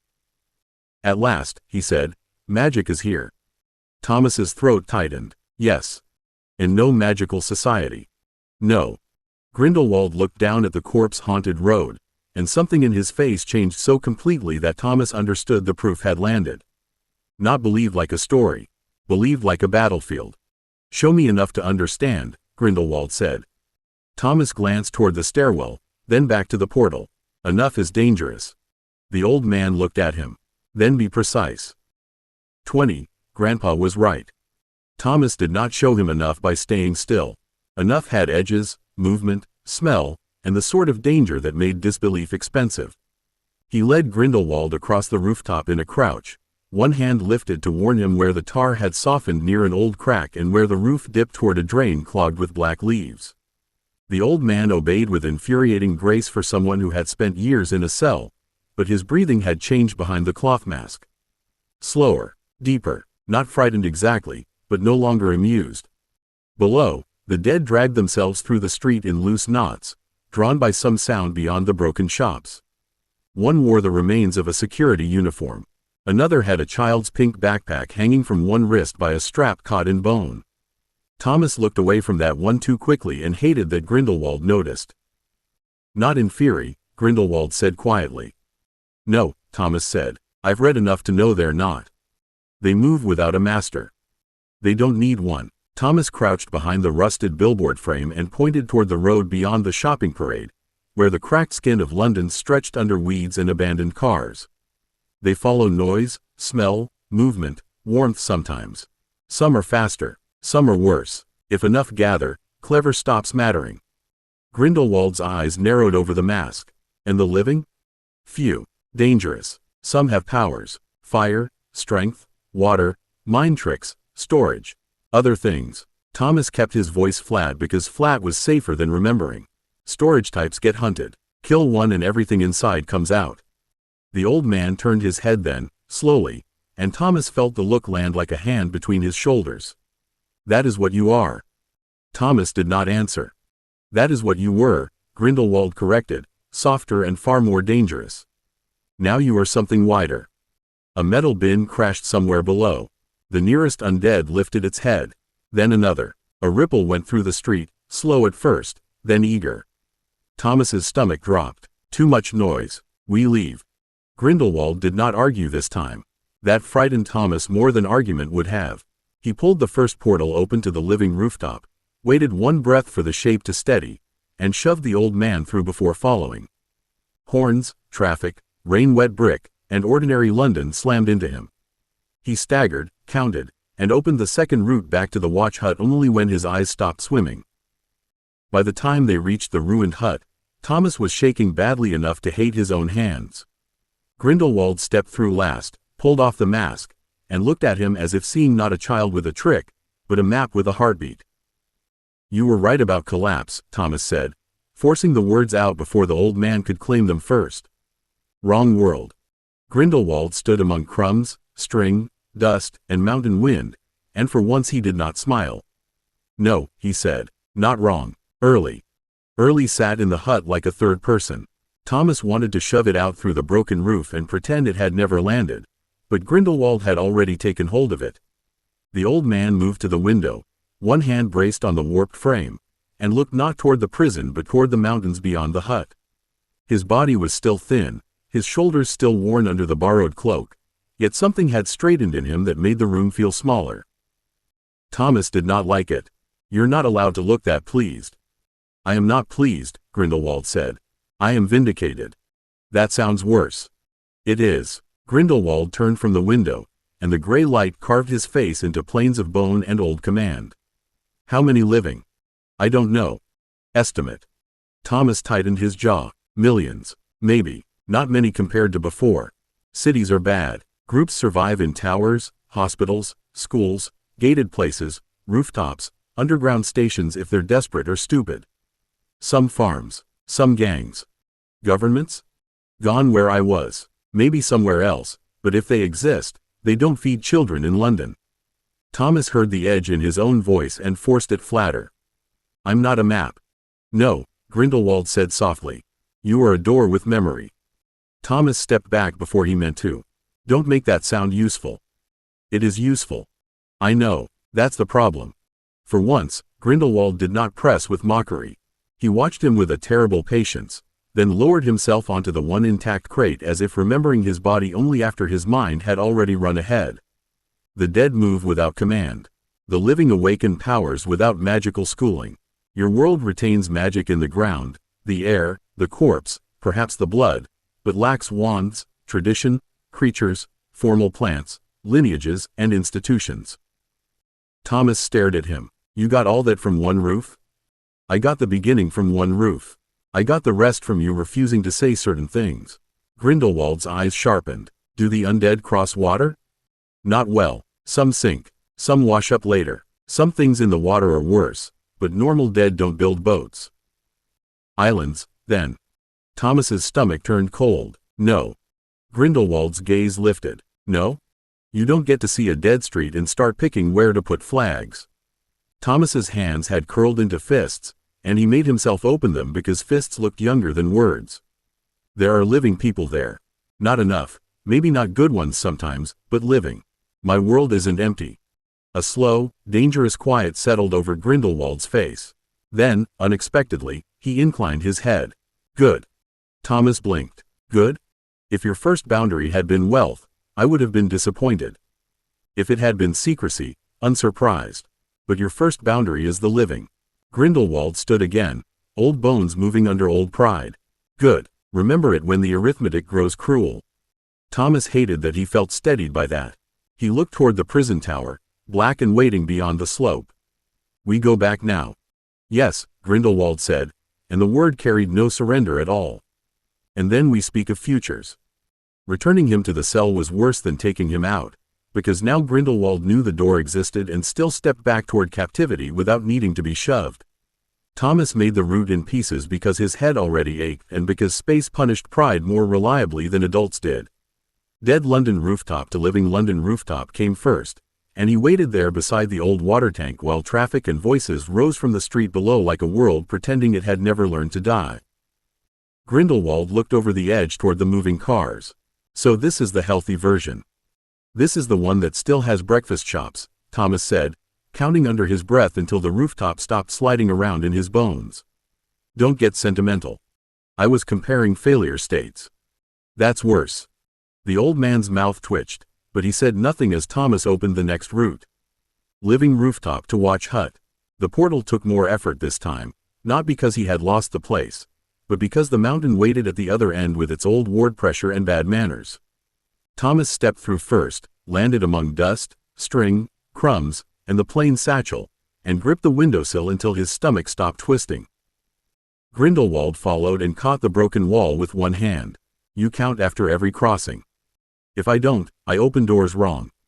Good, Grindelwald said. Keep the habit. Survival is mostly unromantic repetition. Thomas hated how useful that sounded. He turned toward the tower and reached not for the breath between the bars this time, but for the cell itself. Cold floor, narrow bed, iron window, old wool, bitter medicine, the exact place where he had landed against Grindelwald's legs and scrambled backward with his wand half raised. He knew it now, not well, not safely, but enough. The prison noticed him reaching and pressed back. Thomas did not try to argue with the wall. He did not look for the sleeve. That had been for before, when the cell had been only a place behind bars. Now it was a place he had touched, smelled, and fallen into like an idiot. He wrapped intention around that memory and opened a small, hard portal directly onto the stone floor inside the cell. For 1 second, the edge sparked blue-white. Grindelwald's eyes narrowed. Careful. I am careful, Thomas snapped, then stepped through before fear could make him smaller. The cell accepted him badly, but it accepted him. He landed on both feet this time, staggered only once, and turned with his wand already lifted as Grindelwald emerged after him. The portal closed behind the old man with a soft pop that sounded far too ordinary for what had just happened. Thomas stared at the empty air where the door had been. That worked. Yes, Grindelwald said, dusting one sleeve as if walking illegally through prison wards was a minor inconvenience. Now try not to look surprised by your own competence. I'm 10. And yet here we are. The cell swallowed them again. Cold stone, iron bars, old dust, a narrow bed, a room built to teach a man that history had ended without him. Thomas sat on the floor before his wobbling knees could betray him, then drew out the folded notes he had copied from alchemical books, Gringotts buying lists, old references, and half-remembered names buried under deductions until they looked less impossible. You said islands, Thomas said. You said magic is there. You said institutions aren't. That means if people like you go there, they don't just make a hideout. They make the first rules. Grindelwald's gaze sharpened. Yes. That's why you're dangerous, Thomas said. And that's why time matters. He held up the papers without saying anything about books from another world. There are old records about Nicholas Flamel, alchemy, life extension, gold, a stone that may still exist. Grindelwald went very still. Thomas's fingers tightened on the papers. If a frontier needs time, and you're dying in a tower, then time matters. The old man looked at him with sudden, terrible focus. Child, he said softly, now you have my full attention. Thomas had expected interest. He had not expected the cell to change around it. Grindelwald did not move closer, did not snatch the papers, did not ask the obvious questions first. He became still in a way that made Thomas understand why whole rooms had once gone quiet for him. It was not magic, not exactly. It was attention sharpened until everything else felt less important. Tell me how you reached that name, Grindelwald said. Thomas kept the papers in his own hand. Old books, alchemy references, gold making, longevity. Flamel shows up wherever people write carefully and pretend they're not gossiping. That is not enough. No, Thomas said. That's why I kept reading. Good. Continue. Thomas swallowed and looked down at the top page, where his own cramped notes had become columns. Flamel, stone, elixir, concealment, Britain, school, protection.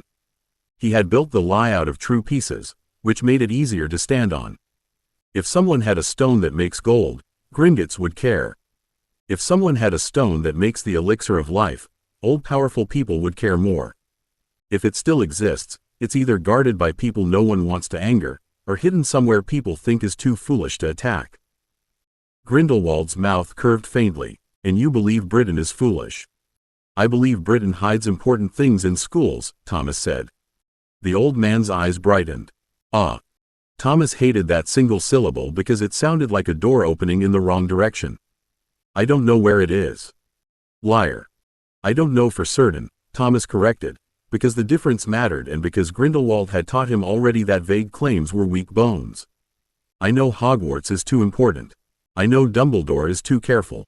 I know traps built by clever old men often depend on other clever old men respecting the shape of the trap. And you do not. I'm 10, Thomas said. I'm allowed to be rude to architecture. This time Grindelwald's smile came fully, thin and delighted and deeply alarming. Yes, you are. Thomas folded the papers and tucked them back inside his coat before that smile could make him feel clever. Terms, he said. I keep the door. You don't get my route unless I choose it. You don't order killings. You don't touch living survivors without my say.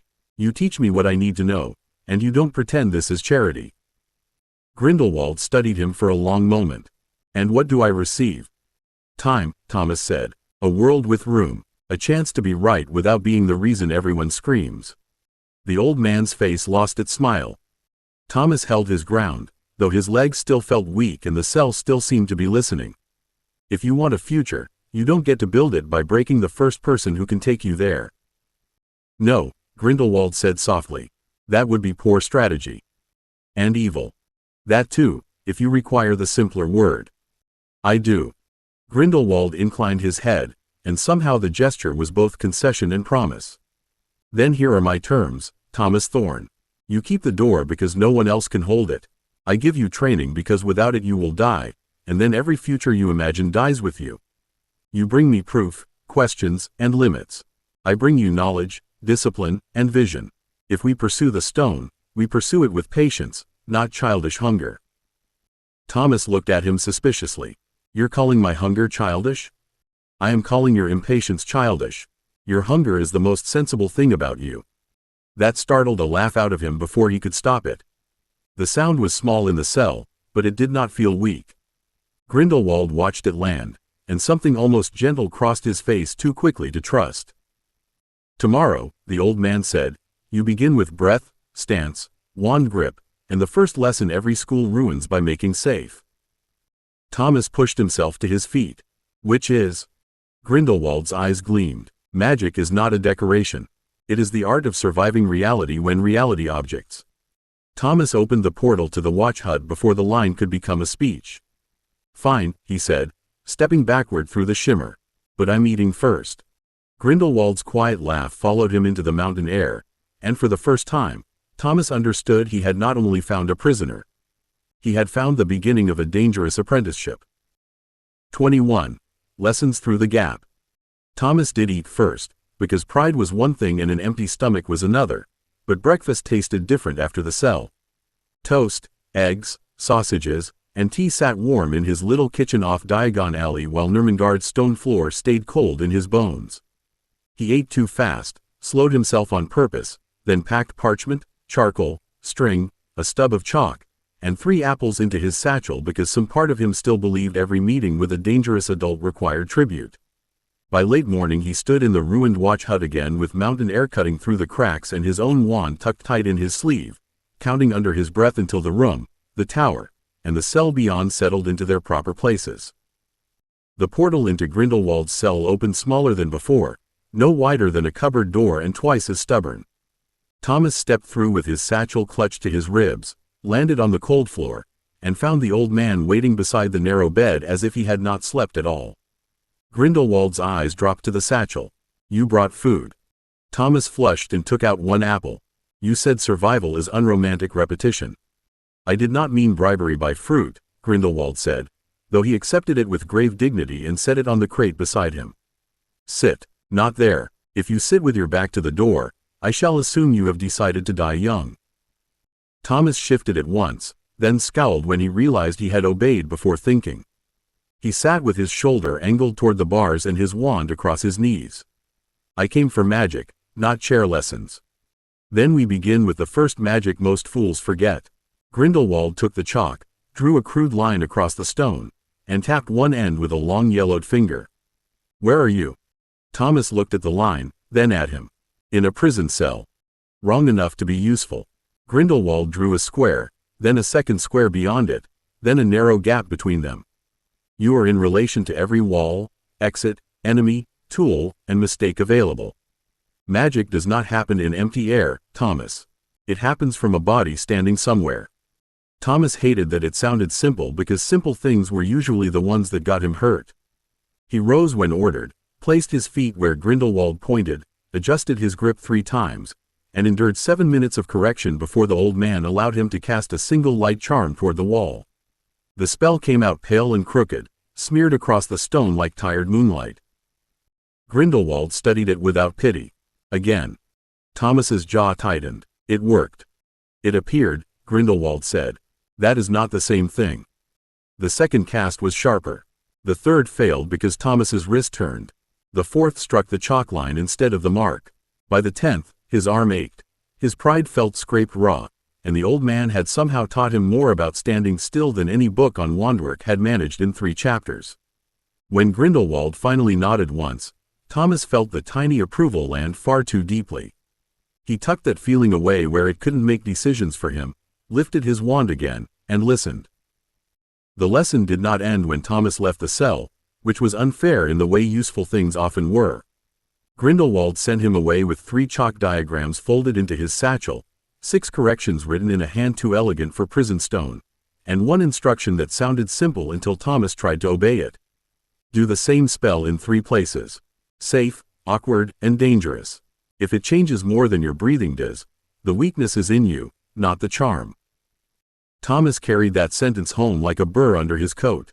In the back room of his little house, with the curtains drawn and the kettle hissing nearby, the light charm came clean on the second try. A white bead formed over his wand tip, small but steady, and lit the stacked books, the battered table, and the tins of food lined against the wall. The room smelled of tea, soap, and paper. Nothing hunted him here. Nothing watched except his own suspicion reflected in the dark window. Safe, he muttered, then marked the result in his notebook with more irritation than pride. Awkward took longer. He opened a narrow portal to the roof above a closed shop off Diagon, waited until his stomach settled, then crouched near a chimney pot slick with old soot.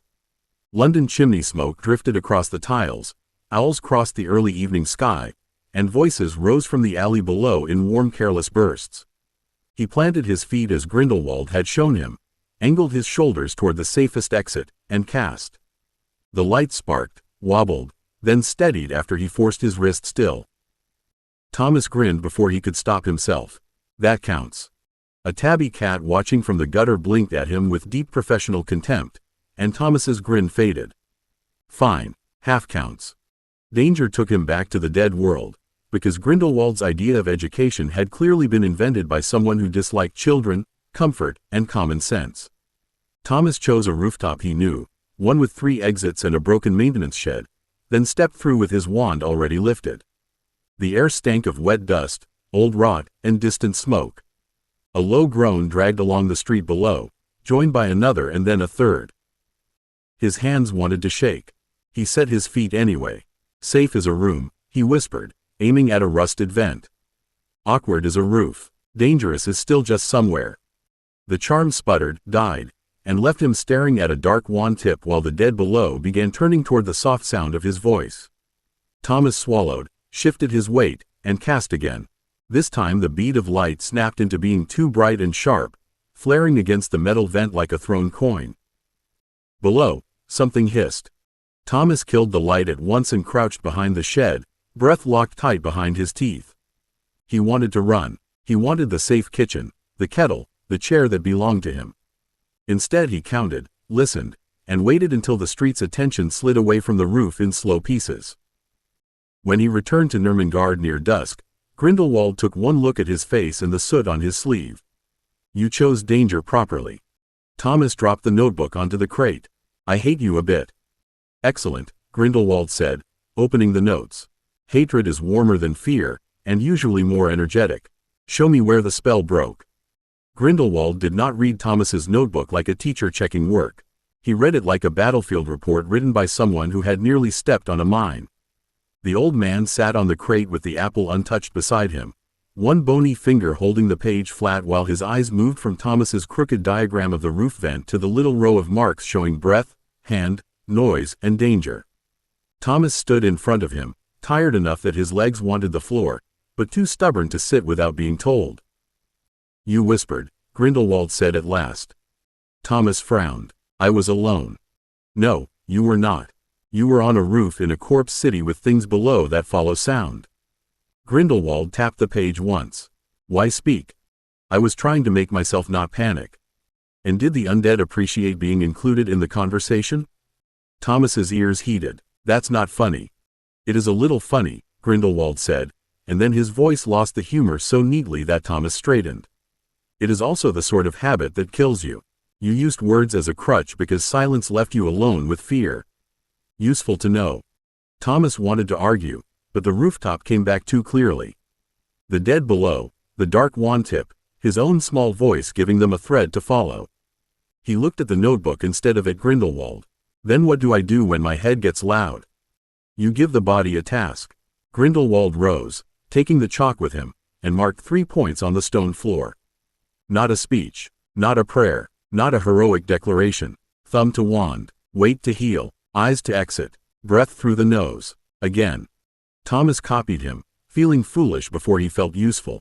Thumb, heel, exit, breath. The pattern was dull, almost insulting, but on the 4th repetition his shoulders dropped by a fraction and the cell's hard edges seemed to stop crowding him. Grindelwald noticed, of course. Good. Fear is not an enemy. It is a messenger with poor manners. If you silence it, you lose information. If you let it speak for you, you die. Thomas tightened his fingers around his wand. You always make things sound like they're trying to kill me. Most things are, if you misunderstand them long enough. Grindelwald pointed to the far wall. Light charm. No words. Thomas stared at him. I can't do silent casting. You cannot do it well. Begin. The first attempt produced nothing but a hot prickle in his palm. The second gave a faint silver twitch that vanished before it became light. Grindelwald corrected his stance with words only, never touching him, and that mattered more than Thomas wanted it to. On the sixth try, a bead of light appeared at the wand tip, weak and wavering but real. Thomas's breath caught. He looked at it, then at Grindelwald. That was silent. That was nearly silent, Grindelwald said. Your eyebrows shouted. Thomas laughed once, too tired to stop it, and the light bobbed with him. Grindelwald watched the tiny glow hover between them, and for a moment the cell looked less like a cage and more like a classroom stolen from the world by force. Then the old man handed the notebook back. Tomorrow you will do it somewhere awkward. The day after, somewhere dangerous. This time, without chatting to the dead. The next 2 days proved that Grindelwald's mercy had either died young or never been born. Thomas practiced silent light in his back room until his wrist ached, then on the Diagon rooftop with soot on his knees and rain threatening the tiles, then in a dead-world stairwell where the plaster had peeled in strips and something dragged itself along the landing below with wet, patient hands. This time he did not whisper. Thumb to wand, weight to heel, eyes to exit, breath through the nose. The light came small and steady, no brighter than a trapped firefly, and Thomas held it for 5 long seconds before closing his fist around the spell and sinking back into darkness. When he returned to Nurmengard, he carried the quiet with him like contraband. The cell smelled of cold stone, old wool, and the apple Grindelwald still had not eaten. Thomas dropped onto the floor without waiting to be told, but he chose the right angle this time, shoulder toward the bars and wand hand clear. Grindelwald looked from his posture to his face and gave a thin approving hum that Thomas pretended not to hear. I did it, Thomas said, pulling out the notebook. Awkward was easier than yesterday. Dangerous was awful, but it worked. I didn't talk. Your restraint will disappoint the undead, Grindelwald said, taking the notebook. They seemed such attentive listeners. Thomas made a face. Do you practice being horrible, or is it natural? At my age, skill and nature become difficult to separate. Grindelwald turned a page, and the humor faded as he studied the marks. You held the spell weaker on purpose. It was safer. Bright light carries. Thomas shifted, then added before the old man could ask, it didn't feel like failing smaller. It felt like choosing smaller. Grindelwald looked up then, properly interested. Good. That is the first honest thing your magic has told me today. Thomas blinked. My magic talks now? Everything talks. Most people are too busy admiring themselves to listen. Grindelwald set the notebook down and rose with the stiffness he hid badly. Power is not the art of making the largest possible noise. Any drunk with a wand may attempt that. Control is choosing the amount of reality you wish to inconvenience and no more. The words settled into Thomas with a strange, bright click. He remembered the vault door vanishing, the dead turning toward noise, the portal sparking against the prison's pressure, and the tiny light held in a filthy stairwell while danger moved beneath him. Big had saved him once. Small had kept him alive afterward. Grindelwald saw the thought arrive and smiled faintly. There you are. Thomas disliked how pleased it made him. So tomorrow is more light charms? No. Grindelwald crossed to the bars and looked through them toward the mountain dusk, where the world beyond the cell had begun turning purple and cold. Tomorrow we begin movement, shielding, and spellwork under pursuit. A wizard who can cast only while comfortable is decoration. Thomas's stomach tightened, but the fear came with a little less shouting than before. He shut his notebook, packed the chalk, and tucked the uneaten apple back toward the old man instead of taking it away. Eat that before tomorrow, then. If you're going to be awful, you should at least do it with breakfast in you. For a moment Grindelwald only stared at him. Then he laughed softly, not grandly, not cruelly, but like a man surprised by warmth in a room built to deny it. Thomas opened the portal to the watch hut and stepped through with aching arms, a full head, and the uncomfortable understanding that lessons through the gap were not going to be enough for long. 22 weeks of work. Movement lessons began with Thomas falling over. It was not dramatic enough to be called a duel and not dignified enough to be called training, which made it worse. Grindelwald had chalked a crooked path across the cell floor, 3 sharp turns, 1 retreat, and a final mark near the bars where Thomas was meant to stop, shield, and cast without tangling his own feet. Thomas managed the first turn, clipped the second with his heel, and landed hard on one knee with his wand hand slapped flat against the stone. Grindelwald looked down at him with no sympathy at all. You have excellent instincts for rooftops and appalling habits for ground. Thomas pushed himself upright, cheeks hot. The ground doesn't usually move under me. The ground does not need to move if the enemy does. Grindelwald tapped the chalk line with his toe. Again, slower. A living wizard is not a thrown brick. Thomas limped back to the start, set his thumb to his wand, put weight through his heel, found the exit with his eyes, and breathed through his nose. The little ritual had stopped feeling stupid 3 days ago, which annoyed him because it meant the old man had been right. He stepped, turned, let his shoulders follow his hips instead of dragging behind, and raised his wand toward the far wall. The shield charm did not form. A thin, ugly ripple shivered in front of him and collapsed before it could be useful. Better, Grindelwald said. Thomas blinked. That was terrible. It was terrible in the correct direction.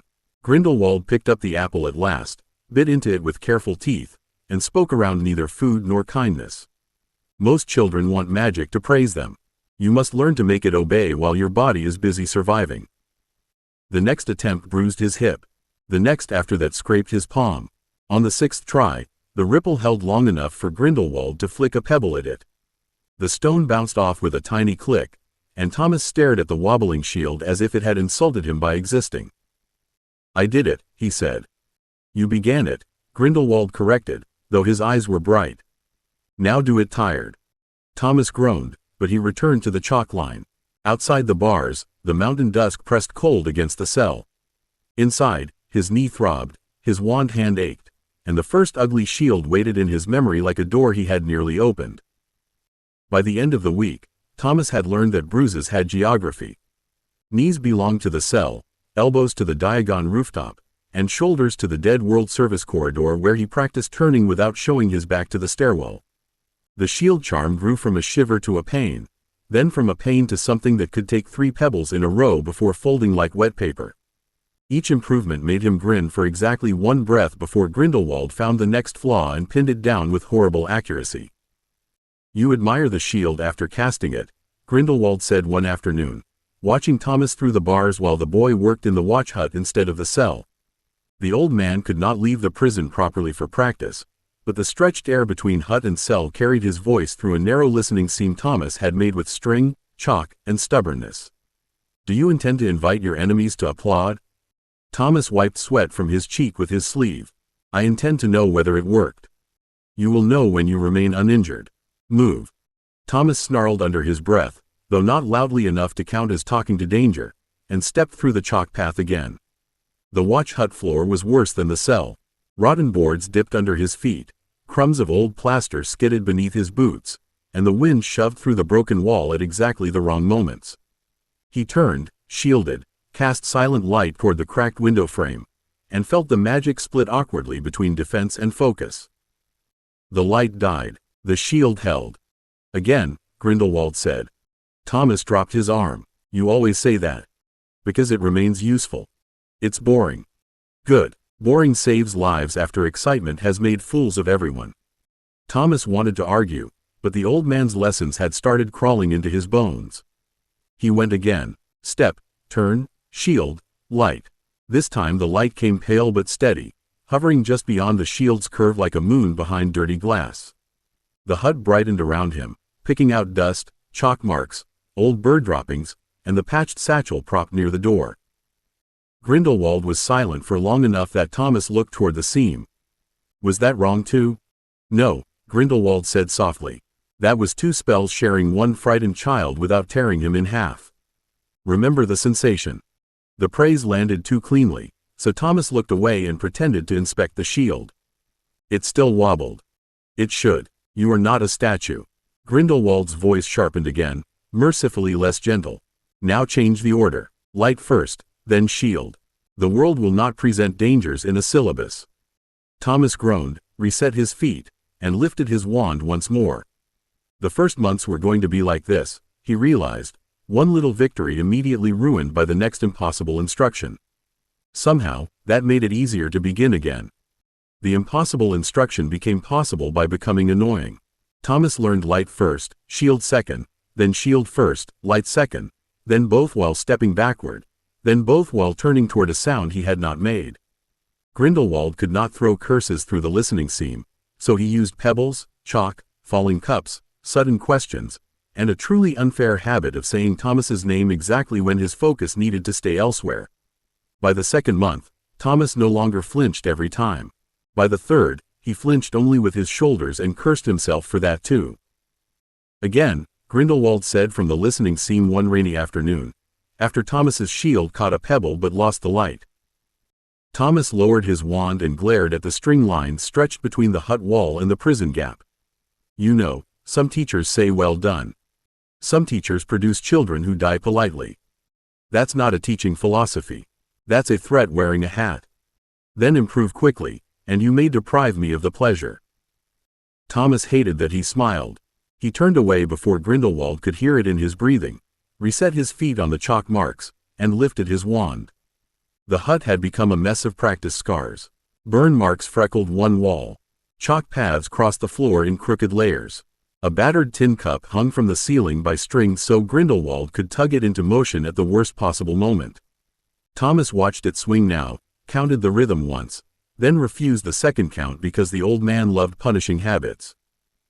The cup jerked early. Thomas moved with it instead of against it, stepped sideways, cast the light small and low, and raised the shield as the pebble flew.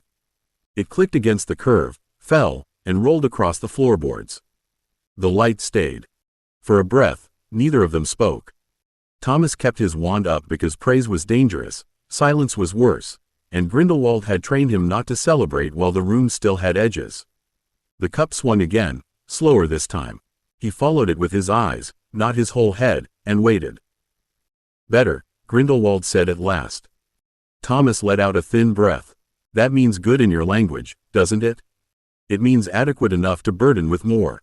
Grindelwald sounded almost amused. Today, we add concealment. Thomas's arm dropped despite himself. I just got this one. Yes, that is why we are leaving it. Grindelwald's voice softened just enough to make the next words heavier. You are quick, Thomas, but quick is not the same as ready. The stone will not care that you are tired. Hogwarts will not care that you are young. Your enemies will not care that you improved yesterday.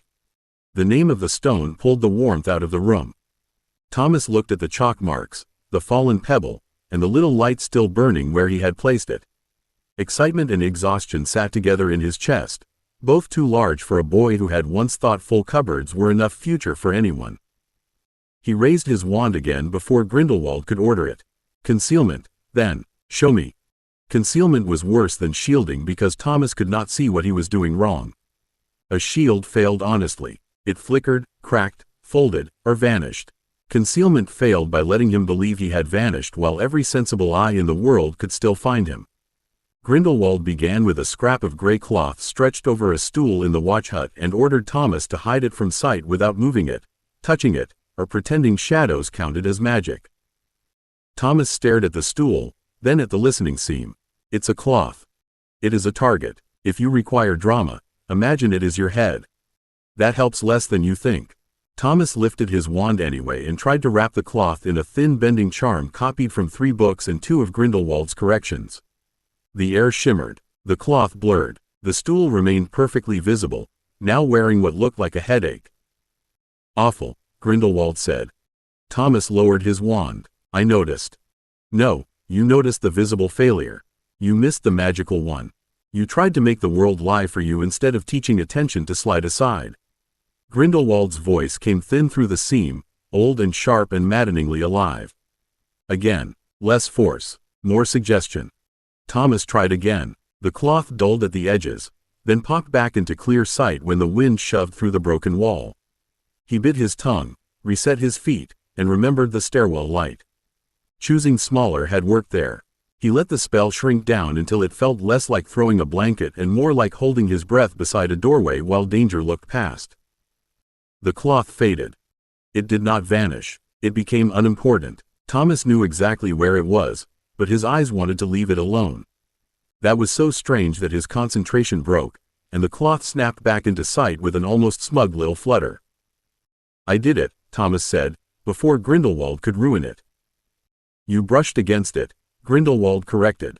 "But yes, you brushed against the correct thing."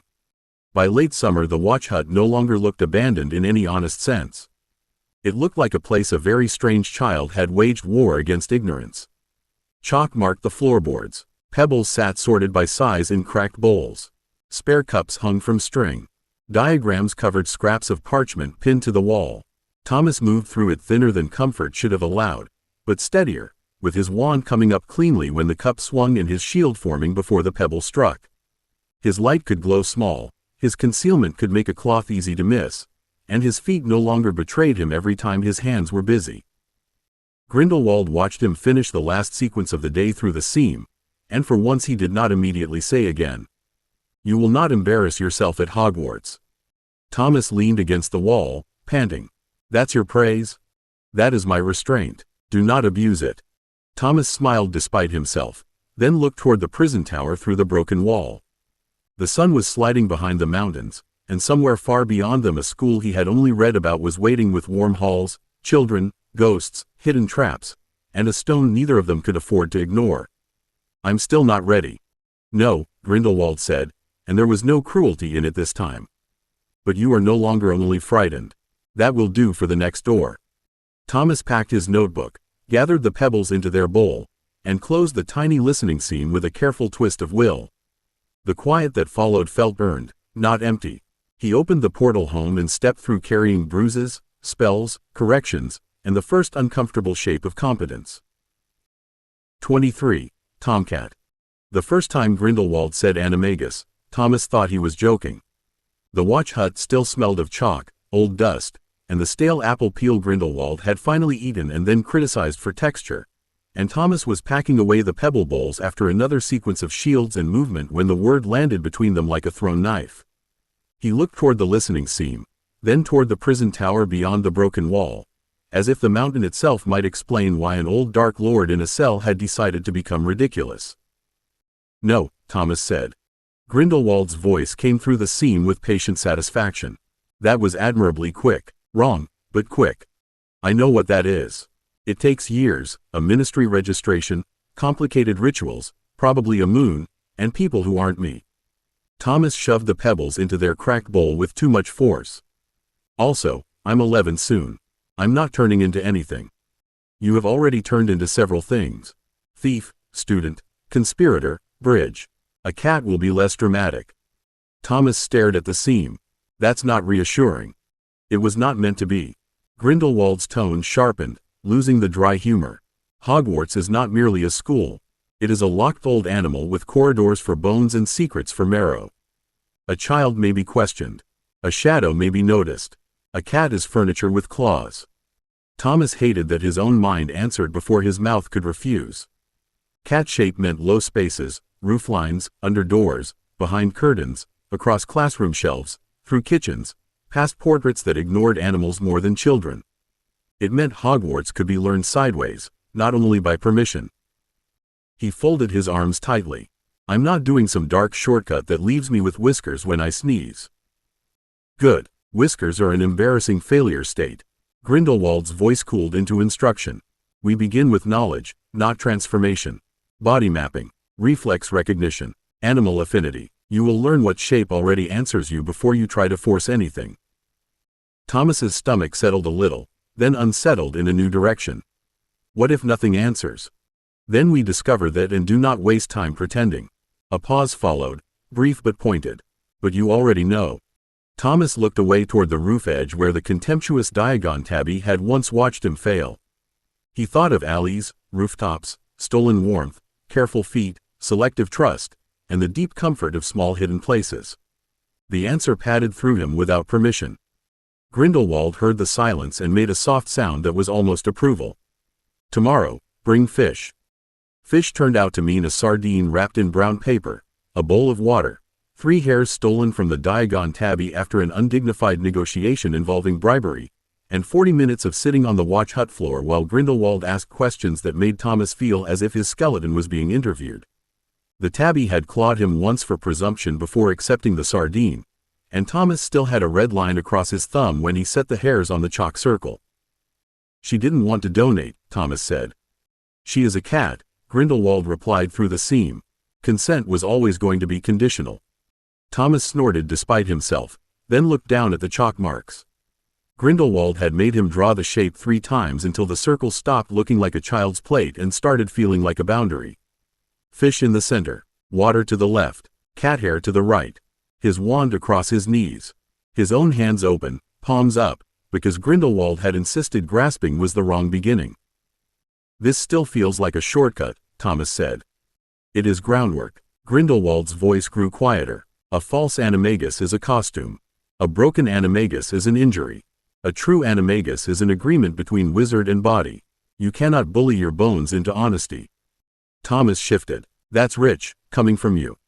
Not inaccurate. The old man sounded amused, which was worse than offended. Close your eyes. Thomas did, but the watch hut became louder at once. Wind nosed through the broken wall. The listening seam hummed faintly. Far below, a bird cried once and vanished into the mountain air. He smelled fish, chalk, old wood, cold stone, and his own soap from that morning, too clean for the work and somehow embarrassing. Name what the cat knows that you do not, Grindelwald said. Thomas nearly opened his eyes. What? Answer. He breathed through his nose and tried not to feel stupid.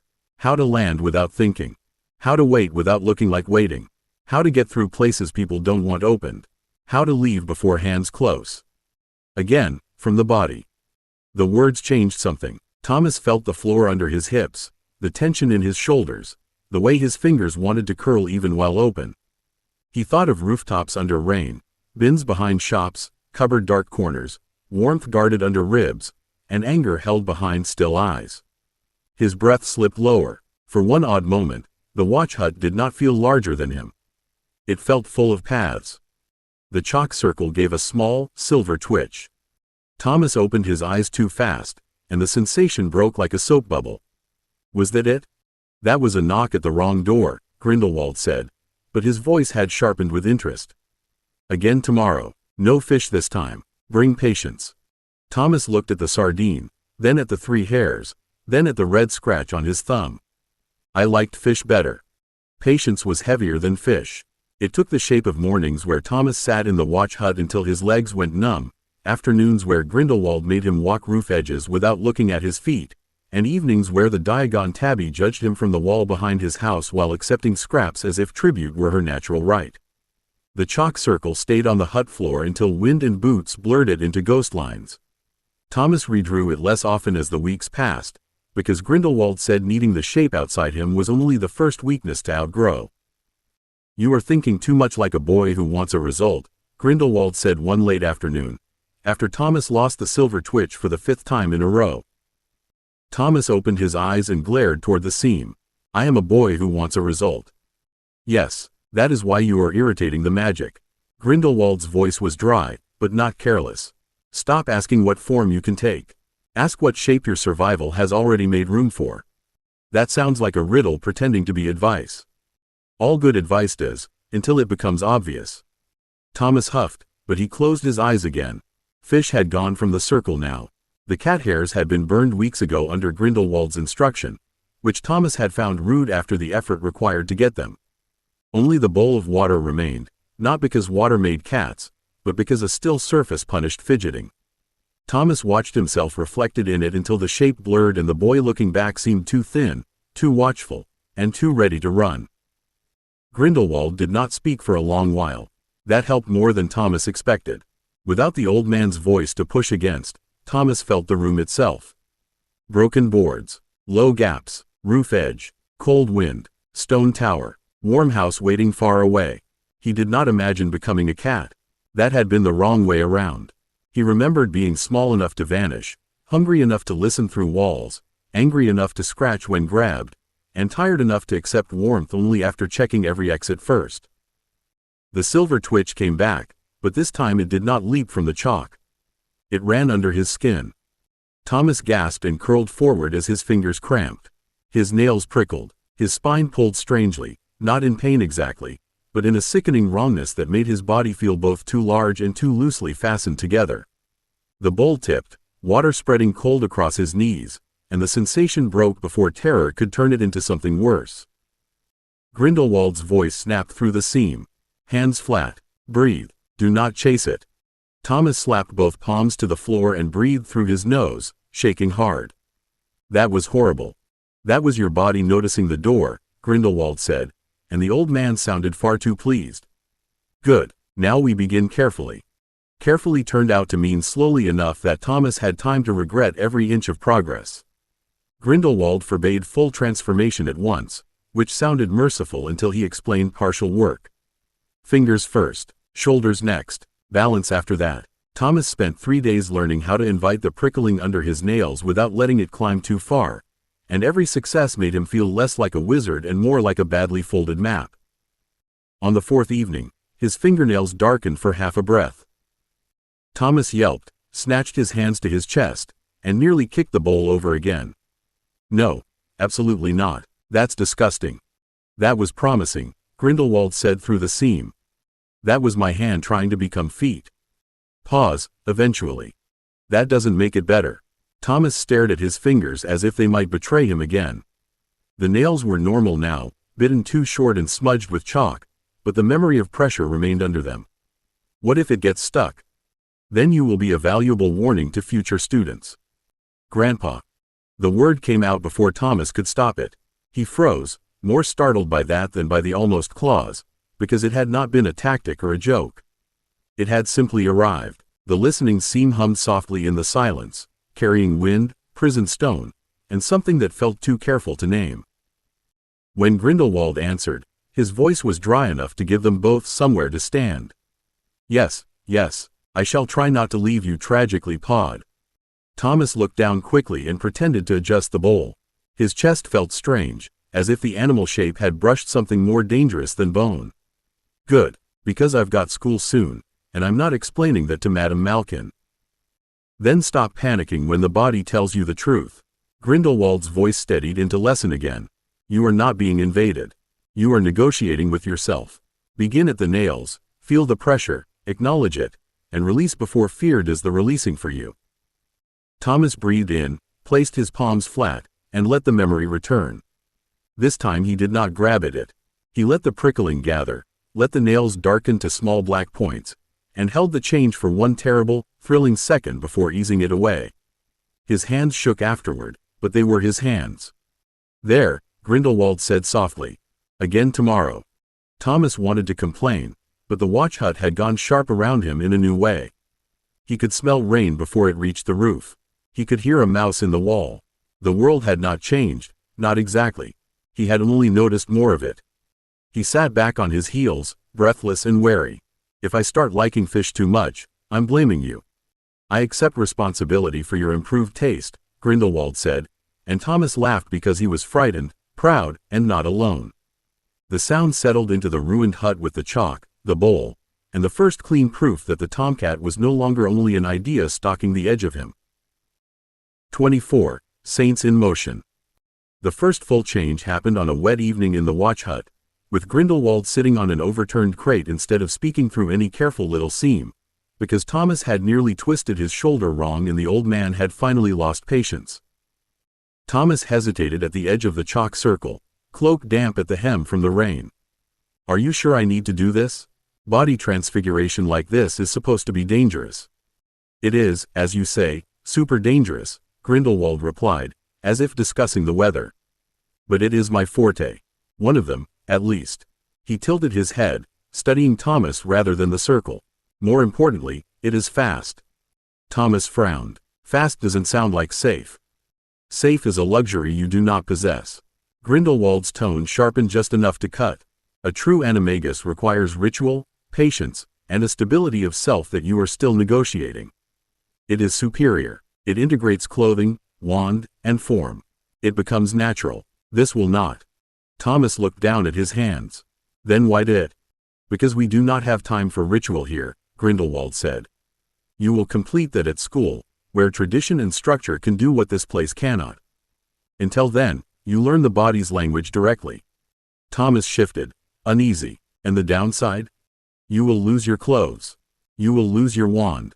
You may lose your dignity if you are careless. Grindelwald's mouth twitched faintly. You will also gain the ability to become something small, quiet, and overlooked. And later, if you are clever, something else entirely. Something else? Thomas asked, suspicion creeping back in.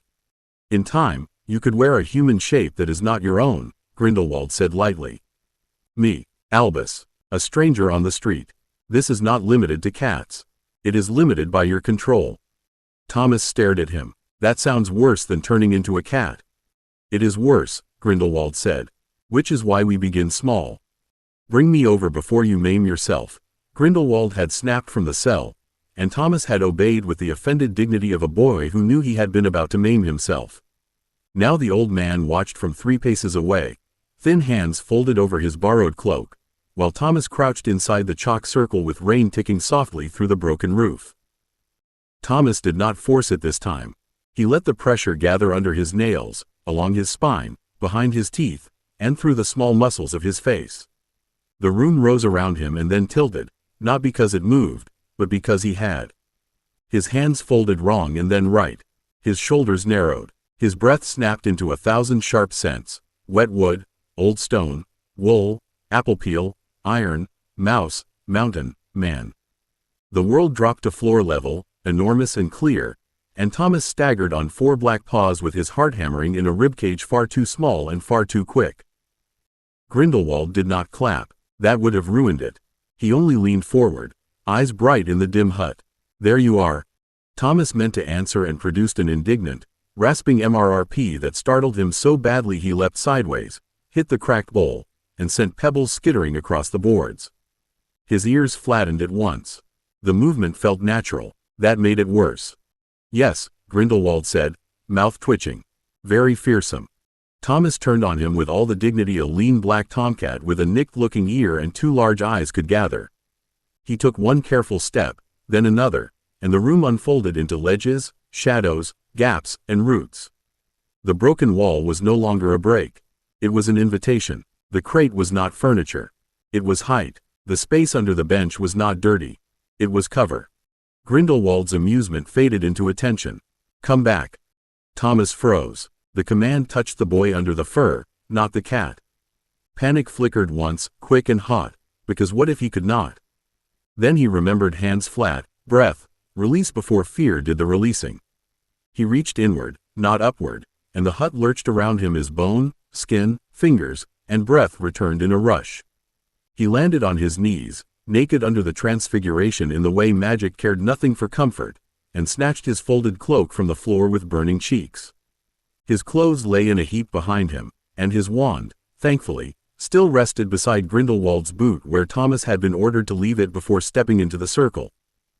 I hate that, Thomas said, wrapping himself up so fast he nearly tangled his arms. You succeeded, Grindelwald said. I can hate succeeding. Frequently, yes. Grindelwald stood slowly, but there was no mockery in the care with which he looked at him now. This changes the board. Thomas clutched the cloak tighter and looked toward the rain-dark gap in the wall. The mouse was still there. He could not hear it now, not properly, but the memory of hearing it remained like a secret tucked behind his ear. Hogwarts? Hogwarts. Nurmengard. The dead world. Every locked room foolish enough to ignore cats. Grindelwald stepped toward the portal mark Thomas had scratched into the floorboards for safe returns. And now, Thomas, I must write to people who have spent decades believing I was finished. Thomas's stomach tightened. Your people? A very few, Grindelwald said, and his voice made the hut feel colder and larger at once. Only those who can obey silence before they remember glory. Thomas looked at his own hands, still faintly trembling from being paws. They'll want the door. Yes, Grindelwald said, which is why they must first learn that the door has claws. The first reply came 3 nights later, carried by an owl so dark it seemed cut from the space between the stars. The watch hut had been swept, badly, because Thomas resented cleaning places that were meant to look abandoned, and Grindelwald had spent the evening writing in cramped, sharp script on parchment so old it smelled faintly of lavender and smoke. Then wings brushed the broken roof, claws clicked once on stone, and a black ribbon dropped onto the floor before the owl lifted away into the mountain dark. Thomas jumped back with his wand up. "What is that?" "A polite answer," Grindelwald said, though his hand had gone very still on the crate. "Do not touch it." Thomas did not touch it. He had survived too many things by not touching interesting objects. It came by owl. Some traditions remain useful because everyone assumes clever people have abandoned them. Grindelwald rose with a stiffness that made Thomas's chest pull oddly, then bent and lifted the ribbon with 2 fingers. Silver thread ran through the black silk in tiny angular script. Vinda always did prefer drama if it could be made efficient. "Vinda," Thomas repeated. "Rosier," Grindelwald said, and the name landed with weight. "If she comes, others may follow. If she does not, none worth having will." Thomas hugged his folded cloak tighter around himself, though he was fully dressed this time and his wand was in his own hand. "Does she know about me?" "She knows I have found a door." Grindelwald looked at him over the ribbon. "She does not yet know the door is 11, opinionated, and inclined to bring food as negotiation." "Good. That sounds embarrassing." "It is strategic vulnerability disguised as manners." Before Thomas could answer, apparition cracked in the narrow gully below the hut. This time the pressure carried sound first, then footsteps on wet stone, then scent when the woman entered, cold perfume, old leather, rain on wool, and something metallic under it. She stepped inside as if ruined floors, illegal meetings, and prison mountains were ordinary inconveniences placed in her path by less competent people.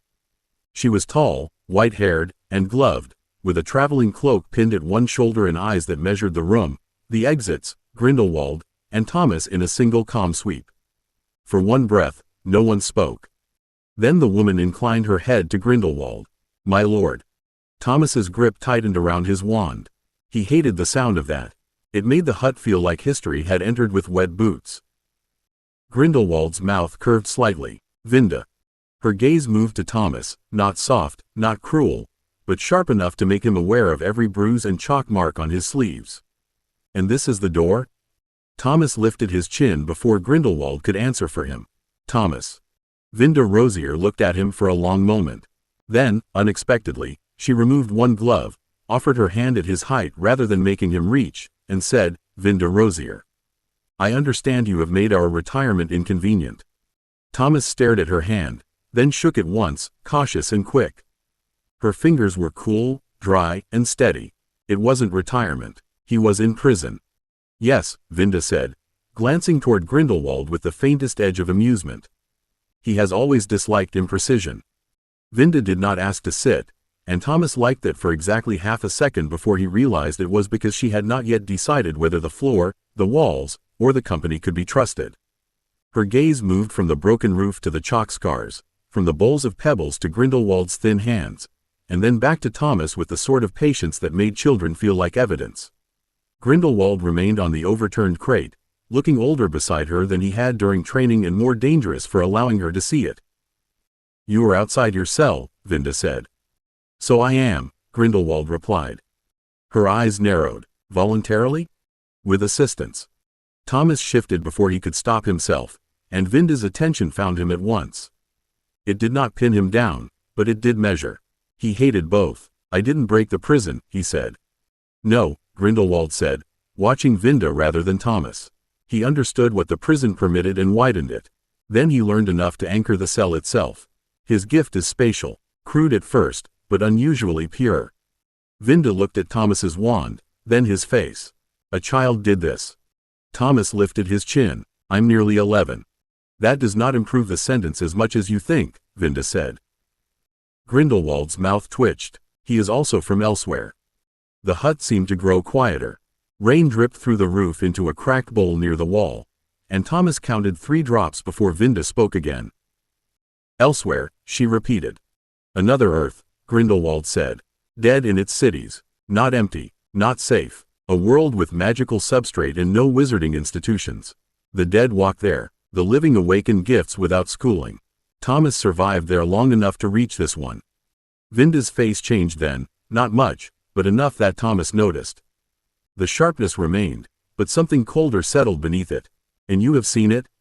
"With my own eyes." Grindelwald leaned forward, old hunger bright in him. "It is not refuge by wish." It is not conquest by romance. It is a continent of problems and a century of work, but it may become space for us to build what secrecy has strangled here. Thomas's stomach tightened at the word conquest, even denied. Living people are still there. Vinda looked at him. How many? I don't know. Enough to matter. Good answer, she said, and Thomas did not know what to do with that. Grindelwald folded the black ribbon over one knee. I need a first survey cell. Not an army. You, a curse breaker, a healer with greenhouse sense, someone who understands beasts, and a supplier who can keep quiet. Masks, field kits, brooms, sealed satchels, and discipline. No banners, no speeches. Vinda was silent for a long moment. And the boy carries us. Thomas's hand tightened around his wand. Thomas carries people he agrees to carry. Vinda inclined her head, accepting the correction cleanly. Then Thomas must decide whether I see this world. Grindelwald did not answer for him. That mattered. Thomas looked at the rain, the chalk, the portal mark on the boards, and the old man who had become awful lessons in almost family. Then he nodded once. One rooftop. Masks first. You look. You don't touch anything unless I say. Vinda did not argue with the mask rule. That helped. She drew one from an inner pocket. Plain black cloth folded with the efficient neatness of a woman who had packed for murder, weather, and etiquette in the same bag. Grindelwald accepted his own mask from Thomas without comment, though his eyes flicked once toward the prison tower before he tied it. Thomas noticed. He noticed everything now, and sometimes he wished he noticed less. Short visit, Thomas said. Rooftop only. If the dead start climbing, we leave. If living people see us, we leave faster. If I say down, you get down. Vinda's eyes narrowed above her mask, though not with offense. You give orders well for a boy wrapped in borrowed cloak half the evening. Thomas flushed. That was one time. 2, Grindelwald said. Thomas pointed at him. Grandpa, don't help. Vinda went very still. Slowly, she turned her head toward Grindelwald, and for the first time since entering the hut, something like pure surprise crossed her face. Grindelwald only looked back at her with the serene irritation of a man who had endured worse accusations and found this one inconveniently accurate. Grandpa, Vinda repeated. He started it, Thomas muttered. I did not, Grindelwald said. You absolutely did. You keep saying things like, survival is unromantic repetition, and, do not die young, and then acting surprised when that sounds like grandpa behavior. Vinda's eyes curved faintly above the mask. I see prison has broadened your family politics, my lord. It has broadened my headaches. Grindelwald looked at Thomas. Open the route before I reconsider the entire century. Thomas did, but carefully. He chose the roof with the water tank, the one with the rusted billboard frame and 3 clean exit lines. The portal opened with a tight shimmer, thin at the edges, and the smell of the dead world slid through first. Rot, wet concrete, old smoke, and something sour under the rain. Vinda's amusement vanished. Thomas stepped through first, because it was his place, his risk, and his mistake if he chose badly. The rooftop met his boots with a slick scrape. He crouched at once, counted, and listened while his spatial sense settled around the building. Grindelwald came after him, then Vinda, who landed silently and lowered herself without needing to be told. Below, London lay broken. The street was worse than the last time. A bus had shifted across the junction, shoved or dragged sideways, and a knot of undead moved around it in slow confusion. One had no jaw. Another wore a hospital gown darkened by old weather. Farther down, smoke rose from somewhere beyond the shops, thin and gray against the ruined skyline. Vinda did not speak for several breaths. When she finally did, her voice had changed. This is not nefarious work. No, Thomas said. Told you. You told him. Vinda looked at Grindelwald, then back at the street. Now I believe. A bottle shattered somewhere below. The dead turned in pieces, one head, then 5, then more. Thomas's whole body tightened. Down. Vinda dropped flat beside him at once. No pride, no delay. Grindelwald moved slower, but he moved. Thomas liked her much more for that than he wanted to. From the far end of the road, a human whistle cut through the wet air. Not random. Signal. 3 short notes, then one long. The undead shifted toward it, and Thomas's mouth went dry because that meant living people were close enough to manipulate the dead, and clever enough to do it on purpose. Vinda's gaze sharpened. Survivors. Or hunters, Thomas whispered. We leave now. This time neither adult questioned him. Thomas opened the route back to the watch hut with one hand braced on the roof gravel and the other tight around his wand. The route fought for a breath, not because the destination was uncertain, but because fear made his grip too hard. Thumb to wand, weight to heel, eyes to exit, breath through the nose. The shimmer steadied. Vinda went through first at Grindelwald's gesture, then the old man. Thomas followed last and sealed the route behind him. The watch hut's cold, dusty air felt almost clean. Vinda stood very still near the broken wall, mask still on, eyes bright with the first hard shape of belief. Thomas pulled his own mask down and swallowed. So, Auntie Vinda, still want to come back with friends? Vinda turned to him slowly. Auntie? Thomas took one careful step behind Grindelwald. Granny felt dangerous. For a moment, the hut held its breath. Then Vinda removed her mask, folded it once, and said, Wise child. 25. Platform terms. By the last week of August, the watch hut had stopped pretending to be abandoned. Vinda had not allowed it to become comfortable, because comfort apparently offended her field discipline, but she had improved it with the ruthlessness of someone who considered drafts, loose boards, and bad storage insulting. A folding table stood near the least broken wall. Oilcloth maps were weighted under pebbles. 2 sealed satchels sat by the door, each marked in Vinda's neat hand. Grindelwald occupied the crate like a throne he refused to admit was a crate, and Thomas stood beside the table in his Hogwarts robes, feeling like the fabric belonged to someone with cleaner thoughts. Again, Vinda said, tapping the first satchel. Food, water, masks, gloves, field dressings, chalk, cord, torch, spare socks, knife. Thomas looked at her. You put spare socks in an apocalypse survey kit? Wet feet ruin campaigns, Vinda said. Grindelwald's mouth twitched. She has ended arguments with less evidence. Thomas opened the satchel and checked each item because Auntie Vinda had eyes like a curse and because she had already caught him skipping the second glove pouch. Everything was there, including the socks. He closed the flap, tightened the strap, and felt the small, absurd comfort of a bag packed by someone who expected him to come back. The second satchel held potion vials wrapped in wool, sealed seed tins, sample jars, a collapsible water flask, and a packet of oat biscuits Vinda had added without comment. Thomas touched the biscuits, then pretended he had not. This is for the survey team? For the first proper look, Vinda said. Not today, not without the others. Today we confirm what you carry to school. Thomas stiffened. I'm not carrying all of you to Hogwarts. No, Grindelwald said. You are carrying obligations. They fit less neatly. Vinda drew a parchment toward herself and read in a calm voice that somehow made the list feel heavier than shouting. You have a house, a vault, a working wand, a false animagus form, limited and inconvenient. A true ritual to begin at school when practical. Basic shields, basic concealment, silent light, spatial anchoring, a rough stone hypothesis, one confirmed ally in myself. 4 names pending. Thomas swallowed. That sounds like a lot. It is, Vinda said. It is not enough, Grindelwald added. Thomas looked between them, annoyed that both answers were true. Outside, the mountain wind moved through the cracks. Somewhere far below, ordinary children were probably buying sweets for the train and worrying about robes. Thomas looked down at his own sleeve, black and new and schoolboy clean, then reached for the first satchel again. Then tell me what I'm forgetting. Priorities, Vinda said. Thomas's hand stopped on the strap. That sounds worse than terms. It is simpler, Grindelwald said. Terms are for people who imagine paper can restrain ambition. Priorities tell us what must be done first.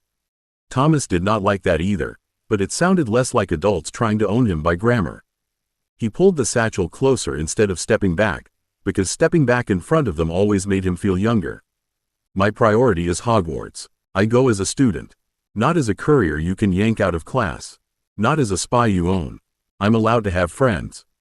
Vinda's expression softened by exactly nothing, but her eyes changed. No one here is forbidding friends. No, Thomas said. You'll just call them attachments, weaknesses, leverage, or liabilities. Grindelwald gave him a long look. They may become all 4. They may also be the reason I don't turn into someone awful. Thomas heard his own voice shake and hated it, but he kept going because the words mattered more than sounding brave. I won't live like the dead world followed me into school. I'm going to eat breakfast, go to lessons, learn stupid songs if Hufflepuff has stupid songs, and find out what normal children do when they're not hiding under counters. Vinda leaned one hip against the table. Hufflepuff? Thomas flushed. Probably. Interesting, she said. It is not an insult, Grindelwald said before Thomas could bristle. Hufflepuff is patient earth, food, loyalty, roots, and the sort of collective memory that tyrants underestimate until it refuses to move. Thomas blinked at him. That sounded almost nice. I contain multitudes. You contain headaches, Thomas said. Vinda's mouth curved, but she gave neither of them the satisfaction of looking amused. She turned the parchment away from Thomas's school robes and drew a new line beneath the supply list. Then Hogwarts is your life and your cover, preserved where possible. Our first practical priority is not Hogwarts. It is learning which parts of the dead world can be held. Thomas looked toward the maps weighted under pebbles. Cities are bad. Then we do not begin with cities, Grindelwald said, and the old spark in his eyes made the hut feel suddenly larger. The dead follow noise, scent, movement, and heat. They do not build boats. They do not plan crossings. Islands give us water as wall, distance as ward, and coastlines as boundary. Vinda's quill moved again, this time sketching names rather than rules. Survey crew, then. Sites first, people second. Thomas watched her write and felt the argument change shape beneath his feet. It was no longer about whether he belonged to school or to the mission. It was about how much of the mission would be waiting for him every time he came back.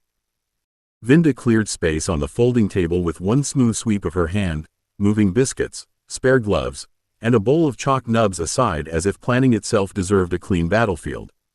The oilcloth map beneath showed Europe in faded blues and greens, with the Mediterranean wrinkled where the cloth had been folded too long.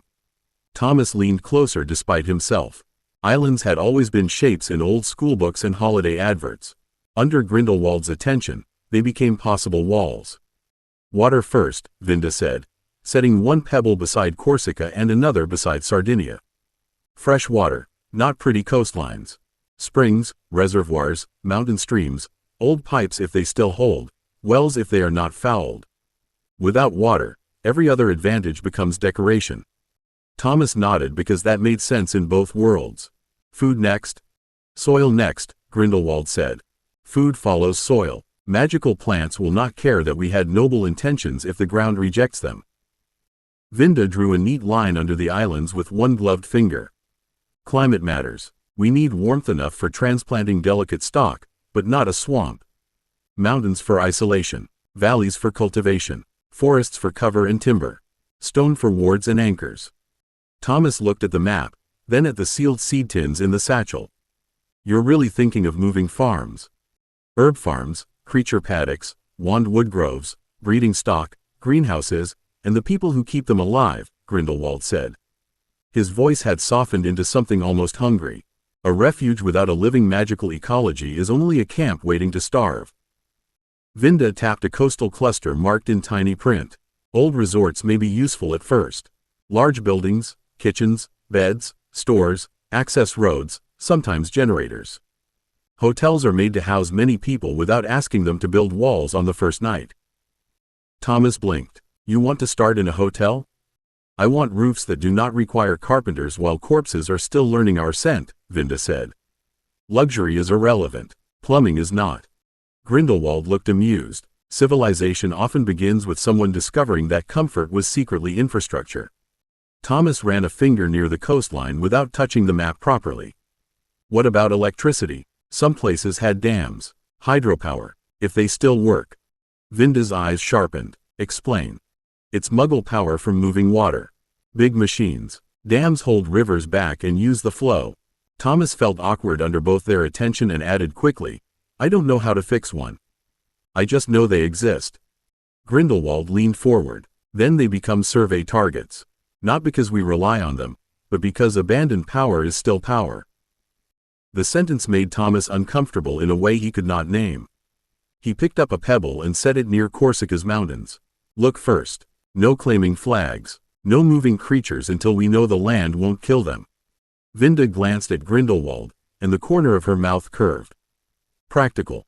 No, Grindelwald said, eyes on the map as though he could already see towers, wards, greenhouses, and dragons where ink showed only land. Careful, there is a difference. We shall try to make use of both. The map stayed on the table after that, and Thomas disliked how quickly the room began to orbit it. Vinda added little marks beside names he could barely pronounce, not claiming them, only making them heavier. Corsica, Sardinia, rivers, ports, roads, resorts, mountains, places that were not yet home, not yet war, not yet anything except ink and adult attention. Grindelwald watched the marks appear with a stillness Thomas had learned to distrust because it meant the old man's mind had gone far ahead of everybody else. Thomas reached for the oat biscuits, took one, and bit into it harder than necessary. I leave for school tomorrow. Yes, Vinda said, writing a final note beside the western coast. You have mentioned this 13 times today. It matters 13 times. It matters, Grindelwald agreed, and the softness in his voice made Thomas look at him too quickly. That is why you will go. Thomas swallowed the biscuit. And you won't start dragging me back every night? No, Vinda said before Grindelwald could answer. You will sleep, eat, attend lessons, learn the castle, make allies, and try not to look like a child trained by a fugitive revolutionary. That last one seems hard, Thomas muttered. Grindelwald's eyes gleamed. Then consider it your first school assignment. Thomas leaned both hands on the table and stared down at the islands. What happens while I'm gone? Vinda capped her ink with precise fingers. I find the curse breaker, the healer, the beast woman, and the supplier. Quietly, each hears only enough to decide whether to come. None sees the dead world until you choose to carry them. Grindelwald tapped Corsica once with his stick. I return to my cell before absence becomes interesting. I remain old, imprisoned, and harmless to any eye that comes looking. You're not harmless. No, Grindelwald said, but it is useful when enemies confuse posture with truth. Thomas looked from him to Vinda, then back to the satchels. He wanted to say something clever. He wanted to say something that made them remember he was not only a useful root, not only a strange boy with space folded under his skin, not only the person every plan now needed. Instead he picked up the survey satchel and held it out to Vinda. Then keep this. If I'm going to school, I don't want apocalypse socks in my trunk. Vinda accepted it with solemn care. A pity. They are excellent socks. They are tactical socks, Grindelwald said. Show respect. Thomas laughed despite the knot in his chest, and the sound made the hut warmer for half a breath. Then Vinda reached into her cloak and placed a small packet in his palm, wrapped in brown paper and tied with string. Thomas frowned. What's this? Train sweets, Vinda said. Not tactical, merely edible. He looked at her, then at Grindelwald, suddenly suspicious of the burning behind his eyes. You're both weird. Correct, Grindelwald said, and you are late to becoming a schoolboy. Thomas tucked the packet carefully into his robe pocket, where it rested against his side like proof that someone had thought of the journey, not only the mission. He opened the route back to the cell first, waited for Grindelwald to step through, then returned Vinda to the hut with a careful nod that was almost a goodbye. When he finally opened the portal home, he carried the smell of rain, chalk, old ink, and impossible islands with him, and King's Cross waited on the other side of tomorrow. 26. The train north. King's Cross was too full of living people. Thomas knew that was a stupid complaint because living people were the point of a station, but knowing did not stop his shoulders from tightening as voices, wheels, whistles, footsteps, and pigeons battered the air from every direction. His trunk rolled beside him under a light guiding charm he had practiced until it stopped trying to murder his ankles. He could have put everything important away where no one could see it, but the trunk stayed because every other child had one, and he intended to look like every other child for as long as he could manage it. He touched the small packet of train sweets in his pocket and felt steadier for half a breath. It was a ridiculous anchor, paper and sugar, but it had been given to him for the journey, not the mission, and that mattered more than it should. Families clustered under the great clock, bright and loud and careless with their own togetherness. Mothers straightened collars. Fathers lifted trunks. Younger siblings whined, laughed, or sulked. A red-haired crowd swept past in a storm of elbows and voices, and Thomas turned his head too quickly because some names had weight even before faces arrived. He spotted a thin black-haired boy with round glasses near a plump red-haired woman, then looked away before staring became obvious. "Books becoming people is stupid," Thomas muttered, keeping his voice low. His trunk bumped his shin. "Ow, traitor." A passing man gave him an odd look, and Thomas immediately pretended the trunk had behaved normally. He moved toward the barrier between platforms 9 and 10, counting steps because counting was better than thinking about portals, dead streets, prison towers, or the fact that tomorrow he would wake in a castle full of children who had not learned how to sleep with one ear open. The barrier looked solid. Of course it did. Magic like making sensible things embarrassing. A girl with bushy brown hair stood nearby with two anxious-looking adults and a trunk that seemed too heavy for all of them. She was talking quickly, one hand on the handle, her face bright with determination and nerves. Thomas recognized her at once and felt the world tilt by a book's width. Hermione Granger. He turned his face aside before she could catch him staring. Knowing her name felt rude. Knowing pieces of her future felt worse. He was not here for the golden people.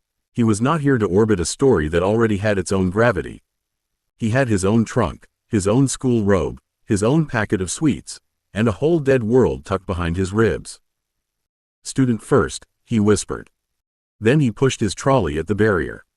For one dreadful second, every old instinct screamed that stone did not open for children just because they needed it to. Then the barrier swallowed him in a cool rush, and platform 9 3/4 bloomed around him in steam, owls, scarlet paint, and the rich metal breath of the Hogwarts Express. Thomas stopped dead, one hand tight on the trolley handle, and forgot to be afraid. A boy nearby laughed as sparks burst harmlessly from a toy wand. Somewhere an owl hooted. The train waited like a promise in red and gold. Thomas swallowed, touched the sweets in his pocket again, and stepped forward. Platform 9 3/4 did not feel like a station so much as a held breath before a feast. Steam curled around ankles, owls complained from brass cages, trunks scraped, children shouted, and the great scarlet train waited with its doors open as if it had been expecting Thomas personally. That was nonsense, of course. Trains did not expect children. Still, he stood there a moment too long, staring at polished red paint and gold lettering until a second-year girl behind him cleared her throat with the deadly politeness of someone trapped by an idiot. Thomas jerked the trolley forward. "Sorry." She slipped past him with a grin. "First year? Is it obvious? Only because you look like the train might bite." She nodded toward the carriages. "It doesn't usually." "Usually," Thomas repeated. She laughed and vanished into the crowd before he could decide whether that counted as reassurance. He found a quieter carriage halfway down, lifted the mostly harmless trunk with more effort than pride liked, and shoved it into the compartment before climbing in after it. The space smelled of polish, old fabric, steam, and sweets. He closed the door halfway, not enough to seem rude and not enough to feel trapped, then sat by the window where he could see the platform and the corridor both. Harry Potter passed the compartment once with the red-haired boy Thomas had seen outside. Ron Weasley, probably. The two of them were awkward in different ways. Harry too new and Ron too familiar with being overshadowed by family noise. Thomas watched their reflections in the glass rather than turning his head. A real person was harder than a name in a book. Real people had elbows, scuffed shoes, uncertain smiles, and no idea someone strange knew pieces of their road. A pale blonde boy swept by later with two larger boys close behind him. Draco Malfoy carried himself like someone who had been told the floor belonged to him and had believed it. Thomas looked down at his own hands and made himself not react. School first. Not every story needed him in the middle. The whistle blew. Outside, parents waved, called, dabbed eyes, and reminded children about scarves, letters, and manners. Thomas had no one on the platform. That should have felt clean and simple. Instead, his fingers found the brown packet in his pocket again. The compartment door slid open before the 8 could settle properly. A fair-haired boy in neat clothes peered in with a hopeful expression and a trunk that looked far too polished to have ever been dragged through anything unpleasant. "Do you mind if I sit here? Everywhere else is getting rather full." Thomas looked at the open corridor, then the empty seats, then the boy's careful smile. Running would be stupid. Hiding would be worse. "No. I mean, yes. Sit. I mean I don't mind." The boy brightened and wrestled his trunk inside. Justin Finch Fletchley. Thomas Thorne, Thomas said, then remembered normal children probably shook hands before Vinda-level inspection became necessary. He offered one. First year. Justin shook it warmly. Me too. I was down for Eden, actually, before all this. Then the owl came, and my mother nearly dropped the teapot. He laughed, easy and nervous at once. I'm still not entirely sure I haven't been kidnapped by a railway. Thomas glanced at the train window as London began to slide away. If it helps, I'm fairly sure the train is real. Justin smiled. That does help, actually. Thomas settled back against the seat with the packet of sweets warm in his pocket and the dead world far away for one impossible morning. The train carried them north, and for the first time since the station, he let himself look like a boy going to school. Justin talked easily once the first awkwardness passed, and Thomas discovered that listening was almost the same as hiding except warmer. Eden became a place with uniforms, old buildings, Latin, and older boys who apparently mattered for reasons Justin explained as if they were perfectly normal. Thomas nodded in the right places, asked 2 careful questions, and learned that Muggle-born did not mean poor, ignorant, or alone. It only meant magic had opened under a life already full of names and plans. Were you going somewhere before Hogwarts? Justin asked, pulling a packet of sandwiches from his bag with the innocent confidence of a boy who expected lunch to exist. Thomas looked at the sandwiches, then at the window. Not really. I was sort of between places. Justin seemed to hear the edge without understanding it. Well, Hogwarts is meant to be brilliant. My parents were terrified at first, naturally, but Professor Sprout was very reassuring. Thomas turned back too quickly. Sprout? Yes, deputy something for Hufflepuff, I think. Or perhaps head of house. I was rather overwhelmed after the word witch entered the sitting room. Justin grinned and offered the sandwich packet across. Would you like one? Thomas's first instinct was to say no because food offered too easily always made his chest tight. His second instinct was to take 2 because only idiots refused food. He settled for 1, carefully. Thanks. The sandwich was egg and cress, soft and ridiculous and good. Thomas ate slowly enough to pass as civilized, which took more effort than silent casting ever had.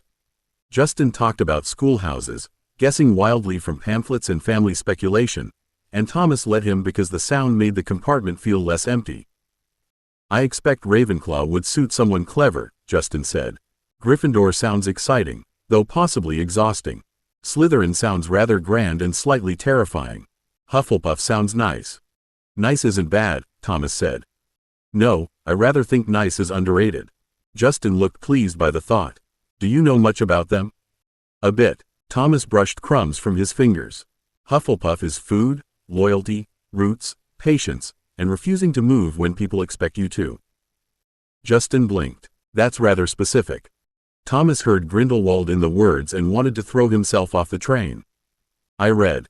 The compartment door slid open before Justin could ask what, and a girl with bushy hair looked in, bright-eyed and purposeful. Have either of you seen a toad? A boy named Neville's lost one. Thomas held still with the sandwich halfway lowered. Hermione Granger stood in the doorway, real and breathing and impatient in exactly the way books had never fully captured. Justin sat up at once. No, sorry, we've only just got settled. Hermione's gaze flicked to Thomas. Your first years too? Thomas swallowed. Yes. I'm Hermione Granger, she said, already looking at their luggage, robes, books, and faces as if organizing them in her head. You should probably change soon. I've heard we may arrive before dark, and it would be awful to be rushed. Justin smiled. Justin Finch Fletchley. This is Thomas Thorne. Hello, Thomas said, because knowing too much made every other word feel unsafe. Hermione gave him a quick, assessing smile. Hello, do tell me if you see the toad. She left with the brisk certainty of someone who had made the corridor her responsibility. Thomas breathed out only after the door slid shut. Justin watched him curiously. You looked as if she'd announced an inspection. Thomas took another bite of sandwich to buy time. She seems like the sort who might. After Hermione left, the compartment settled into a rhythm Thomas had not expected to survive. Justin talked, Thomas answered, and the train carried them through a country that looked impossibly whole through the window. Fields rolled by in green panels. Towns appeared and vanished with church towers, brick terraces, and roads full of cars that still worked. Every so often Thomas caught his reflection in the glass, black robe, pale face, watchful eyes, and had to remind himself that this boy was allowed to be here. The trolley witch arrived near afternoon with a smile, a cart full of impossible colors, and the casual promise of more sugar than Thomas had seen in some entire shops. Justin bought chocolate frogs, pumpkin pasties, and something called Drubel's Best blowing gum with the airy confidence of a boy spending pocket money rather than survival currency. Thomas bought one of almost everything because restraint seemed rude when magic itself had sent a sweet shop on wheels down the corridor. Justin laughed as Thomas lined the packets on the seat. "Are you stalking a siege?" Thomas paused with a cauldron cake in hand. "Maybe." That wasn't a no. "No," Thomas said, then opened the brown paper packet from Vinda and found sugar mice, wrapped neatly in waxed paper, with a tiny note tucked between them. "Eat before hoarding." Auntie V. He stared at it until the words blurred, then folded the note carefully and put it into his pocket instead of storage. Justin, bless him, pretended not to notice too much. "Are those good?" Thomas handed him one. "Tactical sweets." Justin bit the mouse's tail off and considered. Excellent tactics. By the time the sky began to darken, they had changed into robes with only moderate awkwardness and one brief fight between Justin's sleeve and a luggage strap. Thomas kept his wand close, his trunk ordinary, and his face calm while older students passed in the corridor laughing about sorting, ghosts, Quidditch, and which professors were most likely to smell fear. The names floated around him like familiar birds. McGonagall, Snape, Flitwick, Hagrid, Dumbledore. He knew too many of them and none of them at all. Justin leaned toward the window as the train slowed. "Do you suppose we'll see the castle soon?" Thomas meant to answer lightly, but the words caught. The glass had turned dark enough to mirror him and bright enough to show the world beyond. Hills rose under the evening. Trees thickened. Somewhere ahead, hidden by distance and smoke, Hogwarts waited with its kitchens, towers, traps, portraits, and a future Thomas had no right to already love. "I think so," he said. The train slowed into Hogsmeade with a long sigh of brakes and steam. Students surged into the corridor, and Thomas moved with them because standing still would get him trampled and thinking too hard would make him strange. Cold air hit his face when he stepped down onto the platform. Lanterns bobbed, owls hooted, voices rose in excited waves. Then a huge figure stood beyond the crowd, holding a lamp high. Furs years over here." Thomas stopped so abruptly that Justin nearly bumped into him. Hagrid was real too, vast and bearded and warm-voiced, calling them forward like he had been waiting for lost children all his life. Thomas touched the packet of sweets in his pocket one last time, then followed Justin toward the lamp, carrying his school face, his hidden life, and the first trembling wonder of the castle drawing near. 27. The Four Tables. Thomas followed the bobbing lamp down a steep path with Justin at his shoulder and a crowd of first-years pressing close behind. Gravel shifted under polished shoes, robes snagged on brambles, and the cold night air smelled of pine, damp earth, lake water, and train smoke fading behind them. Hagrid moved ahead like a walking hill, his lantern throwing gold over black water until the boats appeared, small and waiting at the edge of the lake. Thomas stopped for half a step because boats were traps in his old world, too open, too slow, too easy to see from every side, and then Justin's elbow brushed his sleeve with ordinary schoolboy clumsiness. "Are those safe?" Justin asked, trying to sound cheerful and failing only a little. "I mean, they look safe. Rather small, but safe." Thomas looked at the lake, then at the boats, then at Hagrid, who was waving them forward with the confidence of a man who considered giant spiders reasonable company. "I think Hogwarts has a different definition of safe." Hagrid grinned as if he had heard enough to be amused. "No more in 4 to a boat now. Mind her step, and keep her hands inside unless ye fancy meetin' the squid early." "That was meant to reassure us?" Justin murmured as they climbed into a boat with 2 nervous girls Thomas didn't know. "It reassured me there's a squid," Thomas said, and the girls both stared at him before one of them gave a small, startled laugh. The boats pushed off without oars, sliding into darkness so smoothly that Thomas's hand tightened on the wooden rim before he could stop it. The lake opened around them, black and shining under scattered light, and the first years grew quieter as the castle rose ahead. No page had prepared him for it. Books had made Hogwarts famous, important, beloved, but they had not made it heavy with stone and windows and towers, had not set it above the water like a whole lit city pretending to be a school. Warmth glowed from 100 panes. The cliffs held it up. The lake gave it back in broken gold. Thomas forgot to count exits, and for one dangerous breath, he wanted it too much.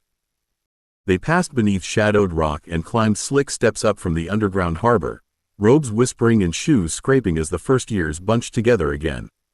The castle swallowed them into torchlight, high stone, and echoing space, and Thomas felt every hidden thing he carried press closer under his ribs. At the top of the stairs, a stern witch in emerald robes waited with her hair pinned tight and her gaze sharp enough to sort children before the hat ever touched them. Professor McGonagall looked over the damp, wide-eyed group. "Welcome to Hogwarts," she said, and Thomas stood very still as the doors beyond her seemed to breathe with voices, light, and the promise of 4 long tables waiting inside. Professor McGonagall led them through a smaller chamber off the entrance hall, where stone walls held the cold more firmly than the lake had. The first years shuffled together in damp robes and polished shoes, all of them suddenly too aware of their hands, collars, and breathing. Thomas stood beside Justin because moving away now would be odd, and odd was expensive. Beyond the far doors came the roar of hundreds of students talking at once, cut through now and then by laughter, scraping benches, and the faint bright chime of cutlery already waiting for food. "You will be sorted shortly," Professor McGonagall said, turning to face them with the calm authority of someone who had seen every variety of first-year panic and found none of it persuasive. "The sorting is an important ceremony. While you are here, your house will be something like your family within Hogwarts. Your triumphs will earn your house points. Any rule-breaking will lose them. At the end of the year, the house with the most points is awarded the house cup." Justin swallowed beside him. "Family," he whispered, as if testing whether the word had teeth. Thomas kept his eyes on McGonagall's face. Family could mean food shared without counting. It could also mean ownership, obedience, and hands reaching for things that were yours. He had wanted Hufflepuff in the abstract, in books and plans and the careful arguments he never quite admitted to Grindelwald. Standing in stone with the real doors ahead, the wanting felt less clever. It felt like stepping into a room with no known exits. McGonagall's gaze passed over him, paused for only a fraction of a second, and moved on. "You will wait here quietly until we are ready for you. I suggest you use the time to make yourselves presentable." She swept out through the doors, and the sound from the great hall swelled for one warm, terrifying moment before the wood closed behind her. The first years erupted softly, whispering and tugging at sleeves. A boy near the front asked whether they had to fight something. Hermione Granger answered before anyone else could, sounding brisk and not nearly as calm as she wanted to be. "Of course we don't. I read about this. It's some sort of test, but not a dangerous one." Ron Weasley muttered, "Fred said we'd have to wrestle a troll." Thomas did not mean to make a sound, but a small breath of laughter escaped him. Justin looked at him with desperate hope. "You know something, don't you?" "I know older brothers are a public safety hazard," Thomas said, smoothing his robe cuffs because his fingers needed something harmless to do. Before Justin could answer, pearly figures burst through the wall, gliding in a loose cluster above the first year's heads. Several children shrieked. Thomas went cold so fast that the room narrowed to distances, angles, and hands. Transparent people were not zombies. They were not corpses walking wrong. They were laughing, chattering ghosts in ruffs and robes, but his body did not care about categories until one of them tipped a feathered hat and said cheerfully, "New students, I expect." Justin clutched his sleeve. Thomas forced his own wand hand still and made himself breathe through the first awful jolt. A small ghost in a ruff smiled down at them with mild interest, and that ordinary politeness did more to steady him than bravery would have. Dead people in Hogwarts had manners. Apparently that mattered. Then McGonagall returned, and the ghosts drifted aside as if this too belonged to routine. "Move along now," she said, and her voice drew the room into order. "Single file. Follow me." The doors opened, and warmth, candlelight, and the great hall rushed toward them. Thomas stepped forward with the line, his shoes sounding small on ancient stone, and the 4 long tables appeared beneath a ceiling full of stars. At the far end, the old hat waited on its stool, patched and pointed and far too aware for a piece of cloth. As its brim opened to sing, Thomas felt every secret in him go quiet, listening. The hat sang in a cracked, clever voice that filled the great hall far more easily than any scrap of fabric should have managed. Thomas stood in line with the other first years while candlelight drifted overhead and hundreds of older students watched from the long tables. The song spoke of courage, ambition, wit, and loyalty, of founders long dead and houses still living through children who had not yet earned the colors they would wear. Thomas listened harder than he meant to, because songs were safer than speeches, and this one was a door with teeth hidden in the tune. When the song ended, applause rolled across the hall. Professor McGonagall stepped forward with a long roll of parchment, and the first names began to fall into place. Abbott, Hannah, she called, and a pink-faced girl hurried forward, almost tripping over the hem of her robe before the hat settled over her hair.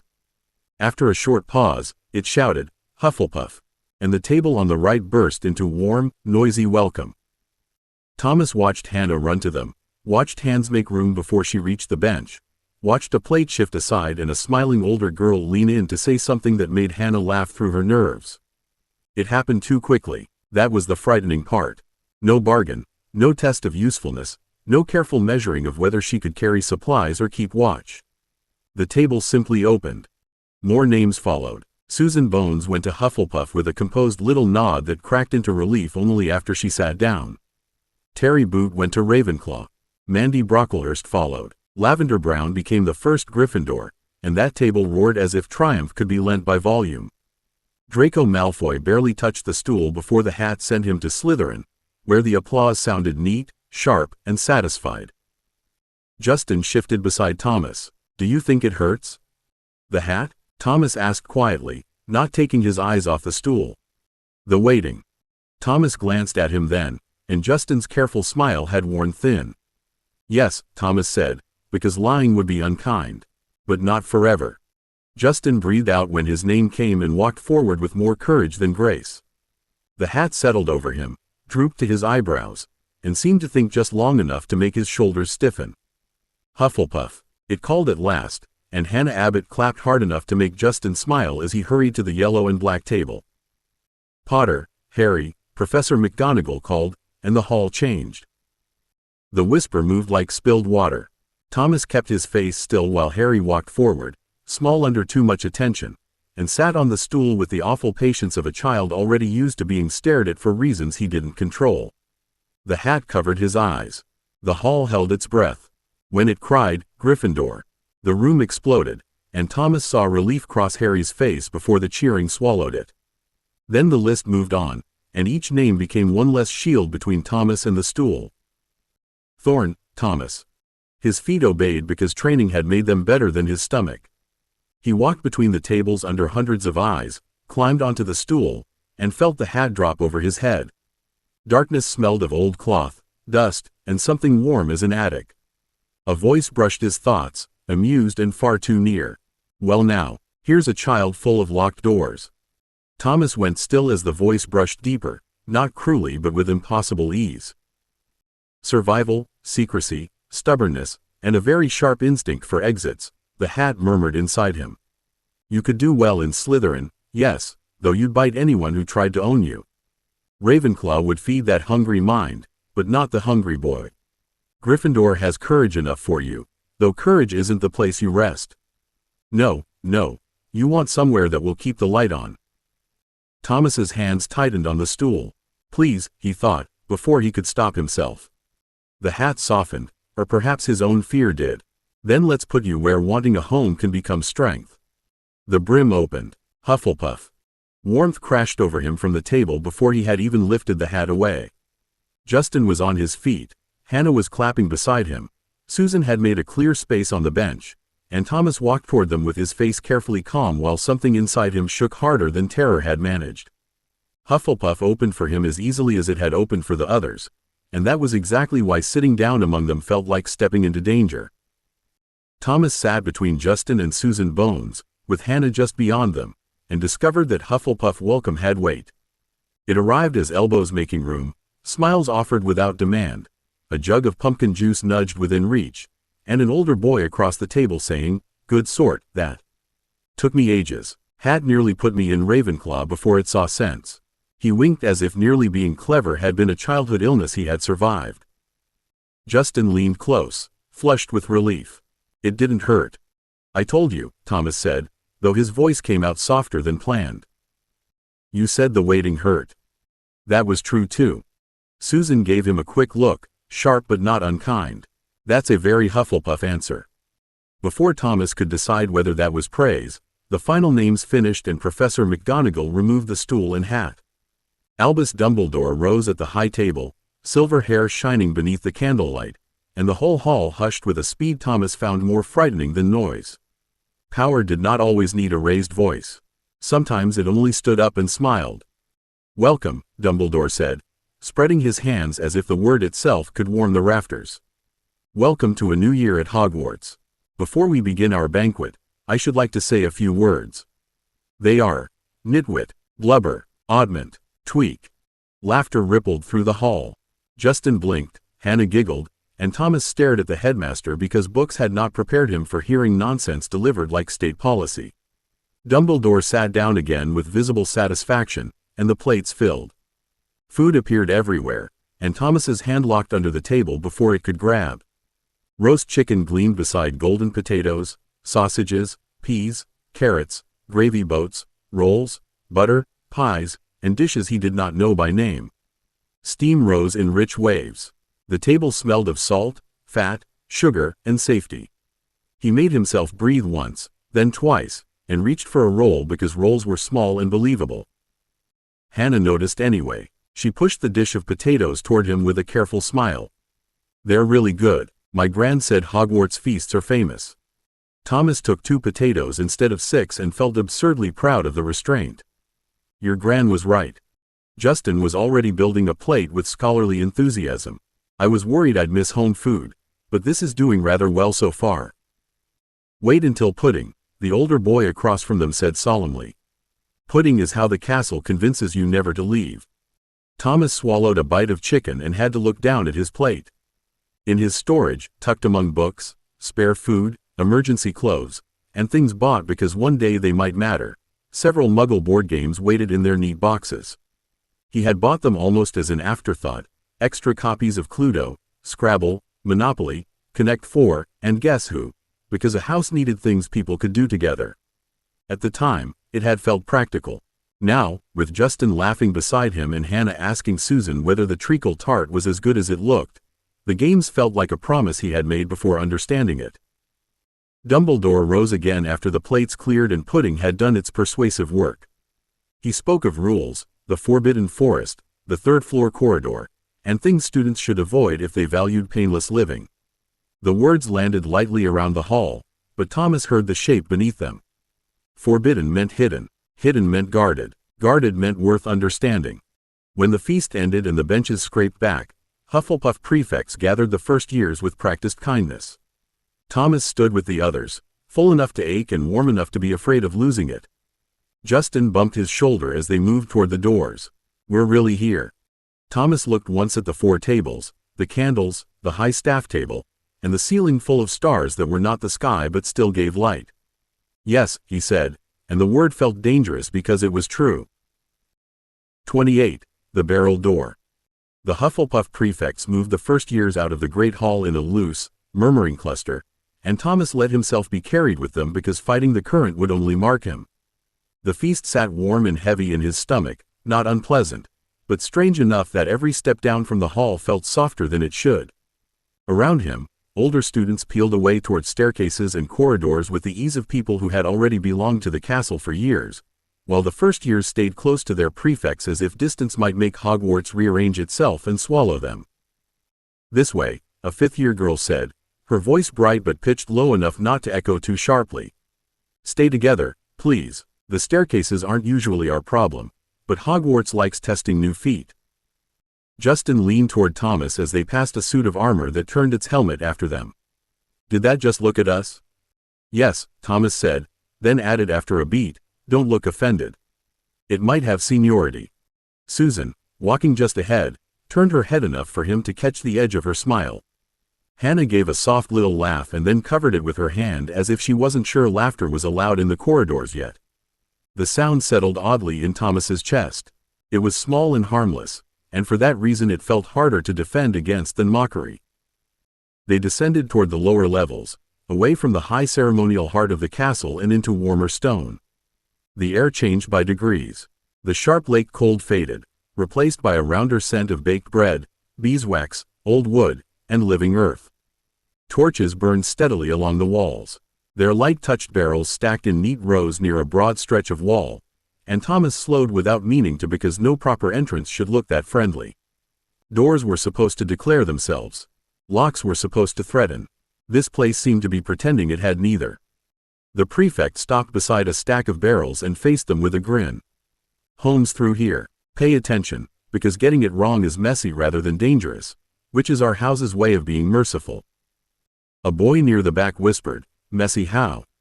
"Vinegar," the prefect said with cheerful seriousness, and several first years made offended noises before she tapped a barrel in a steady rhythm. The wood gave a soft, hollow answer, and a round door opened into golden light. Thomas stood very still. Beyond the entrance waited a common room that looked less built than grown. It was low-ceilinged and round-edged, full of honey-colored lamps, squashy chairs, polished tables, woven rugs, copper gleam, and plants spilling from shelves as if the room had decided comfort needed leaves. Students flowed inside with sighs of relief, but Thomas remained at the threshold for one breath too long, staring at warmth that asked nothing from him before offering itself. Justin nudged him gently. "Come on, Thomas. We'll lose the good chairs." Thomas made his feet move. The barrel door closed behind him with a soft wooden sound, and the room wrapped around him like bread, firelight, and soil. He kept his face calm because children were watching, but his fingers curled inside his sleeves while the terrifying thought rose whole and bright inside him. This place would be easy to love.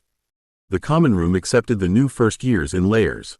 Older students looked up from armchairs, chessboards, half-written essays, and plates of biscuits, then made room with the easy generosity of people who trusted there would be enough chairs somewhere.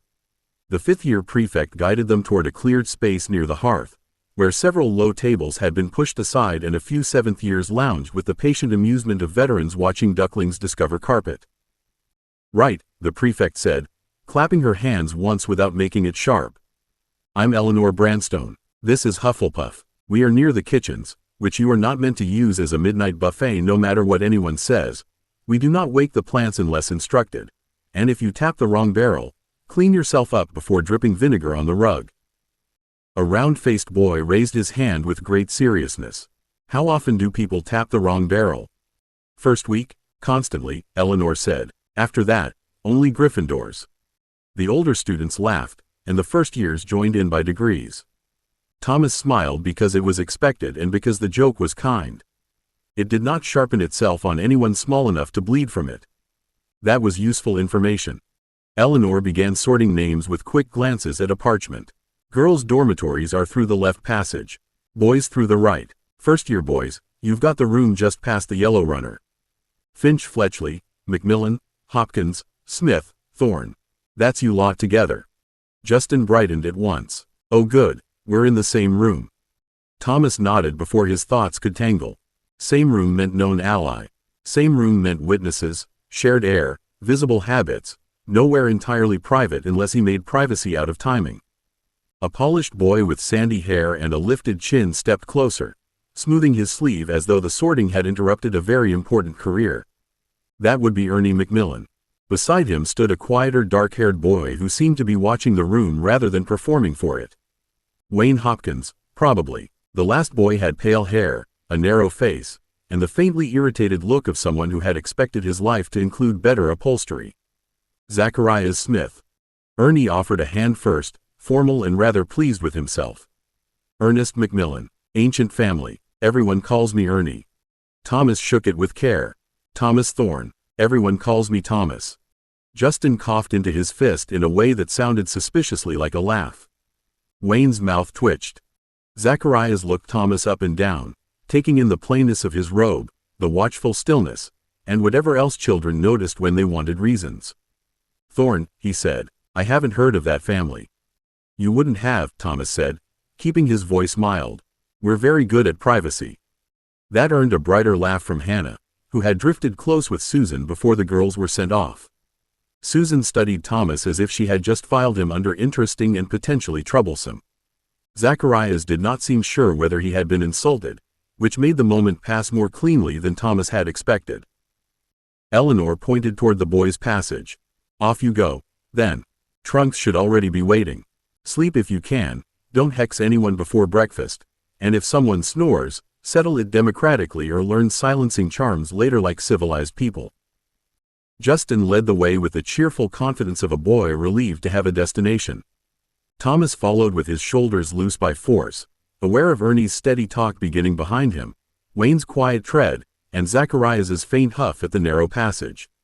Ordinary boys could not be predicted like raiders or hunger. They would see too much by accident, ask foolish questions at the wrong time, and sleep within arm's reach of everything Thomas needed hidden. By the time the round dormitory door opened ahead of them, warm and lamplit and full of 5 waiting trunks, Thomas understood that Hufflepuff's kindness had not removed danger. It had simply moved danger close enough to share a bedroom. The dormitory was round, low, and warmer than any shared sleeping place had a right to be. 5 beds stood beneath yellow hangings, each with a trunk at its foot and a small bedside table polished to a soft glow. Lamps shaped like copper seed pods hung from the ceiling, giving enough light to see without making the room feel watched.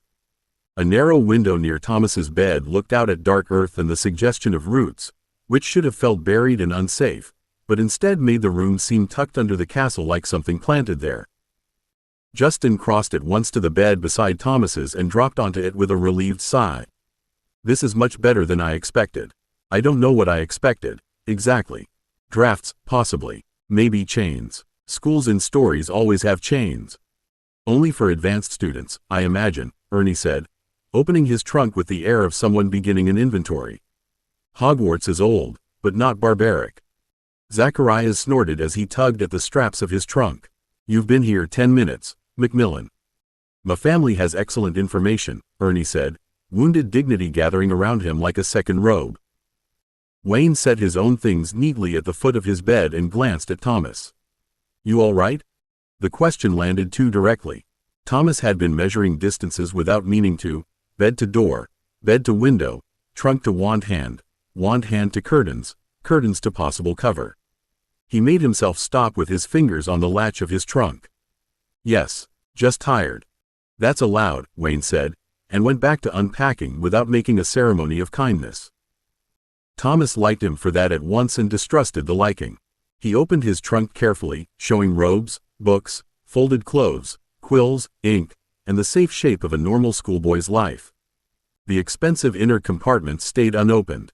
His storage stayed still beneath his skin. He lifted out pajamas, soap, and a folded towel because ordinary boys prepared for bed by touching ordinary things. Every movement felt like a performance conducted an inch from a drop. Justin began laying out sweets from the train on his blanket. Anyone want a chocolate frog before bed? I feel first nights ought to have traditions. Eating in the dormitory may encourage crumbs, Ernie said, though his gaze had already betrayed him. Zacharias reached first. I'll save the room from excess. Thomas accepted one only after Justin offered the box directly. The frog leapt against the wrapper, and he caught it with the reflexive snap of someone used to food escaping into other hands. The motion was too quick. Justin blinked. Ernie paused with one sleeve half folded. Zacharias looked amused in the wrong way. Thomas forced a shrug and opened the wrapper more slowly. Good frog. Justin recovered first and grinned. Very talented frog. Shame about the ending. The little laugh that followed softened the room, but Thomas felt the near miss stay under his skin. He ate slowly after that, though his stomach still wanted proof that feast food would remain true by morning. Around him, boys changed, unpacked, argued over which bed was nearest the door, and complained about the long day in voices that belonged to children who expected sleep to be safe. Thomas tucked his wand under his pillow only after shielding the movement with his folded robe. When he sat on the edge of his bed, warm curtains brushing his shoulder, he understood that the dormitory would not attack him. That was almost worse. It would notice him, night after night, until his secrets learned to breathe in company. The dormitory settled by inches rather than all at once. Trunk lids closed. Shoes thumped softly beneath beds. Curtains whispered as boys tested the pull cords, opened them again, then shut them halfway because no one wanted to seem afraid of sleeping in a new room. Thomas changed behind his own hangings with quick, efficient movements, folded his robe where he could reach it, and placed his slippers exactly beside the bed because that was what a normal child might do. Then he shifted them a little closer to the door side, because normal children were often careless. Justin leaned around the edge of his curtains, hair already ruffled from changing. "Are you excited for lessons tomorrow?" Thomas sat with the blanket over his knees and his wand under the pillow where his hand could find it. "I'm excited to learn where everything is before I'm late to it." "That's practical," Wayne said from the next bed, his voice quiet through the hangings. "It's also impossible," Ernie announced. "My cousin said the castle moves staircases, opens doors only on certain days, and has at least 3 corridors that pretend to be shorter than they are." Zacharias gave a dry little laugh. "Brilliant. We're going to be educated by a building with poor manners." Justin laughed softly. "Maybe Hufflepuff has maps." Thomas thought of the castle's corridors as future anchors, future routes, future ways through places adults thought sealed. He thought of the forbidden third-floor corridor and Dumbledore's smiling warning. Then he thought of Grindelwald, old eyes bright behind prison bars, telling him that any fortress was honest if you listened to what it feared. "Maps are good," Thomas said, keeping his voice light. "Knowing where the kitchens are is probably better." A brief silence followed, and then every bed seemed to lean toward him at once. "Kitchens?" Justin asked. Ernie's curtain opened properly. "We're near the kitchens?" Zacharias sounded more interested than irritated for the first time. "How near?" Thomas realized too late that he had spoken as if he knew things first years were not meant to know. He tucked his hands under the blanket and let his shoulders lift in a small shrug. "The prefect mentioned them. Also the hall smelled of bread before we reached the barrels." Wayne hummed once. "He's right. It did. That small rescue should not have mattered, but it did." Justin accepted the explanation at once and launched into a sleepy theory about breakfast logistics, while Ernie insisted that unauthorized kitchen exploration would almost certainly be against school rules, which made Zacharias mutter that rules were less convincing when they stood between him and biscuits. The room's attention moved away from Thomas by gentle degrees, and he sat very still in the dim honey light, learning the first useful law of dormitory life. A question could be survived if someone else gave it somewhere harmless to go. One by one, the voices thinned. Justin's last sentence dissolved into a yawn. Ernie drew his curtains with a final, dignified rustle. Wayne wished the room good night, and Zacharias answered with something that was almost polite. Thomas waited long after the others stopped moving, listening to 4 different patterns of breathing, the low settling creaks of the castle, and the steady, impossible safety of warm stone around him. Sleep did not come quickly. He lay on his side with one hand beneath the pillow, thumb resting against his wand, and watched the narrow gap in his curtains. Nothing came through it. No raiders, no dead hands, no adults with forms, only the scent of clean sheets, old wood, and distant bread. At last his grip eased without permission. Justin had not asked why he was strange. Wayne had helped without demanding payment. Even Zacharias had only been ordinary unpleasant, which was almost comforting in its limits. Thomas closed his eyes and let the room keep breathing around him. Hufflepuff had not trapped him tonight. It had simply made space, and somehow that was the most frightening kindness of all. 29. First breakfast. Thomas woke before the room did, because his body still believed dawn belonged to people who wanted first pick of the unspoiled shelves. For a moment he did not know where he was. Yellow curtains hung close around him, soft and still in the dim light. Warmth pressed through the blankets. 4 boys breathed in the beds around him, each rhythm different, each ordinary enough that his hand tightened under the pillow before memory returned with a careful click. Hogwarts. Hufflepuff. First morning. No one was coming through the door with a knife, a net, or a clipboard. He stayed still until the first movement came from Justin's bed. A yawn cracked the silence, followed by a muffled thump and a whisper that sounded like a sock had betrayed someone. Thomas let his own breathing shift then, pretending to wake rather than admitting he had been listening to everyone for 10 minutes. Justin pushed his curtains open with his hair standing in impossible directions. "Morning. Are you awake, or are you doing that thing where people are frighteningly quiet before breakfast?" "Awake," Thomas said, sitting up and moving his wand from beneath the pillow to his trunk with a sleeve-hidden motion. "Your hair's trying to escape." Justin patted it and looked offended. "It's a family trait, very distinguished." Across the room, Zacharias groaned into his pillow. "If this is what distinguished sounds like, I resign from society. Ernie drew back his curtains in a much more organized fashion, already half-dressed and visibly pleased to be so. We should be prompt. First, breakfast matters. Schedules will be distributed, and we must establish proper habits. Wayne sat up more slowly and blinked at them all. Food first, habits after. That, Thomas decided, was the most sensible thing anyone had said since entering the castle. The boys dressed in a rustle of robes, misplaced socks, and low complaints. Thomas copied what the others did where he needed to, checked his tie twice, and tucked nothing into his pockets that could not be explained if seen. He wanted the small paper packet from Vinda, wanted the note more than the sweets, but left it hidden. First mornings were for watching, not needing. The common room was already alive when they emerged. Older students moved through it in sleepy currents, some carrying books, some toast, one with a plant pot tucked under his arm and no explanation offered. The barrel door opened and closed in steady rhythm, and Eleanor caught the first years near the exit before they could drift wrong. Great hall for breakfast, she said, passing a hand over the group as if counting ducklings again. Stay with someone who looks like they know where they're going. If the staircase changes under you, wait until it stops being dramatic. Justin leaned closer to Thomas as they followed the flow into the corridor. I thought I'd wake up less nervous. Thomas watched the corridor stretch ahead, warm stone giving way to busier steps and voices.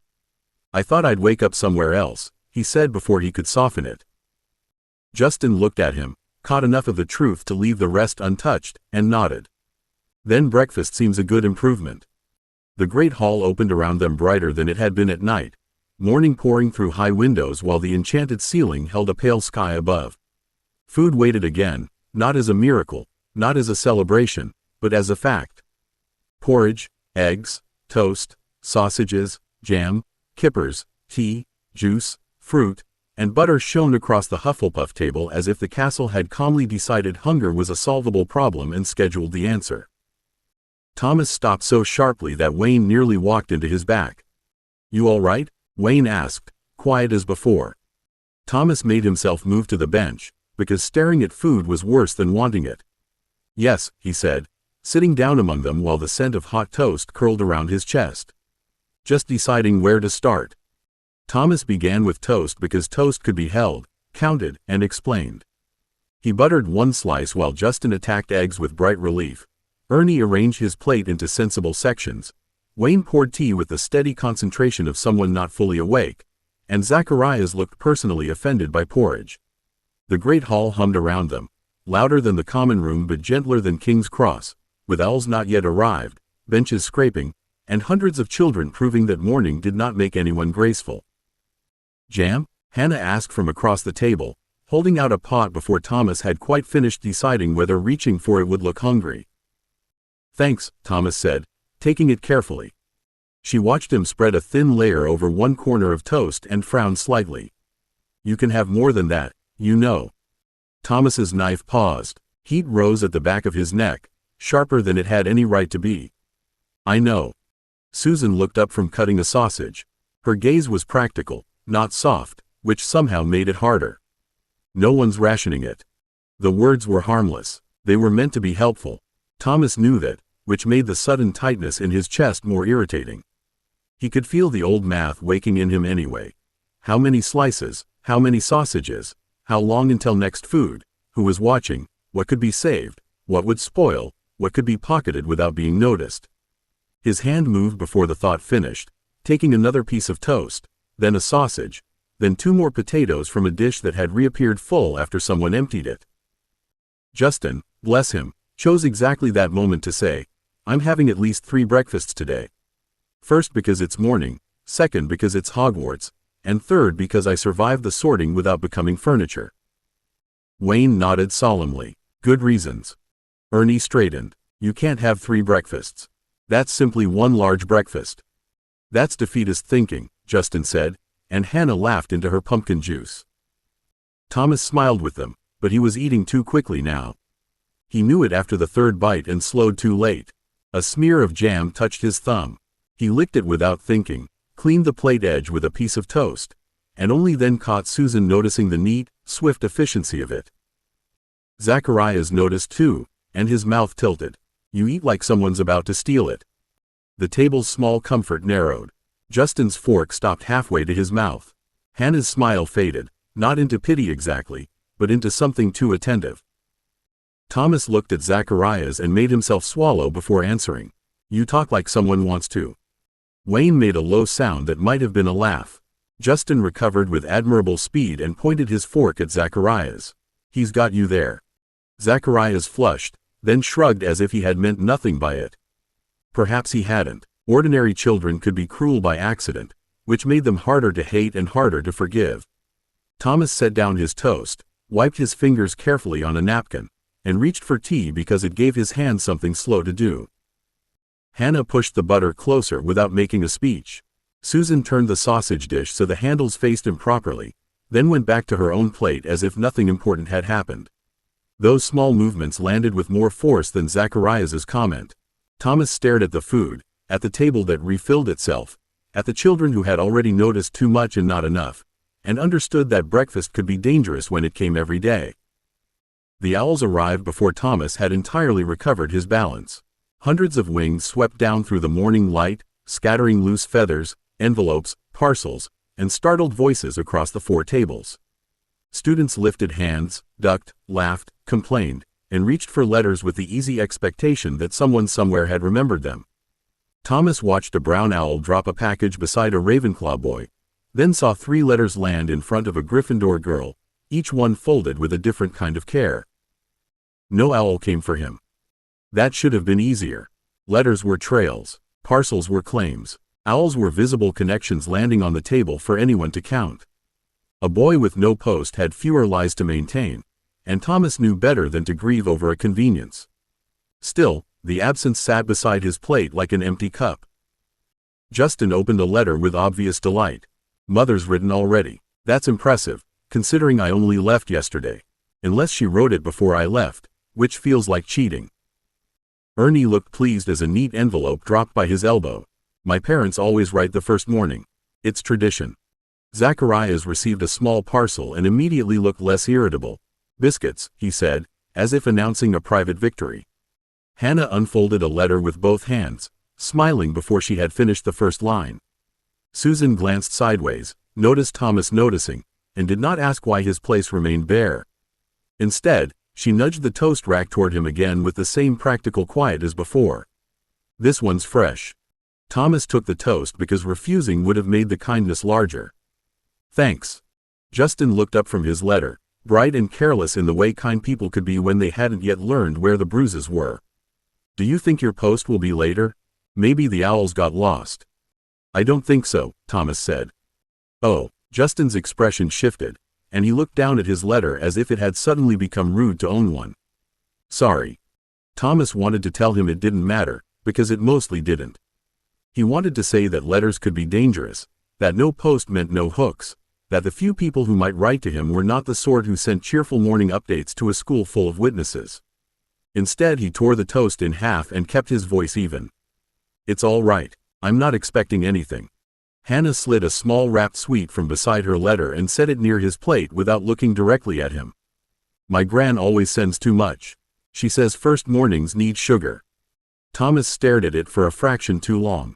It was only a sweet, wrapped in twisted paper, offered so lightly that he could almost pretend it had appeared by accident.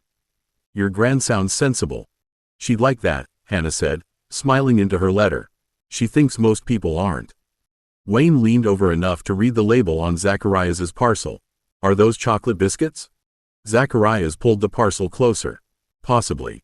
Sharing improves house unity, Ernie said at once, recovering from his own letter with the air of someone discovering principle where biscuits were concerned. It also reduces my biscuits, Zacharias said, but he opened the parcel anyway and shoved it into the middle of the table with more force than generosity required. Justin took one with a solemn thank you, and Wayne took one after Zacharias pretended not to see him doing it. Thomas accepted one only when the parcel reached him naturally. The biscuit was crisp, sweet, and unnecessary. That made it harder to eat, not easier. Around him, letters rustled, owls lifted away, and breakfast continued as if care could be ordinary enough to survive repetition. Thomas put Hannah's sweet in his pocket, not storage, and let the biscuit crumble slowly between his fingers before taking a careful bite. Normal people gave things away and expected nothing to explode. He would have to learn that, or at least learn how to look as if he had. Professor Sprout came down the Hufflepuff table with a stack of timetables tucked under one arm and a smile that made several older students sit straighter without looking afraid. She was broad, steady, and earth-scented in a way Thomas noticed before he could decide what it meant. Soil clung faintly to the hem of her robes despite the grandeur of the hall, and a leaf had somehow attached itself to her sleeve. She did not remove it. Thomas liked that immediately and knew better than to trust immediate liking. First years, Professor Sprout said, setting the timetables down in neat piles. Take one each, pass them along, and don't panic at the shape of your week. It looks worse on parchment than it feels in practice. Ernie took his timetable with reverence. Thank you, Professor. Zacharias peered over his shoulder. Double potions with Slytherin? That feels personal. Professor Sprout's mouth twitched. Mr. Smith, if Hogwarts wished to be personal, you'd know. Breakfast first, dread later. Justin laughed, and even Susan smiled. Thomas took the parchment when it reached him and read quickly, marking the names as if they were supply points on a dangerous route. Charms, transfiguration, astronomy, history of magic, herbology, potions, defense against the dark arts. His eyes paused on herbology longer than the others, not because it was safe, but because greenhouses sounded like places where living things were expected to grow instead of merely not die. Professor Sprout's gaze rested on his plate, then on his face, with a kind of practical noticing that made him want to sit very still. Mr. Thorne, eat enough to last until lunch. First mornings run long, and hungry students make poor map readers. Several Hufflepuffs chuckled, but there was no bite in it. Thomas made himself pick up another slice of toast because refusing would draw more attention than obeying. Yes, Professor. Good lad, she said, already passing schedules to the next cluster as if she had not just reached into the middle of him and pressed a bruise gently enough to be called care. Justin leaned over his timetable. We've got herbology this week. That should be good, shouldn't it? Plants seem less likely to judge us. Susan folded her own parchment with tidy precision. Magical plants can probably judge people just fine. Wayne looked at Thomas. You were watching that bit. Thomas set his toast down slower than instinct wanted. Greenhouses make sense. Hannah's smile softened. That sounds nice. It did, and that was the problem. So much sounded nice now. Breakfast every morning. Teachers who noticed hunger and called it practical. Children who pushed food closer, shared biscuits badly, and asked questions because they expected answers rather than escape plans. Thomas looked at his timetable again and felt the shape of the day press around him like walls padded with warmth. There would be routes to learn, stairs to map, teachers to read, meal habits to control, and friends to survive without showing too much. By the time the bell-like sound of benches shifting moved through the hall and older students began gathering books, Thomas had eaten the second toast. He had not hidden any food in his sleeve. That felt like an achievement and a risk. Justin rose beside him with his timetable clutched like a passport. Come on, let's find out where we're meant to be before the castle changes its mind. Thomas stood with the others, the sweet from Hannah still resting in his pocket instead of storage. Yes, he said, glancing once at the table that would refill again at lunch. Before it gets ideas. 30. Greenhouse names. The castle began testing them before they had left the first corridor. Thomas had expected movement, trickery, and inconvenience because everyone said Hogwarts had moods, but expecting a thing did not make it less insulting when a staircase turned away at the exact moment the Hufflepuff first years reached it. The older student ahead of them stepped calmly onto the landing that had remained, waved for patience, and waited while the stairs swung back with the slow confidence of a beast that knew children had timetables and no authority. Justin clutched his books to his chest. It moved. It did warn us, Wayne said. No, Eleanor warned us, Justin replied. The staircase said nothing. Thomas watched the joints, the rhythm, the stone teeth of the turning mechanism, and made himself look curious rather than predatory. Roots mattered. If the castle moved by habit, habit could be learned. If it moved by mood, mood could be read. The thought steadied him until a knot of Ravenclaws swept past with the bright-eyed speed of students who had already decided being lost was a puzzle rather than a threat. Hermione Granger was among them, clutching her timetable and speaking quickly to a dark-haired girl beside her. Charms is on the 3rd floor this afternoon, but Transfiguration is first, and I'm almost certain the shortest route from the Great Hall is not the one Percy Weasley suggested. Justin turned his head after her. She's organized. She's armed, Thomas said, nodding toward the books in her arms. Susan, walking just behind them, made a pleased sound. That may be the first sensible description of studying I've heard. Their first lesson was not herbology, which felt unfair, but the morning still became a practical campaign of corridors, portraits, suits of armor, and doors that refused to be doors until someone older pushed the correct panel. Thomas counted turns without seeming to, used paintings as markers, and let Justin fill awkward spaces with commentary. Twice, Ernie insisted they were meant to go left because his cousin had mentioned a tapestry. Twice, Wayne quietly pointed out that there were 5 tapestries and none of them had agreed to be useful. Zacharias complained enough to be annoying but not enough to be wrong. By late morning, Thomas's head felt full of stone. He had answered when spoken to, copied what others copied, and kept his face neutral whenever some small rule of school life exposed a gap he had not known existed. When the group finally followed the path out toward the grounds for herbology, the air changed. The castle released them into daylight, damp grass, and the smell of soil, glass, and green living things warming under the pale sun. Professor Sprout stood outside the nearest greenhouse with her sleeves rolled back and her hands already dirty. "Come along, first years," she called, cheerful and brisk. "Plants wait for no schedule, and neither do I." Thomas slowed without meaning to, breathing in leaf, earth, and wet clay. For the first time all morning, the world in front of him made sense before anyone explained it. Inside, the greenhouse held the day differently from the castle. Light came through glass instead of enchanted ceiling, broken into pale squares across benches, pots, trays, tools, sacks of soil, and rows of plants that leaned, curled, twitched, or breathed in ways Thomas did not yet have names for. The air was damp and warm enough to soften the edges of him. He stood just inside the door with the others pressing around him, and for once the crowd did not feel like a trap. The plants took up space too. They were alive enough to share the room's attention. Professor Sprout moved between benches with quick, sure steps, passing out dragonhide gloves from a crate.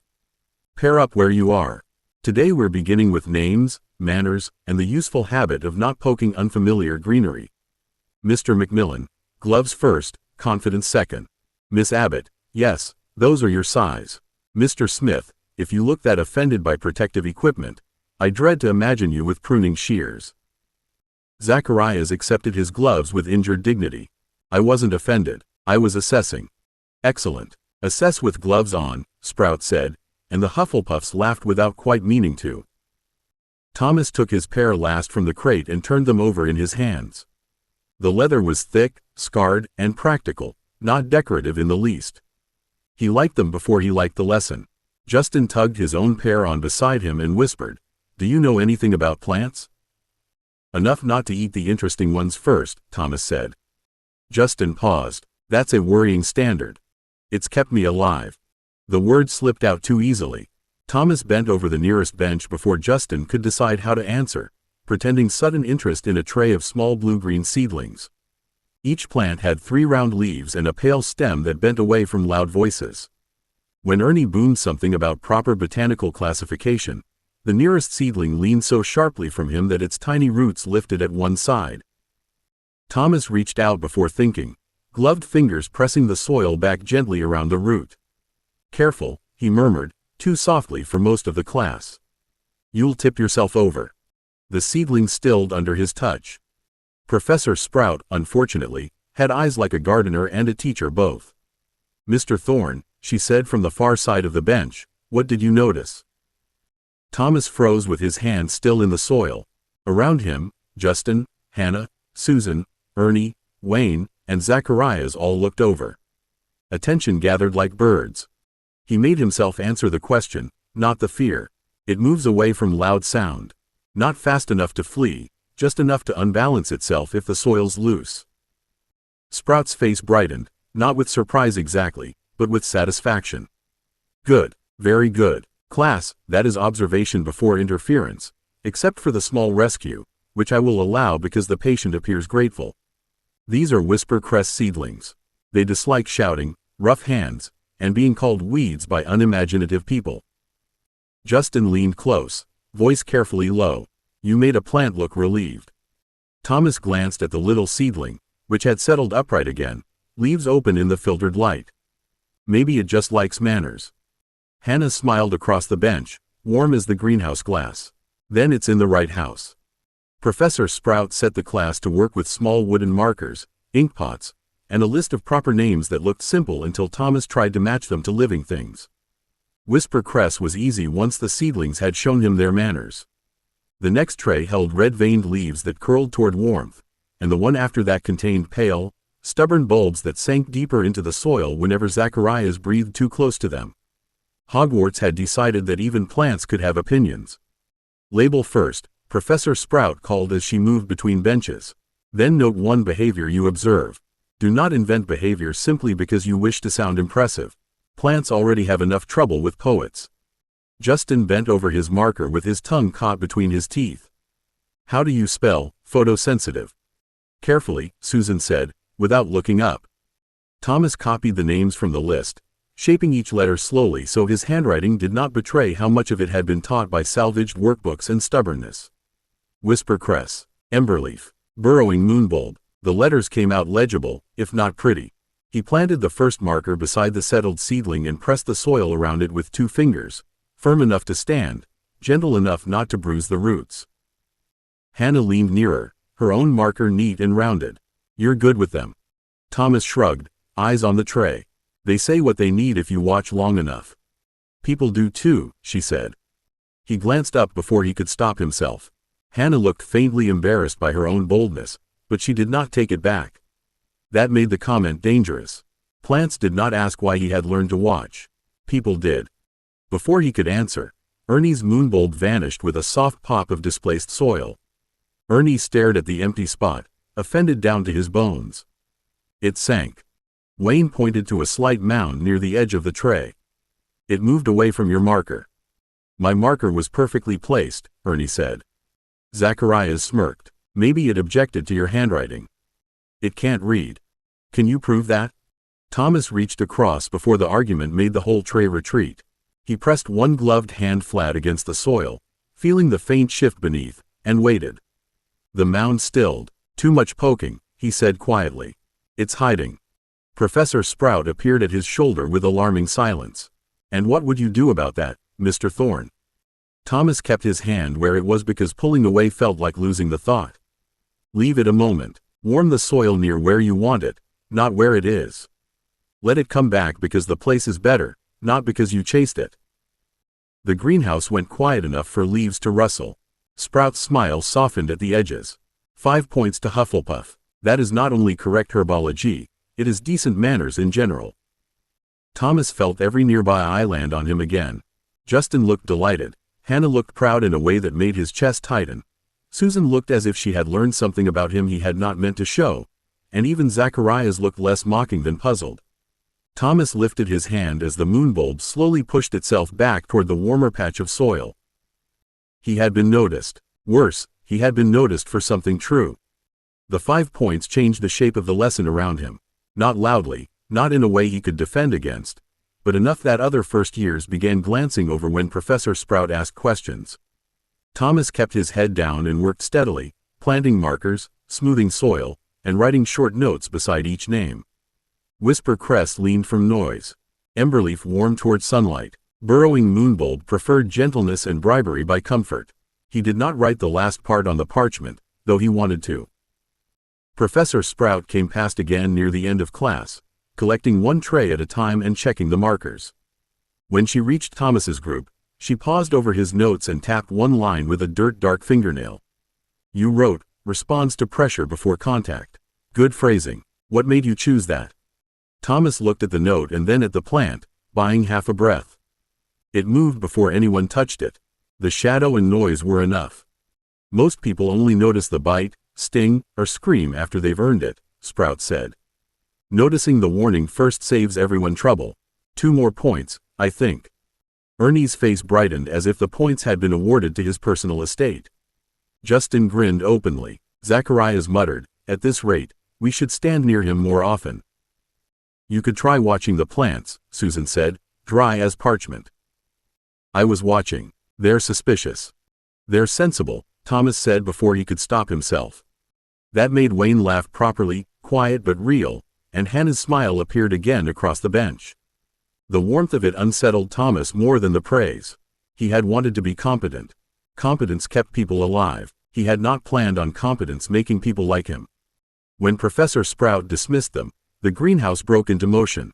Gloves went into crates, stools scraped, and first-years compared dirt on sleeves as if a little mud had become proof of survival. Thomas took longer than the others to clean his station, pressing stray soil back into pots and straightening the marker beside the first whisper cress seedling. Its leaves trembled once under his shadow, then settled. Professor Sprout waited until the others had begun drifting toward the door before she spoke. You've good hands, Mr. Thorne. Careful ones. Don't hide that too hard.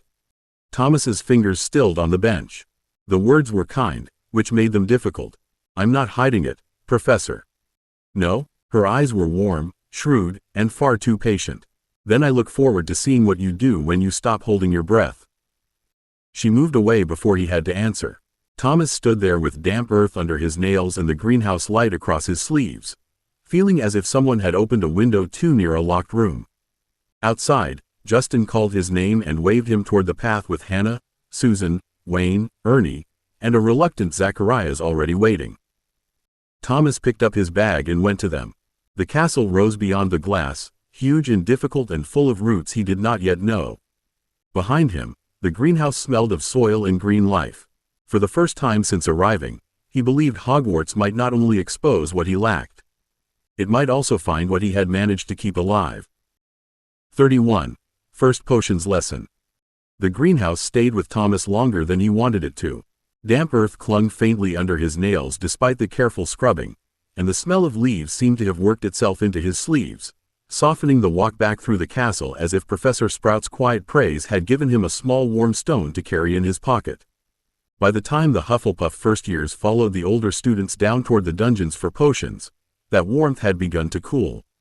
The air changed step by step, losing sunlight, losing the easy green scent of growing things, until the corridor smelled of stone, old smoke, sharp ingredients, and cold water trapped where it had no business being. Justin leaned close as they reached the classroom door. I've heard Professor Snape is strict. Ernie adjusted his bag with the grave importance of a boy preparing to represent generations. Strict can be useful. My father says a demanding teacher forms proper habits. Zacharias looked through the open doorway and lowered his voice. Your father hasn't met that man. Professor Snape stood at the front of the room in black robes that made the torchlight look reluctant to touch him. The classroom was already half full of Slytherins, and Draco Malfoy sat near the front with Crabbe and Goyle beside him like badly placed furniture. His pale eyes flicked over Thomas, paused on the Hufflepuff tie, and sharpened with small, pleased recognition. Thomas chose a place beside Justin because choosing otherwise would look like fear, and because the nearest bench had a clear view of both door and professor. Potions, Snape said once the last student sat, his voice soft enough to make everyone strain toward it, is a discipline of precision, patience, and intelligence.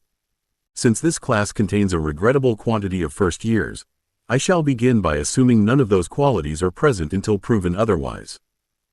Thomas opened his book, quill ready, and felt the first crack appear in his confidence when the instructions began moving faster than his comfort with them.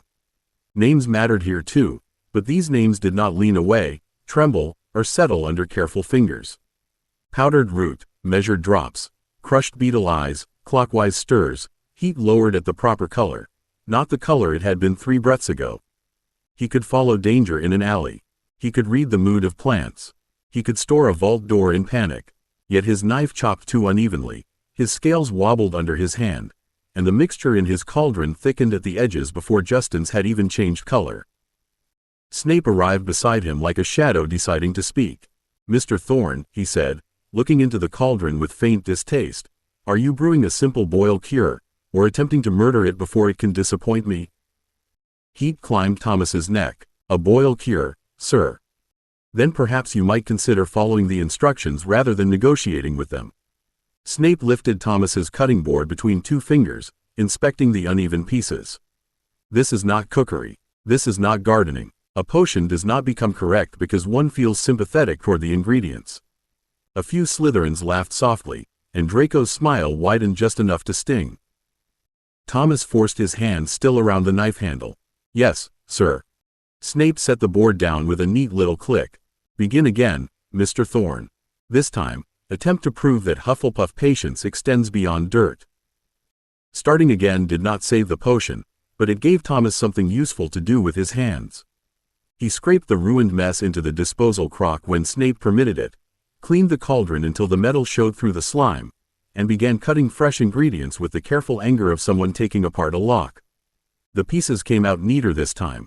Not good, not graceful, but similar enough to one another that he could feel the difference under the blade. Justin watched from the corner of his eye and slid his own scales a little nearer without making a show of it. Half a shaving less, Justin whispered, his mouth barely moving as Snape turned away to torment a Gryffindor boy on the next bench. Mine went yellow when I added the full amount. Thomas lowered the sliver back onto the board and took the smaller piece instead. Thanks. Zacharias, on the far side of Ernie, gave a small snort. If we're all poisoned by lunch, I'm blaming group loyalty. Susan did not look up from her cauldron. If you're poisoned by lunch, it'll be because you argued with the instructions. The second attempt still came out thick, lumpy, and an ugly green-gray that made Snape's eyebrow lift as though Thomas had personally offended chemistry, but it no longer smoked.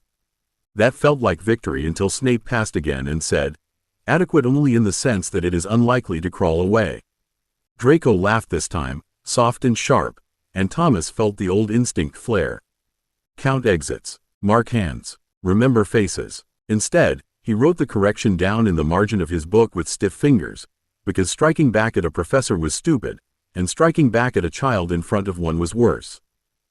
By the time they climbed out of the dungeons for charms, Thomas's shoulders ached from holding himself still. The charms classroom felt almost indecently bright after potions, with high windows, neat rows, and Professor Flitwick perched on a stack of books at the front like a cheerful bird who had decided height was a personal negotiation. He greeted them by name from a list and made no comment on the faint smell of failed cauldron following several students into the room. Wands out, please, Flitwick said, smiling as though first years were something worth trusting. Today we begin with light control. Nothing dramatic, nothing dangerous, and nothing that should set anyone's sleeve on fire if you listen carefully. Thomas set his hornbeam wand across his palm and breathed once. Light was simpler than a potion because it answered the hand, the will, the spoken shape of the spell. When Flitwick demonstrated, a clean white glow bloomed at his wand tip, steady as a lamp. Thomas copied the movement once without speaking, then again with the word tucked under his breath, feeling for the little catch of magic he knew from private practice but had to make smaller here, school-sized and ordinary. Lumos, Thomas said, and his wand tip sparked, sputtered, and went out. Justin's own wand produced a glow the size of a pea, and his face lit almost as brightly. I got it. Thomas adjusted his grip, narrowed the movement, and tried again. Lumos. This time the light came, pale and uneven, trembling at the tip as if it wanted permission to stay. It held for 3 full breaths before fading. After the dungeon, after Snape's voice and Draco's laugh, those 3 breaths felt like clean air. Professor Flitwick appeared beside him, eyes bright. Very good recovery, Mr. Thorne. You corrected the motion before you forced the spell. That is exactly the habit I like to see. Thomas looked down at the small, fading glow and let his hand loosen before anyone could see how hard he had been gripping the wand. It's easier when the spell tells you what went wrong, sir. Flitwick's smile warmed. Most magic does, if one is polite enough to listen. Charms did not erase potions, but it kept the day from hardening around it.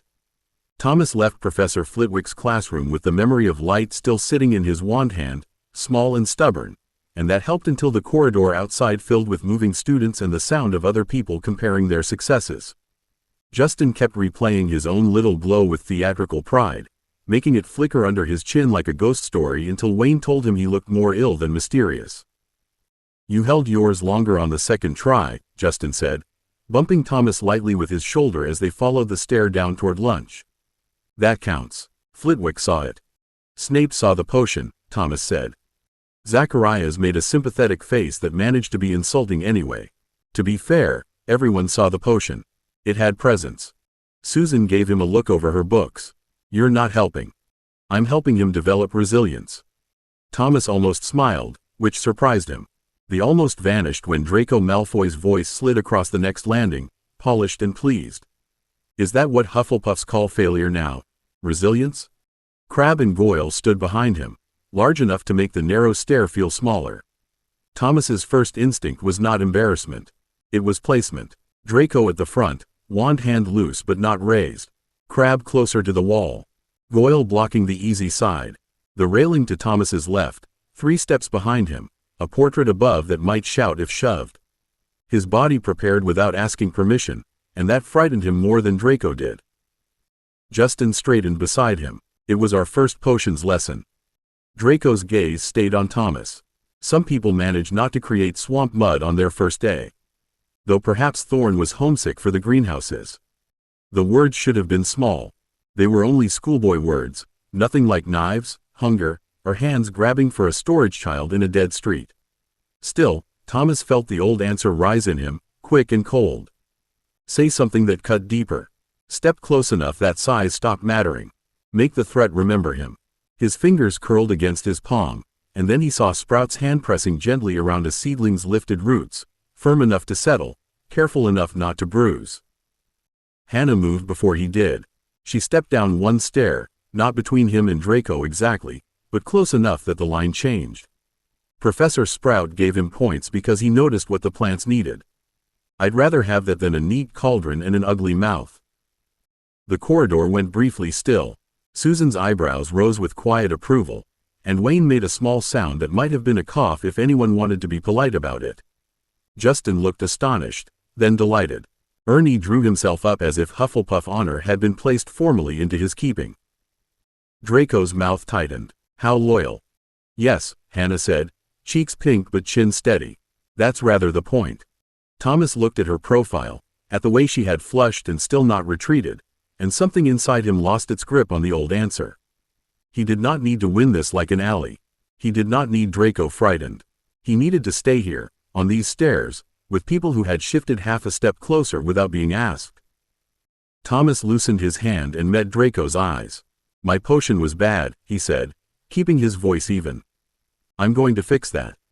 Draco stared as if plain honesty were more annoying than any insult Thomas could have chosen. How inspiring, he said, and turned away with Crabbe and Goyle lumbering after him. The Hufflepuffs started moving again, but the shape of the group had changed. Justin stayed close on one side, Hannah on the other, Susan just behind with her books held like a verdict. Thomas walked with them toward the smell of lunch, carrying Snape's contempt, Flitwick's praise, and Sprout's gentle warning all at once. For the first time that day, he wondered whether learning might mean more than surviving correction. It might mean letting the right people see him fail before he got better. Lunch made the insult smaller, though it did not make it vanish. The Hufflepuff table folded around Thomas without announcing that it was doing so, Justin keeping up a cheerful stream about charms, Ernie complaining about potions in tones of injured scholarship, and Hannah passing the potatoes before Thomas could reach too quickly and betray how much the smell had grabbed him. He took less than he wanted, then took a little more when Susan nudged the dish back toward him without looking. No one made a ceremony of it. That helped more than a speech would have. By evening, the common room had settled into the soft, busy warmth that still felt too good to trust. Older students worked near the lamps, someone was laughing over a badly behaved quill, and the round windows held a dim greenish view of roots and earth beyond the glass. Thomas chose a corner table, set his potions book down, and opened it to the boil cure with the grim focus of a boy facing a locked door. The recipe looked innocent now that no cauldron was smoking under it. That made it worse. Justin dropped into the chair beside him with his own book. Are we revisiting the swamp creature?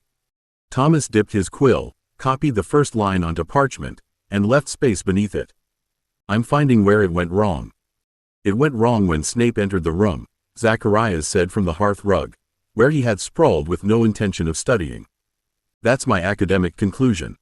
Susan sat across from Thomas and pulled the parchment gently toward herself before he could object.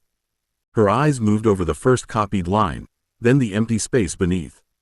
You're making a correction sheet. Maybe, Thomas said, guarded before he could stop it. Hannah came over with her herbology notes still tucked under one arm. That's clever. One line for what the book says, one for what actually happened. Thomas looked at her, then at Susan, then down at the page. The answer felt too revealing, so he made it practical.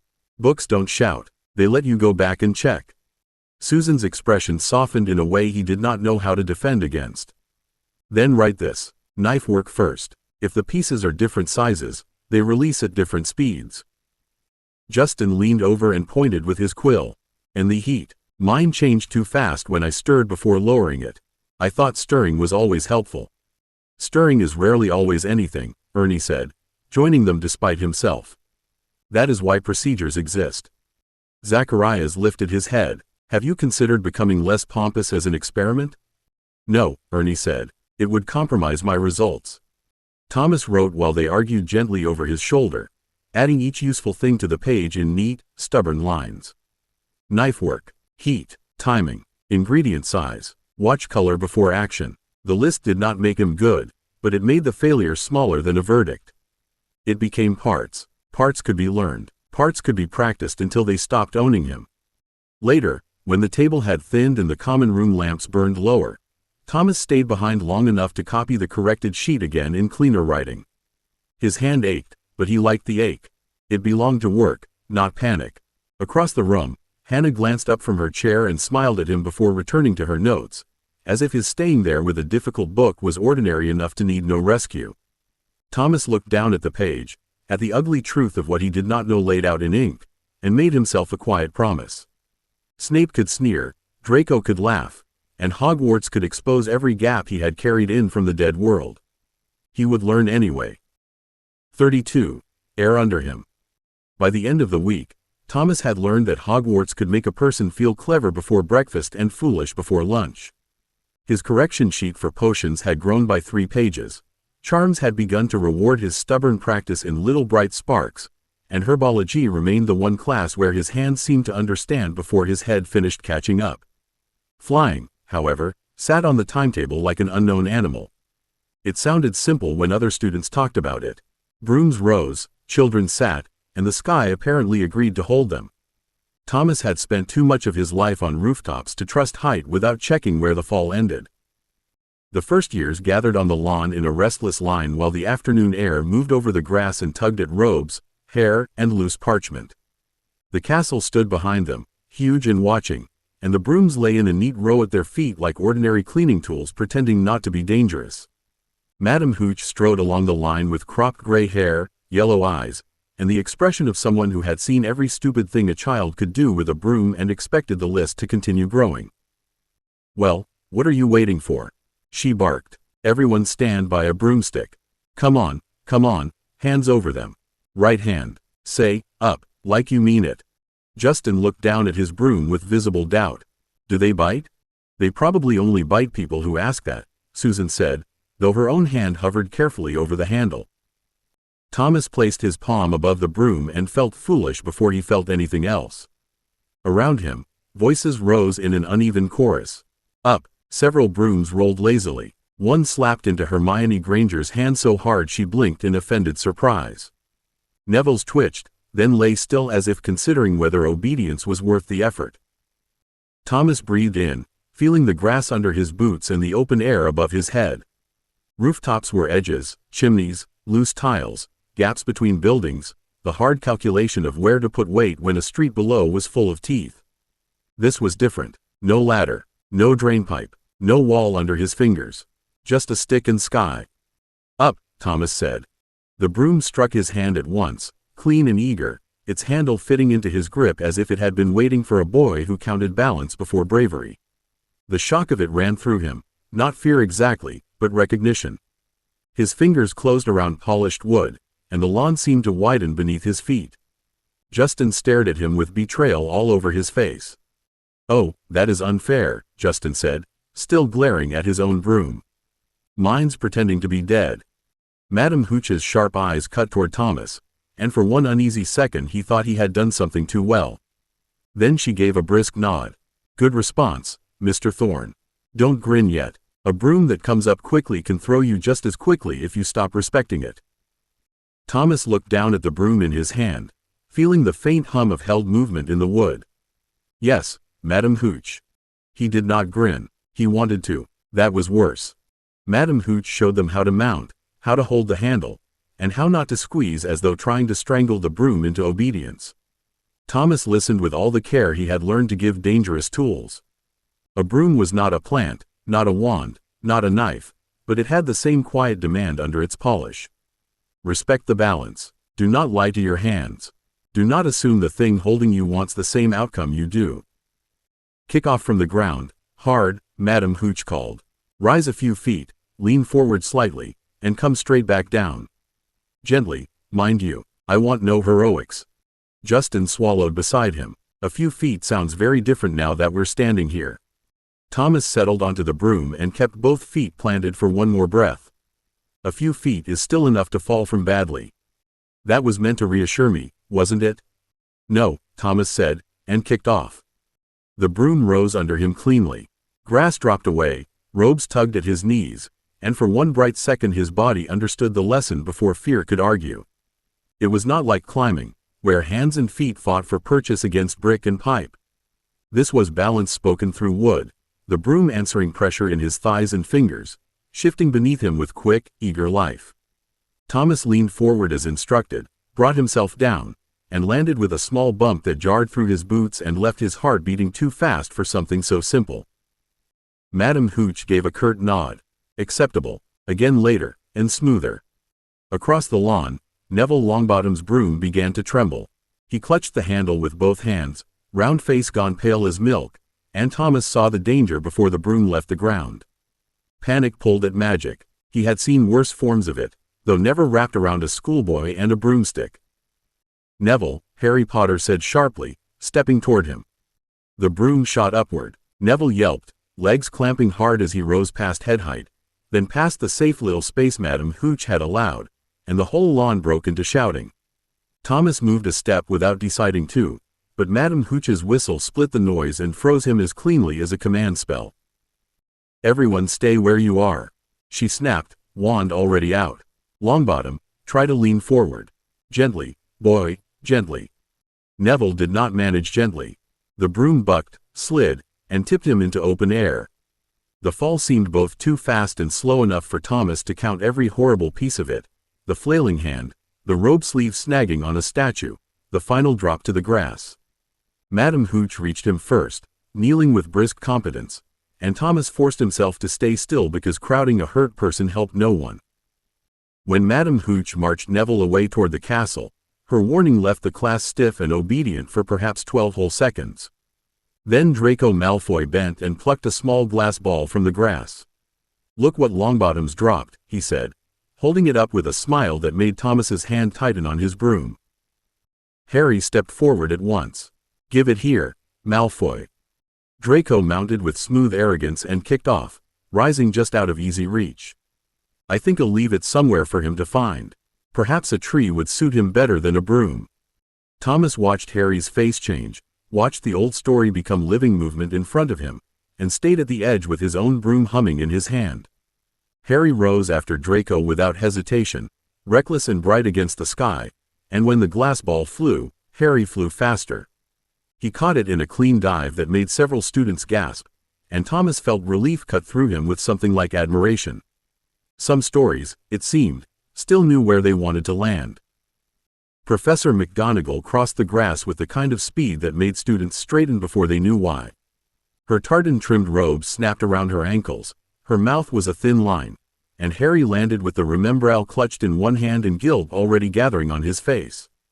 Thomas had expected shouting. Instead, McGonagall looked at Harry as if she had found a rule broken in an interesting way. Potter, she said, sharp enough to cut across every whisper on the lawn. Come with me. Harry glanced once toward Ron Weasley, then toward the Remembrall in his palm, as though he were not sure whether he had just been expelled, arrested, or eaten by school logic. Draco looked delighted for exactly 2 breaths, then uncertain when McGonagall's expression did not settle into the shape of punishment. Thomas watched the professor lead Harry away and felt the oddness of it settle under his ribs. He knew this story. He knew where this thread went. Knowing did not make it less strange to stand close enough to hear Ron mutter, "That was brilliant," while Hermione Granger looked torn between horror and reluctant agreement. Madame Hooch returned soon after with her jaw set and her temper neatly leashed. "Mr. Longbottom will mend," she announced, which released a ripple of relief through the class. "Mr. Potter has been removed for separate attention. Mr. Malfoy, if you touch another student's property during my lesson, you will learn how slowly I can make a broom crawl. Now, the rest of you will continue under instruction, and nobody will leave the ground without my command." Draco's ears went faintly pink. Thomas took more satisfaction from that than he should have, then mounted when Madame Hooch pointed them back to their places. This time, when he kicked off, the broom rose with him as if they had already agreed on the shape of the movement. He kept low, only a few feet above the grass, but the world changed even there. The ground no longer trapped him into paths. The air under him became another route, open and clean, and his body remembered running roof edges with death below. Only now there were no hands reaching, no teeth lifting from the street, no leap made because every other choice had vanished. "Lean less with your shoulders, Mr. Thorne," Madame Hooch called. "Guide through your whole seat, not just your hands." Thomas adjusted, awkward for half a heartbeat, then felt the broom smooth beneath him. He turned in a slow shallow circle, boots skimming the top of the grass, and warmth broke through him so suddenly he had to bite the inside of his cheek. Joy was not the same as relief. Relief meant the danger had missed. Joy asked for more. When they landed at the end of the exercise, Justin stumbled off his broom and stared at Thomas. "You looked as if you'd done that before." "I've fallen off higher things," Thomas said, running his thumb along the handle because letting go felt unwise. Draco, recovered enough to be unpleasant again, brushed grass from his sleeve and looked him over. "Of course you have. I suppose Hufflepuff takes anyone who can cling to a stick. Muggle habits must be useful somewhere." The words landed sharper than Thomas wanted. Not because Draco knew anything true, but because he had guessed near enough to an old bruise. Thomas set the broom down carefully before his hand could tighten around it. "If it keeps me in the air, I'll keep the habit." Susan stepped beside him with her chin lifted. "And if talking keeps you on the ground, Malfoy, do keep practicing." Susan's remark landed neatly enough that even a few Ravenclaws nearby made small, quickly hidden sounds of amusement. Draco looked from her to Thomas, then away toward Harry's retreating back, and Thomas saw calculation moving behind the insult. Draco liked targets that stood alone. Hufflepuff was proving inconvenient in ways louder houses might not have been. No shouting, no challenge, no dramatic rush to defend honor. Just a quiet shift of bodies, a lifted chin, a sentence placed exactly where it hurt. Madame Hooch clapped sharply. "Enough gathering like geese. Brooms back in place, all of you.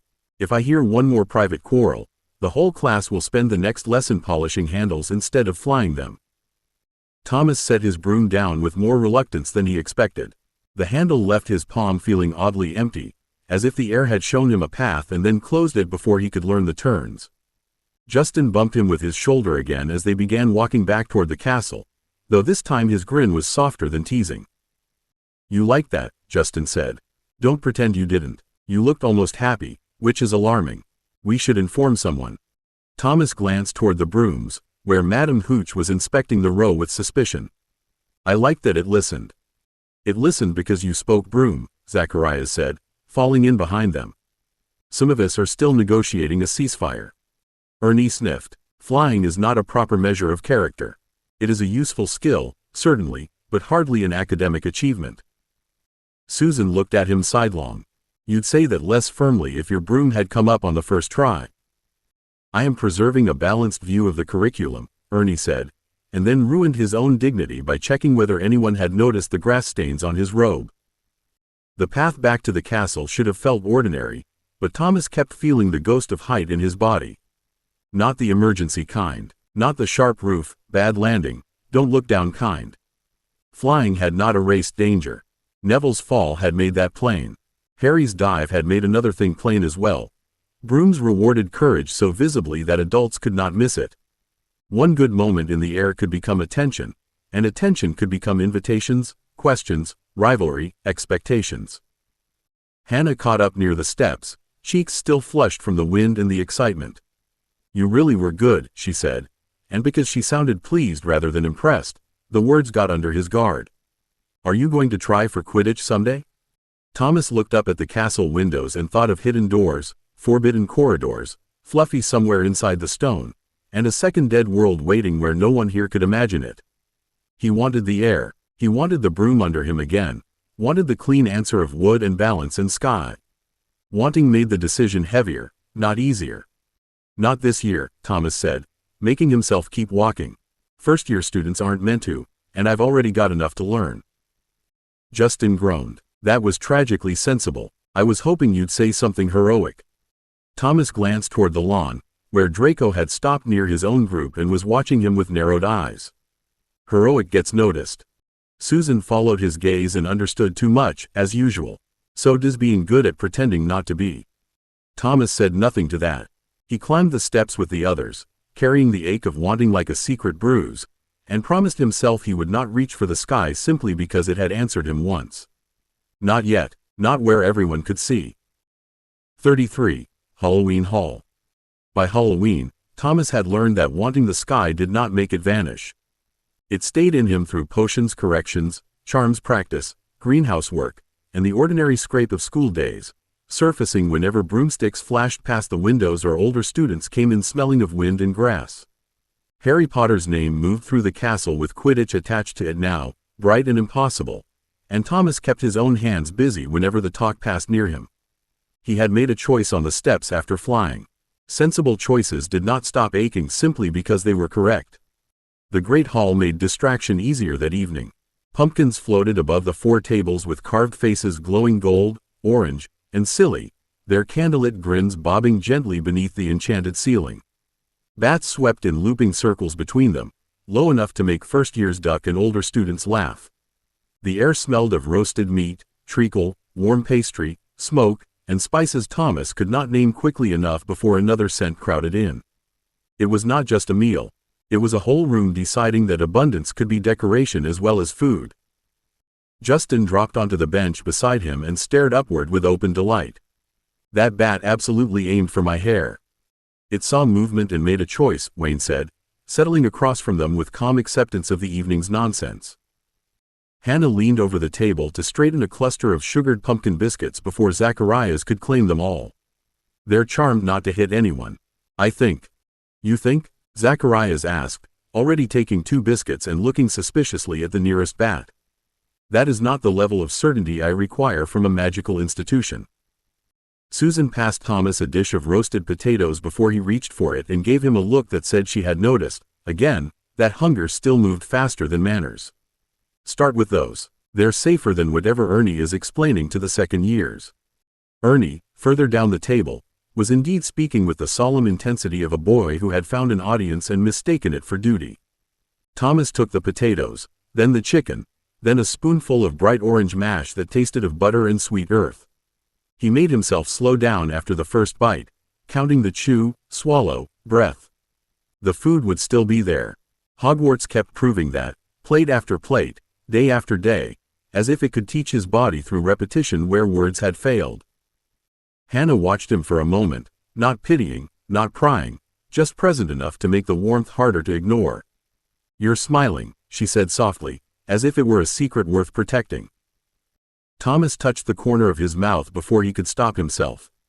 The potatoes are good. Justin grinned around a mouthful of pastry. That's his emotional range, then. Potatoes. Thomas looked at the floating pumpkins, the crowded tables, the easy laughter, and the plates filling themselves before anyone could fear an empty space. Potatoes are reliable, he said, and when Hannah laughed, the sound stayed with him longer than the joke deserved. The feast kept unfolding as if the school had decided ordinary dinner was too modest for the occasion. Platters changed when no one was watching, replacing themselves with sausages wrapped in pastry, tiny pies shaped like bats, bowls of soup orange enough to look suspicious, and little cakes with icing spiders that crawled politely away from any fork raised too quickly. Thomas watched one spider cake escape Zacharias's plate, march to the edge of the table, and freeze when Susan set her spoon down in front of it like a barricade. Do cakes usually attempt escape? Thomas asked, keeping his voice even because he did not want to sound as delighted as he felt. Only the better ones, Wayne said, turning his own cake around with careful fingers. The dull ones accept their fate. Zacharias leaned down until he was eye level with the trapped icing spider. I paid no money for you, but I still feel cheated. Susan pushed the cake back toward him with the spoon. Eat it before it develops a political opinion. Justin laughed hard enough to cough, and Hannah covered her smile with the back of her hand. The sound of it joined the rest of the room, cutlery, chatter, ghostly drifting, older students calling across tables, and pumpkins bobbing above like warm little moons. Thomas let himself sit inside it instead of watching from the edge. He still counted exits, still knew which aisle led quickest to the doors, still marked the teacher table when Professor Snape's black sleeves moved. Yet the counting had grown quieter under the noise of living children. Near the staff table, the ghosts began sweeping low over the hall for effect. Nearly headless Nick bowed with theatrical gloom to a cluster of Gryffindors, while the Fat Friar floated past the Hufflepuff table and made a shower of harmless golden sparks burst from one sleeve. Several first-years applauded, and Ernie looked torn between dignity and pleasure. The Fat Friar beamed down at them. A fine Halloween to you, my dears. Eat well, laugh loudly, and try not to let the bats teach you table manners. Justin lifted his goblet in salute. Too late, sir. Zacharias has already entered negotiations with dessert. I maintain that food should not run, Zacharias said, though he finally bit the spider cake in half with vindictive satisfaction. Thomas laughed before he had time to decide whether he should. It came out quiet, rough at the edge, and real enough that Hannah looked at him again. This time she did not comment. She simply slid the pumpkin biscuits closer and took one herself, as if shared sweetness could be a normal answer to an unguarded sound. For a little while, Thomas let the hall become exactly what it appeared to be.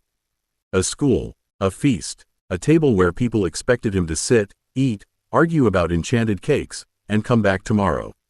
He knew better than to believe safety was permanent, but the pumpkins were bright, the food was warm, and the laughter around him made vigilance feel almost rude. So he loosened one careful hand from the edge of the bench and reached for another biscuit. The biscuits led to plans, as food at Hufflepuff seemed to do when no one was guarding their plate like treasure. Justin began describing a game his family played at Christmas with paper hats, forfeits, and ridiculous questions, while Hannah suggested they could adapt it for the common room if the older students did not mind lending space near the hearth. Susan immediately began improving the rules before Justin had finished explaining them, and Ernie, hearing the word rules from 3 seats down, turned with the alertness of a hunting owl. If this becomes a formal house activity, it requires structure, Ernie said, drawing himself into the conversation as though appointed by committee. Otherwise it'll descend into disorder. Zacharias looked mournfully at his empty cake plate.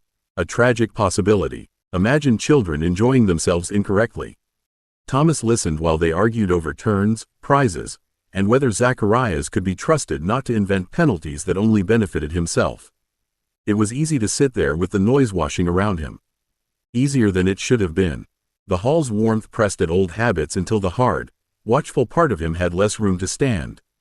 He found himself thinking about the common room after the feast, about lamplight and roots beyond the windows, about sitting near Hannah while Justin made everyone laugh and Susan pretended she was not enjoying herself. At the Gryffindor table, Ron Weasley's voice rose sharply enough to carry for a moment through a gap in the laughter. Hermione Granger stood nearby with her face pale and furious, her books clutched tight against her chest. Thomas caught only pieces, something about showing off and no friends, before she turned away from the table and walked quickly toward the doors. Hannah's smile faded. That didn't look kind. Susan followed Hermione with her eyes. No, it didn't. Thomas watched the doors close behind the girl and felt the old story turn in his memory like a page he had not meant to touch. He knew the shape of this night. He knew, in the vague way of childhood reading and too much later fear, that Halloween mattered. Yet the Great Hall was bright, the teachers were present, and Hermione Granger was not his friend, not his secret, not his responsibility. That thought felt practical. It also felt less comfortable after Hannah's voice. Justin pushed a bowl of sweets toward the middle of the table with deliberate brightness. We can save some for later. For the game, I mean. The conversation mended itself around that small offering. Hannah took one sweet, Susan accepted the return to planning, and Ernie began arguing that all forfeits should be written in advance to prevent corruption. Thomas let the moment carry him with it. He let the doors become only doors again, the table only a table, the feast only a feast, and for a little while he believed that if danger had meant to enter, it would have announced itself like everything else in Hogwarts did, with noise, ceremony, and enough warning for children to stand aside. The warning came with a bang rather than a whisper. One of the great doors burst open so hard that the nearest bats scattered upward in a ragged flurry, and Professor Quirrell stumbled into the great hall with his turban askew and his robes dragging oddly at one shoulder. The room's laughter thinned, then faltered, cut into strips by the scrape of benches and the sudden silence of teachers standing too quickly. Thomas's hand closed around the edge of the table before he understood that he had moved. Quirrell's face was gray with terror, his eyes wide and wet, and for one strange second Thomas noticed how theatrical fear could look when carried into a hall full of children. Then Quirrell reached the clear space before the staff table, swayed, and pointed back toward the doors with a trembling hand. "Troll," Quirrell gasped, his voice cracking across the hall. "In the dungeons. Thought you ought to know." He folded in on himself before anyone could answer, collapsing to the floor in a heap of black robes and pale hands.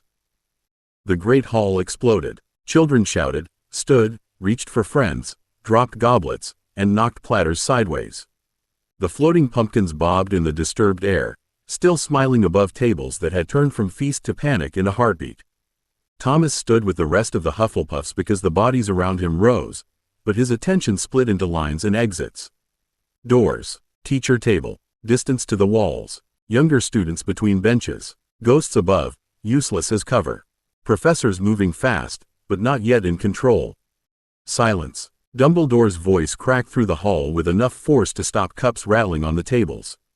He stood at the center of the staff table, tall and bright against the sudden disorder, and the room obeyed him in ragged pieces. Prefects will lead their houses back to the dormitories immediately. Teachers will follow me to the dungeons. Ernie's face had gone pale, but he turned at once toward the older Hufflepuffs as if rules had become a rope he could grab. "We're meant to go with the prefects. Everyone together."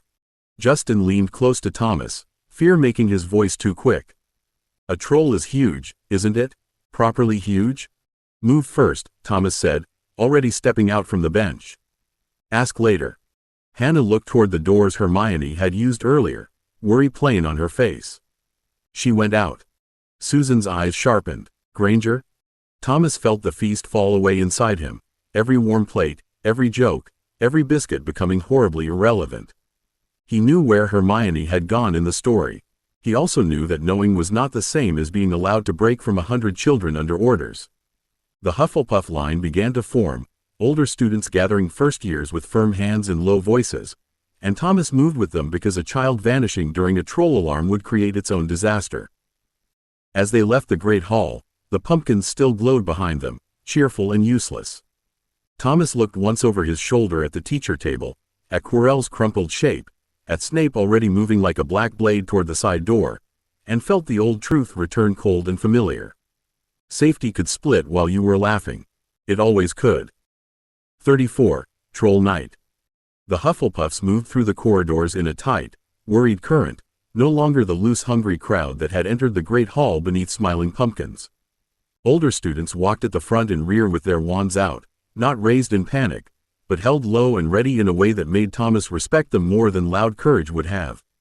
The castle had changed around them. Torches threw longer shadows, portraits whispered from frame to frame, and every turn sounded too hollow after the noise of the feast. Thomas kept pace beside Justin, but his mind was already measuring distance, stone thickness, stair direction, door latches, anything that could become a root or a barrier if the troll was not where the adults thought it was. Justin's voice came out thin beside him. "Do trolls actually eat people, or is that one of those things older students say because they're awful?" "They're huge and stupid," Ernie said from ahead, gripping his book bag like a shield. "The proper response is to remain calm, follow prefect instructions, and avoid unnecessary speculation." Zacharias looked back with an expression sharpened by fear. That sounded like a yes wrapped in homework. "Quiet," Susan said, and the word carried more weight than Ernie's speech because she was watching the corridor behind them. "Listen." They all listened. The only sounds were shoes on stone, the rustle of robes, and somewhere far away, a shout that might have been a professor or might have been the castle bending noise into strange shapes. Thomas's body did not care that this was Hogwarts. It remembered alarms, sudden swarms, people running because someone else had run first. His hand had found his wand without permission, fingers closed too tightly around Hornbeam, and he had to make himself loosen them one by one. Panic wasted grip. Panic made doors smaller. Hannah edged nearer as the lines slowed by a turning staircase. Her face was pale, but she kept her voice low. "Do you think Hermione found a teacher?" Thomas saw again the girl's hurt face, the doors closing behind her, the story moving under the bright feast like a trapdoor. He wanted to say yes because Hannah needed it and because saying anything else would pull too much attention toward what he knew. Instead, he looked toward the prefects, toward the older Hufflepuffs quietly counting heads with fierce concentration.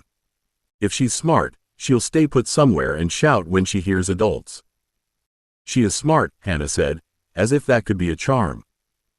The entrance to the Hufflepuff common room seemed warmer than it ever had when they reached it. The prefect tapped the barrel sequence quickly, ushering first years through with a firm hand and a voice that did not invite argument. Inside, the round room was bright, low-ceilinged, and full of worried bodies. Thomas crossed the threshold and turned at once to look back through the opening before it closed, because safety that sealed behind him still felt too much like being shut in. The barrel door rolled into place with a soft final sound, and the common room, so comforting yesterday, became a burrow under threat. Inside the common room, the older Hufflepuffs did not scatter. That was the first thing Thomas noticed once the barrel door had shut them in and the first wave of frightened talk began pressing against the rounded walls. A fifth-year prefect climbed onto the edge of a low table, counted heads aloud, and sent two older students toward the dorm stairs to make certain no one had slipped past them in the confusion. Another student began moving younger ones away from the entrance, not roughly, not dramatically, but with a firm kindness that made room without asking permission. "First years by the hearth," the prefect called. "Second years with them. No one goes back out unless a professor opens that door. Wands away unless you're told otherwise." Zacharias stared at the sealed entrance as if offended by its existence. "So we're just meant to sit here?" "We're meant to stay alive," Susan said, taking a place where she could see both the entrance and the stairs. "Those aren't opposite ideas." Justin sank into an armchair and then immediately stood again, too restless to sit. "But the teachers went to the dungeons. If the troll isn't there, what happens then?" A seventh year near the entrance answered without looking away from the barrels. "Then they'll find it elsewhere, and we'll still be here instead of wandering into its path." The certainty in his voice unsettled Thomas more than panic would have. Everyone seemed frightened, but the fear had been given instructions, and most of them were trying to fit themselves inside those instructions as if adult plans were walls. In Thomas's first world, walls failed. Adults failed. Routes closed. Radios went silent, and anyone who waited politely for rescue usually became a lesson for people who did not. He looked at the common room's round windows, the earth-dark glass, the crowded furniture, the single hidden entrance, and felt the old, ugly question rise. If the danger came here, where did they run? Hannah sat on the edge of the hearth rug with her hands clasped tightly in her lap.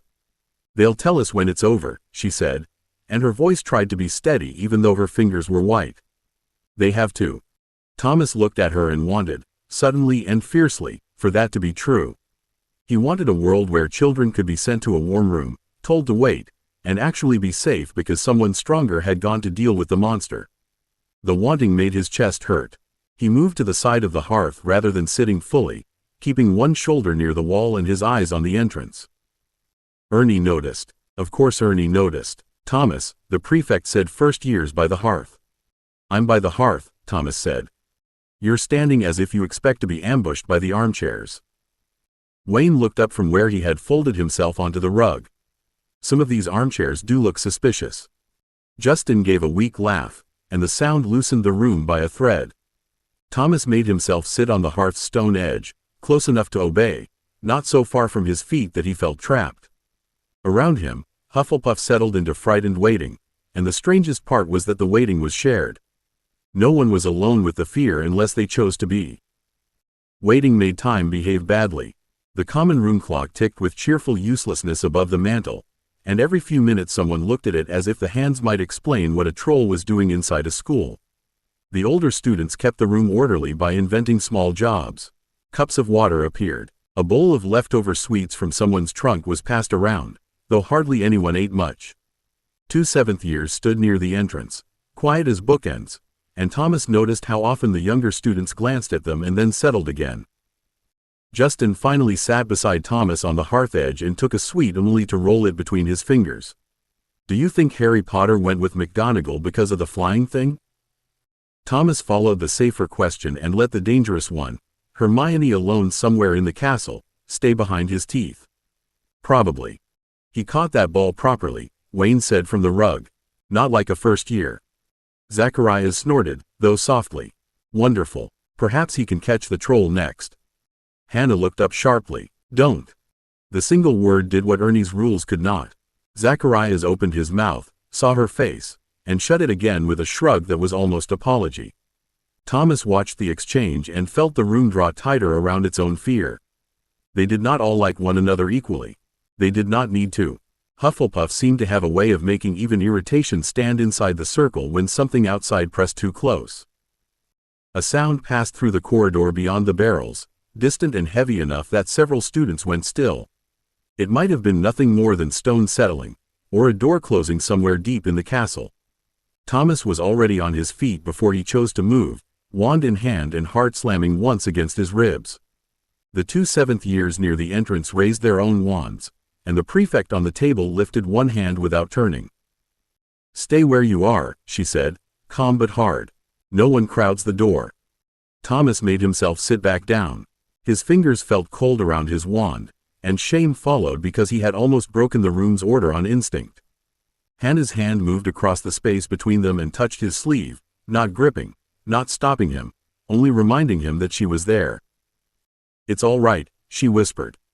Thomas looked at her hand, then at the guarded entrance, then at the ring of anxious faces turned toward the same threat. "Maybe," he said, because truth was easier than comfort. The wait stretched on until a firm knock sounded from the other side of the barrels. The prefect answered only after a password exchange with a professor's voice. When Professor Sprout stepped through, dirt still in the creases of her hands and her hat slightly crooked, relief moved through the room so strongly that several younger students laughed. "The troll has been dealt with," Sprout said, looking over them all with brisk, warm eyes.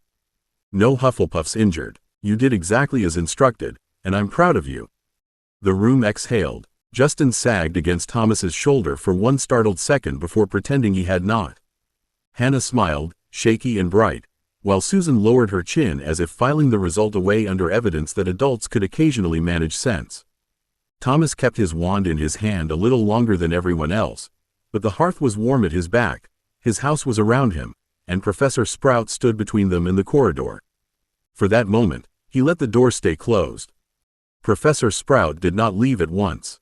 She moved through the common room, speaking first to the prefects in low practical tones, then to the younger students with enough cheer to make obedience feel like accomplishment rather than fear dressed nicely. The older Hufflepuffs began lowering their wands, setting chairs upright, and turning frightened waiting back into evening by the simple force of small tasks. A kettle appeared near the hearth. Someone found blankets. Someone else produced biscuits from a tin as if this were the proper answer to a troll, and perhaps in Hufflepuff it was. Justin accepted a cup of warm milk and stared into it with serious suspicion. "Is this medicinal?" "It's warm," Wayne said. "That seems to be the main argument." Zacharias took a biscuit with the air of someone making a political concession. "I still think we should have been told more. Troll dealt with is not a full report." Ernie sat straighter, though his hand shook a little around his cup. Professor Sprout confirmed there were no Hufflepuff injuries. That is the essential information. Susan looked toward the barrel entrance, where Sprout was still speaking to the prefects. "For us." The words settled gently and stayed. Thomas looked at her, then at Hannah, whose worry had not quite left her face. They all knew who had not been with her own house when the alarm began. They all knew there were parts of the story adults had not brought into this room. Thomas held his cup between both hands and let the warmth press into his fingers. The troll had been dealt with. Hermione Granger had, if the old story had held, been found before disaster became death. Yet safety had returned with missing pieces in its pockets, and nobody around him seemed to know how to ask for them. Hannah's voice came quietly from beside him. "I hope she's all right." Thomas watched the surface of his milk tremble when someone crossed the floor too heavily. "Harry and Ron weren't at the table after the alarm started moving," he said. "Careful, because even true things could show the wrong edges. They may have gone looking." Justin turned to him, startled. "You noticed that?" "I noticed people leaving rooms." No one laughed. That was worse than teasing. Hannah's expression softened, Susan's sharpened, and even Zachariah's looked as if he had almost asked a question before thinking better of it. Thomas took a drink so he would not have to fill the silence with anything more revealing. Near the entrance, Sprout finally clapped her hands once. "Dormitories soon. No wandering tonight. If anyone has nightmares, wakes frightened, or decides they've suddenly remembered urgent homework in the corridor, they will speak to a prefect instead. Am I understood?" A soft chorus answered her, uneven but obedient. Thomas carried his cup back to the tray, moving among his housemates as the room eased into low voices and tired relief. The common room looked warm again, with lamplight on worn chairs and roots dark beyond the windows, but he could no longer pretend warmth was the same thing as proof. Hogwarts had protected them tonight by gathering them, counting them, and closing a hidden door. It had also needed 3 first years and a little luck somewhere above the dungeons. Thomas followed the others toward the dormitory stairs with that truth tucked cold beneath the comfort, already looking at the castle as a thing he loved and a thing he would have to learn the weak points of. 35. House Tricks. The morning after the troll, Hufflepuff woke softer around the edges. No one announced it, and no one called it fear, but breakfast carried the hush of children checking that everyone had arrived at the table. Older students counted without counting, prefects lingered near the first years longer than usual, and even Zacharias ate his toast without complaining about the marmalade until he seemed to remember his standards and corrected the oversight. Thomas watched it all with the uncomfortable feeling that the house had tightened around them overnight, not like a cage, but like a hand cupped carefully around a candle. By evening, the common room had become determinedly cozy. Lamps burned low and gold, the hearth was full, and someone had hung a little paper bat from a plant pot as if Halloween could be repaired with enough string. The fright had not vanished. It sat under the chairs and in the small pauses between conversations. Thomas felt it most when a door thumped in the corridor beyond the barrels and half the room went still before pretending it had not. Justin dropped into a chair near him and rubbed both hands over his face. "I don't want to talk about trolls anymore." "Excellent," Zacharias said from the rug. "Then we can talk about why the school has trolls indoors in the first place." Susan looked up from her book. "That is talking about trolls." "It is talking about administration," Zacharias replied. "Entirely different subject." Hannah sat with her knees tucked beneath her, smiling faintly though her eyes still carried yesterday's worry. "Could we maybe talk about something pleasant?" Thomas looked at the group, then at the room, then down at his own hands. The thought had been sitting in him since lunch, small and foolish. In his trunk, tucked among extra socks, emergency food, and things he still did not like anyone seeing, were games bought because Diagon Alley had given him money and privacy, and because part of him had wanted proof that children could own things meant only for fun. Bringing one out felt strangely risky. Food could be explained. Books could be useful. Games asked people to sit with you. He stood before he could talk himself out of it. "Wait here." Justin lifted his head. That sounded suspicious. "It's not a troll," Thomas said, and went to the dormitory. He returned with a narrow box held against his chest, the bright muggle printing covered partly by his sleeve. Several nearby students looked over as he set it on the low table and opened the lid. Red and yellow discs shifted inside with a soft plastic rattle. The sound felt too loud to Thomas, too revealing, but Hannah leaned closer with immediate interest. "What is it?" she asked. "A game," Thomas said, setting the frame upright with careful fingers. "Connect 4. You drop the pieces in, and you try to make 4 in a row before the other person does." Justin's face lit with relief so open it almost hurt to watch. A battle of wits and gravity. "I'm in." Justin lost the first game in 7 moves because he treated the red discs like a noble charge and forgot that gravity did not respect enthusiasm. Thomas dropped the 4th yellow piece into place, watched it slide down the frame with a soft click, and then pointed to the diagonal before Justin could declare that nothing important had happened. Justin leaned closer, blinked, and made a wounded sound so dramatic that two older students looked over from their homework. "You ambushed me with mathematics," Justin said, sitting back with one hand over his heart. "I trusted you." "You dropped 3 pieces in the same place," Susan said, already reaching for the red discs. "That was not trust. That was a cry for help." Hannah laughed and began gathering the fallen pieces into neat little piles by color. "Let Susan try. She has the look of someone who wants revenge for mistakes she didn't make." "I want a fair test of the rules," Susan said, though her eyes had brightened in a way that made Thomas quietly wary. "Thomas, reset it." The little plastic grid clicked as Thomas released the bottom bar, and the discs tumbled into the box with a cheerful clatter. The sound drew more Hufflepuffs toward the table. A third-year girl perched on the arm of a chair to watch, and one of the older boys abandoned his essay after pretending, very badly, that he was only stretching his legs. Thomas set the frame upright again, explained that the pieces had to fall straight down, and passed Susan the red discs because she had already claimed them without saying so. Susan did not charge. She built. Thomas saw it by the third turn and felt his own interest sharpen.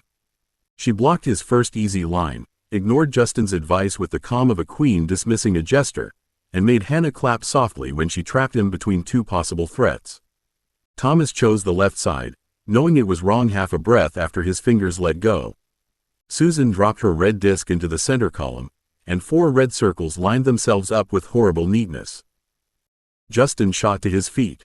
Vindication for the spectators. "There are no spectators," Ernie said, arriving with the severe curiosity of a boy trying not to look intrigued. "There are participants and witnesses." Zacharias peered over the back of the chair. "There are winners and people pretending the distinction is philosophical." Susan's smile was small, satisfied, and entirely unlike her usual seriousness.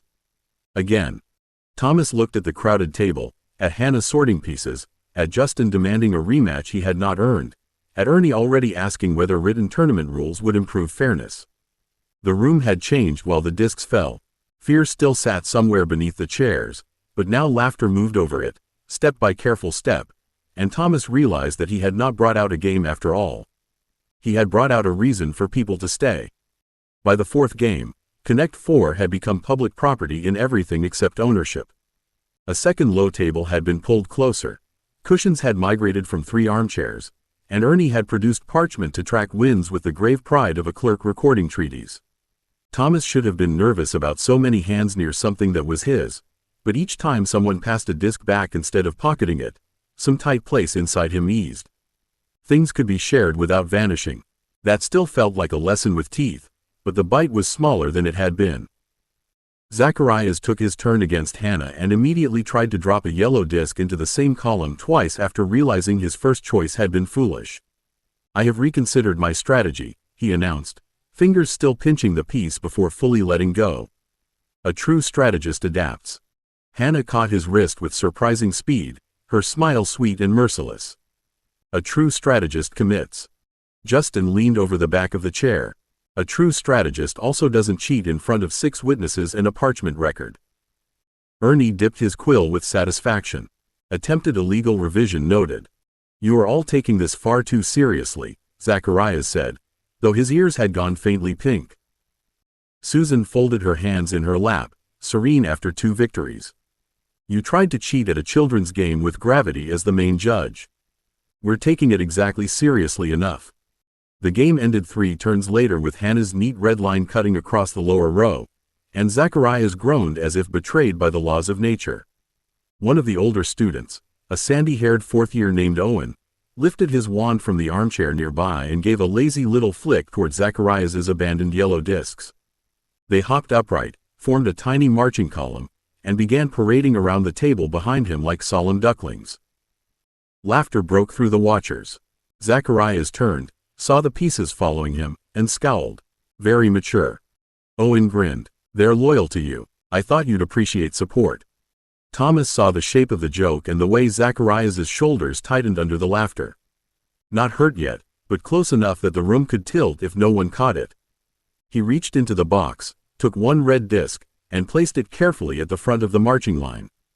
Then he tapped it with his wand, whispering the smallest charm he dared, and the red piece turned, bowed deeply to Zacharias, and led the yellow discs into a wobbly little salute. The laughter changed at once. It stopped pointing at Zacharias and started including him. Even Zacharias stared for a second before his mouth twitched. "I accept the surrender of the inferior faction," he said, lifting his chin with theatrical dignity. Hannah laughed warmly. "You lost." "I accepted their surrender after a tactical withdrawal," Zacharias said, and this time he was smiling when the yellow discs marched into his lap and collapsed in a rattling heap. Thomas sat back, heart beating oddly hard for such a small spell. Owen gave him a thoughtful look from the armchair, and Susan's eyes narrowed with understanding rather than suspicion. Thomas gathered the discs before they could scatter under the furniture, careful not to meet too many faces at once. A prank was only good if the person in the middle could laugh too. He had known that in his bones before he had words for it, but now the room had heard him say it without speaking. After that, the common room gave itself permission to become ridiculous. Owen taught the yellow discs to hop whenever Zacharias cleared his throat, which made Zacharias clear his throat more often out of offended fascination. Hannah insisted the charm be shared between turns rather than aimed only at one person, so soon red and yellow pieces were bowing to winners, sulking beside losers, and occasionally pretending to faint when Susan made a particularly neat move. Thomas kept the spell small, easy, and harmless, correcting it whenever the pieces grew too dramatic and started wobbling toward someone's teacup. Justin leaned close while Ernie argued with a third year over tournament brackets. "You realize this is going to become a thing." Thomas watched Hannah drop a red disc into the frame and smile when the enchanted yellow pieces booed her in tiny wooden clicks. "It's only a game." "That is exactly what people say before things become traditions," Justin said, pleased with himself. "By Christmas, we'll have rules, champions, grudges, and possibly uniforms." Susan, without looking away from the board, said, "No uniforms." "Badges, then," Justin said. "No badges either." Zacharias lifted one yellow disc from his lap and inspected it as if it had personally disappointed him.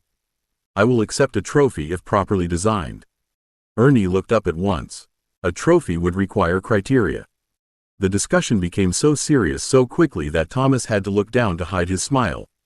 He had brought out the game because the room had needed something lighter than fear, but he had not expected this quick, warm hunger for shared foolishness.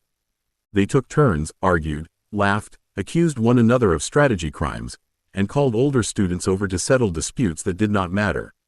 Every so often, someone remembered the troll in the room dipped for a breath, then a disc clicked, a joke landed, and Hufflepuff gathered itself again. When the hour grew late, Thomas began packing the pieces back into the box. Hands helped without being asked. Hannah counted the red discs, Susan counted the yellow ones, Justin folded the instruction leaflet wrong twice before giving up, and Wayne rescued one runaway piece from beneath an armchair. Zacharias dropped the last yellow disc into Thomas's palm with theatrical solemnity. "I have decided your muggle game is adequate," Zacharias said. "It lacks refinement, naturally, but the emotional damage potential is respectable." Thomas set the disc into the box. "That means you want to play again." "It means I intend to win later." Hannah smiled at Thomas over the lid. "Thank you for bringing it down." The words were simple, but they caught him in the chest anyway. Thomas looked at the box, at the room around him, at the chairs pulled closer than they had been before and the paper bat still dangling badly from its plant pot. He had contributed something, not food stolen from a dead world, not gold turned into safety, not secret roots or dangerous knowledge. Just a game, a charm, and a rule about laughter that did not leave anyone outside it. He carried the box back toward the dormitory with Justin and Wayne beside him and the common room settling behind them into a softer tiredness than the night before. Near the hearth, Ernie was still preserving the tournament sheet as if history required it, while Susan and Hannah argued quietly over whether Zacharias's attempted cheating should count as one incident or three. Thomas glanced back once from the stairs, and for the first time the room did not feel like a place he was hiding in. It felt like something he had helped make warmer. End of Part 1.